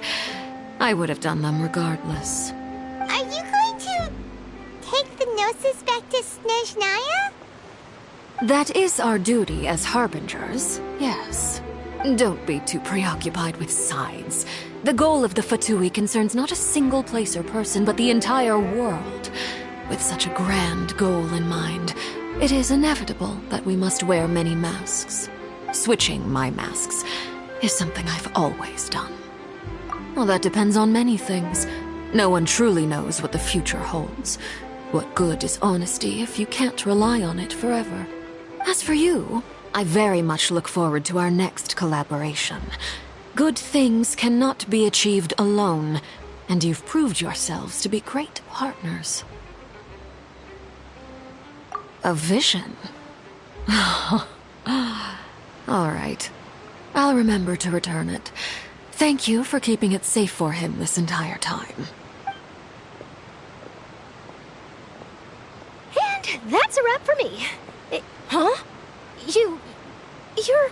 Greetings, Miss Journalist. Hello. If I'm not mistaken, there are diplomatic channels I'll need to report to take a photo of you. That is correct. So forgive me, but I will not be able to serve as a subject in your article. However, feel free to write as much as you'd like about our dear magicians and our upcoming rookie talent. I will. The sea breeze is quite pleasant. I shall continue my walk while the weather remains so agreeable. Farewell.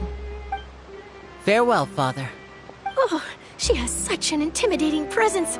I didn't even dare to take a picture. Thankfully, I've already wrapped up all my pre-scheduled interviews. Thank you all. This'll be more than enough for me to write about, I'm sure. Don't be too nervous. Why don't you take a magic pocket before you go? Here, Traveler, Paimon, you take one too. To move things about? That's right. Funny. I was giving out magic pockets when we first met too. And what do you know? I'm doing the exact same thing right now.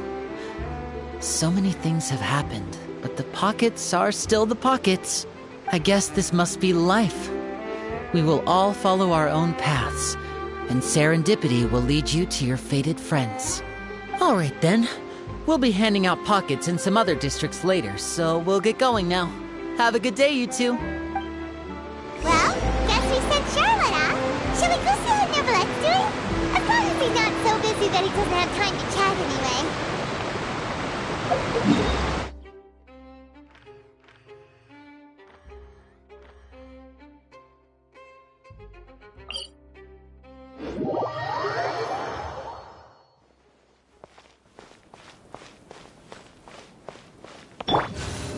Let's begin.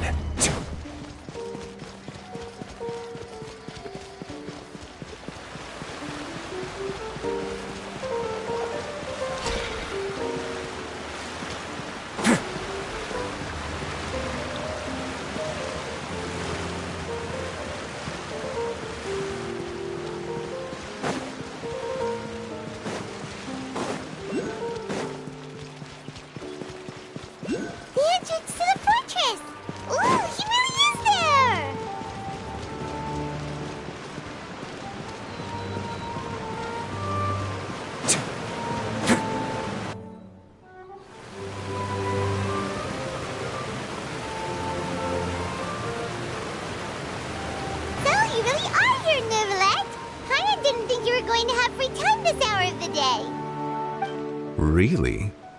Oh, I suppose you must have met Mr. Linney. He took the time to greet me earlier when he passed this way. In any case, you came at a good time. I was just considering reaching out to you to set up a meeting, so I may explain some things that I haven't had the time to before. Aw, Paimon's glad that you remembered. Thank you for keeping us on your mind, what with you being busy and all. Alright, let's have it then. How was Fontaine actually saved? The whole business is still quite the mystery to us. It is strange how words can often leave a bitter taste in the mouth when it finally comes time to say them out loud.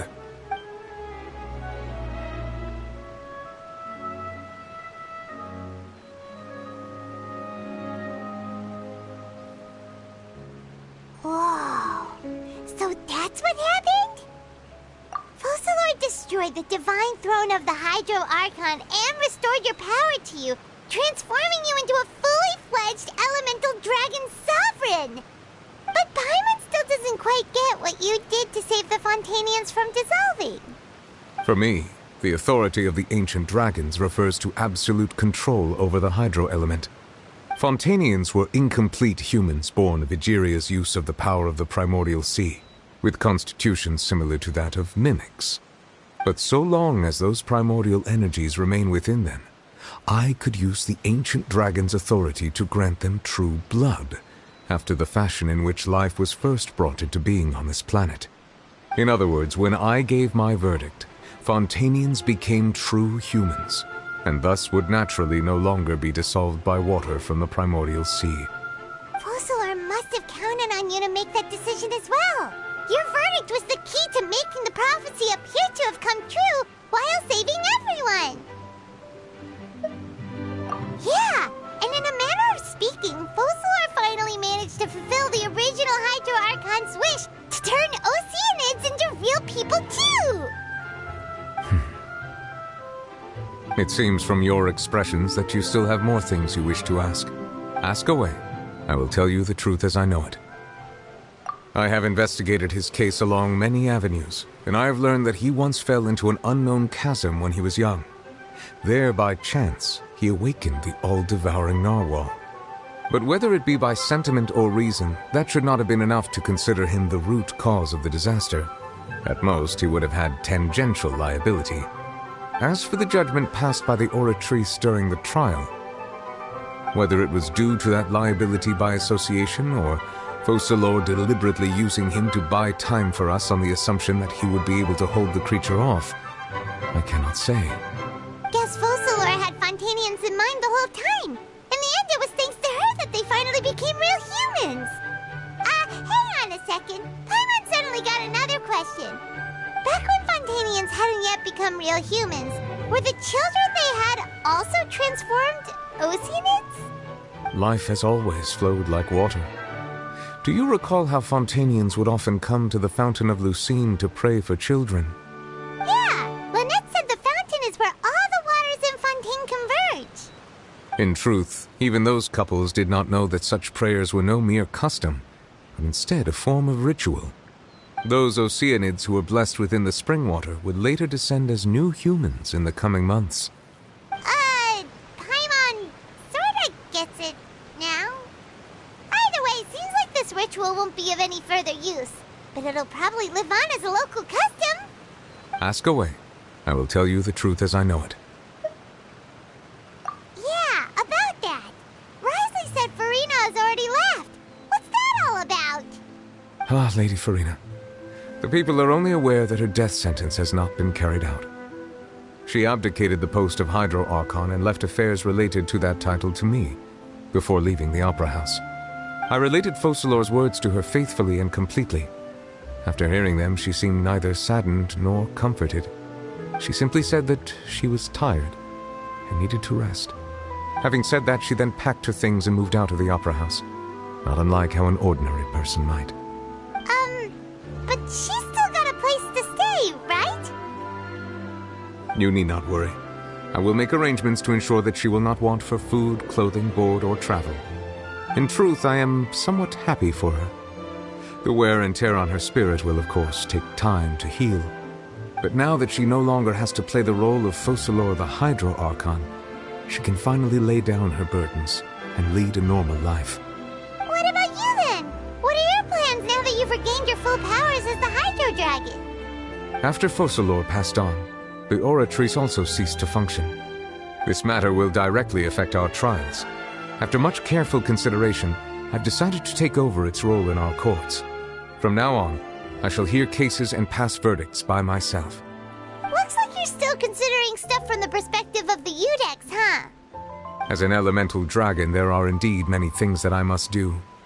But this power and this duty, in a manner of speaking, you could say that both were granted to me.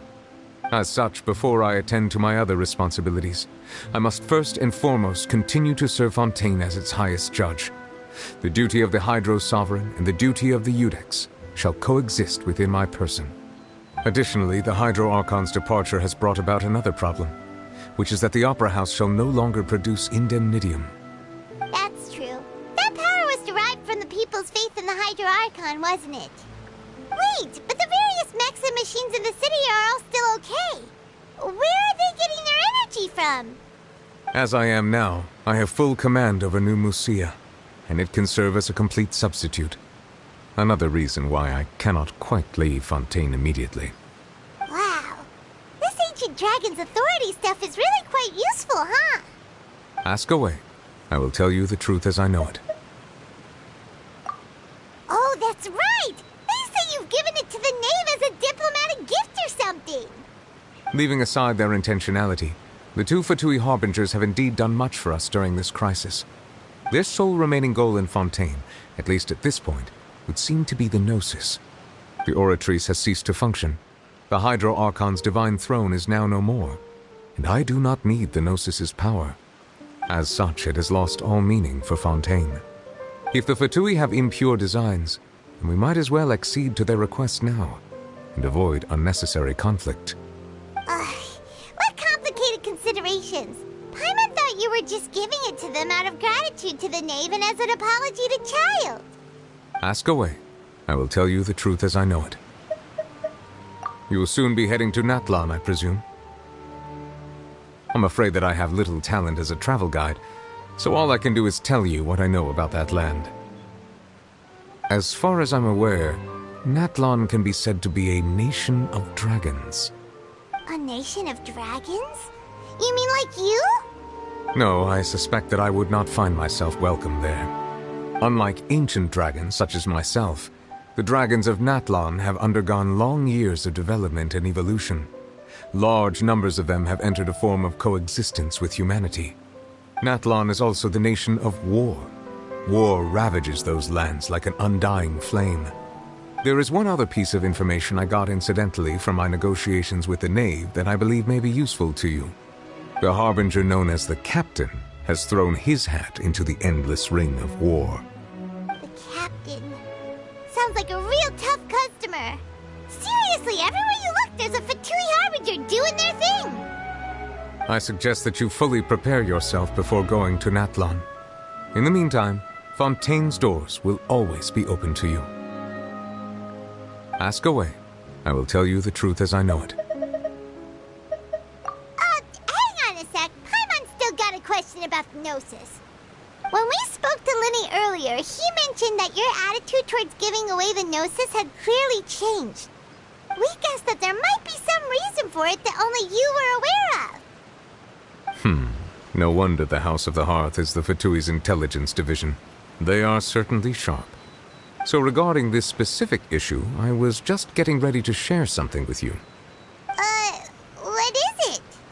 In truth, I exchanged some further words with that lady named Skirk after sending you two back to the surface. It went something like this.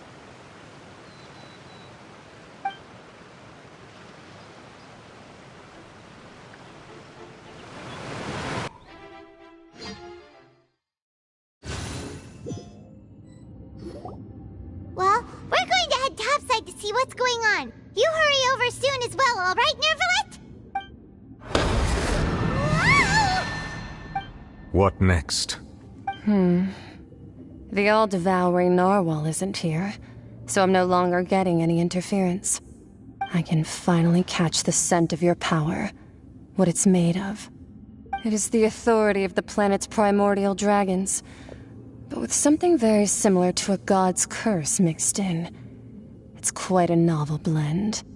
I'm sure I've encountered something like this before. What was it again? I do not know what you speak of. Ah, of course. How could I forget? You should have the remains of the third Descender on your person, yes? Remains? I've never heard of any such thing. Huh. According to your parlance, I believe it may be called a gnosis. Well, that much is true. After Focalor's divinity faded, she handed her gnosis to me. But I fear I have never heard of it described in the manner that you just did. I've been training with my master, the Foul, ever since I was young, and I have never returned to the surface since. So most of the information I possess, I got from him. It is only natural for those who are greater than humanity to possess a different sort of common sense, which is why there are so many problems in our attempts to communicate with humans. Regardless, you should probably get rid of objects of misfortune to prevent any disasters from befalling you. To live in itself is a blessing. But once a person dies, the bonds he once had with this world shall all turn to curses. What do you mean by that? No need to fret.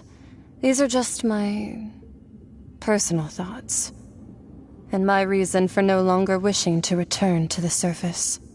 This third Descender you refer to, who are they? And when did they die? Master never mentioned them to me. Perhaps it just wasn't that important for me to know. If you're interested, though, I could ask him. I'll be sure to pass the answer on to you next time. Next time? You believe we will meet again? I do. Wait. I have a disciple of my own, don't I? He can be the messenger then.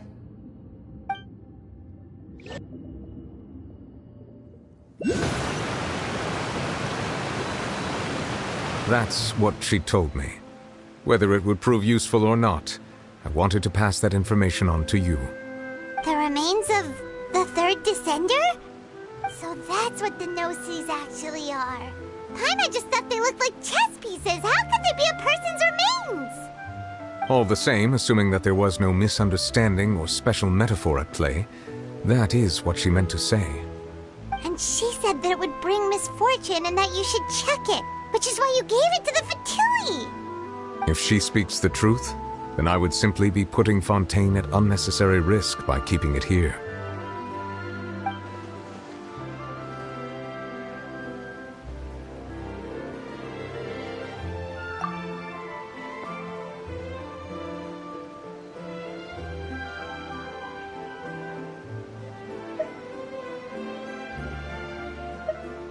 I had guessed that you might already be familiar with this concept, but I did not expect you to be one of them.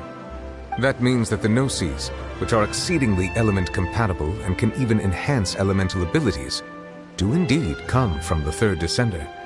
I wonder, does your body also possess similar properties? Like being able to use elemental powers without a vision. That does sort of count as special compatibility, right? No, let's not think about this stuff right now. It just feels creepy. Comparing the Traveler to the dead third Descender and all. That's what you say, but this topic still feels like bad luck. Once Child recovers, let's get some more answers out of him. Or go look for his master and get the answers that way. I too believe it unwise to make too many blind guesses when information is lacking. The same is true of being at court. All right. Whatever the case, it seems like the crisis here in Fontaine's over for now. Yes. All of Focalor's efforts were for this moment as well. But she sacrificed herself in the end as a god, and she suffered through all those years as a human. Was that really what she wanted? I suppose that would be the mystery of a god's will. I suspect not. But once in a while I too would guess that if wishes were like the clouds in the sky, they will one day return to the earth as raindrops. Life flows like water, and rain is the final answer. The water levels may sometimes tilt one way or another, but the rain falls fairly upon all. And what ultimately is the difference between the rains that fall upon all of us.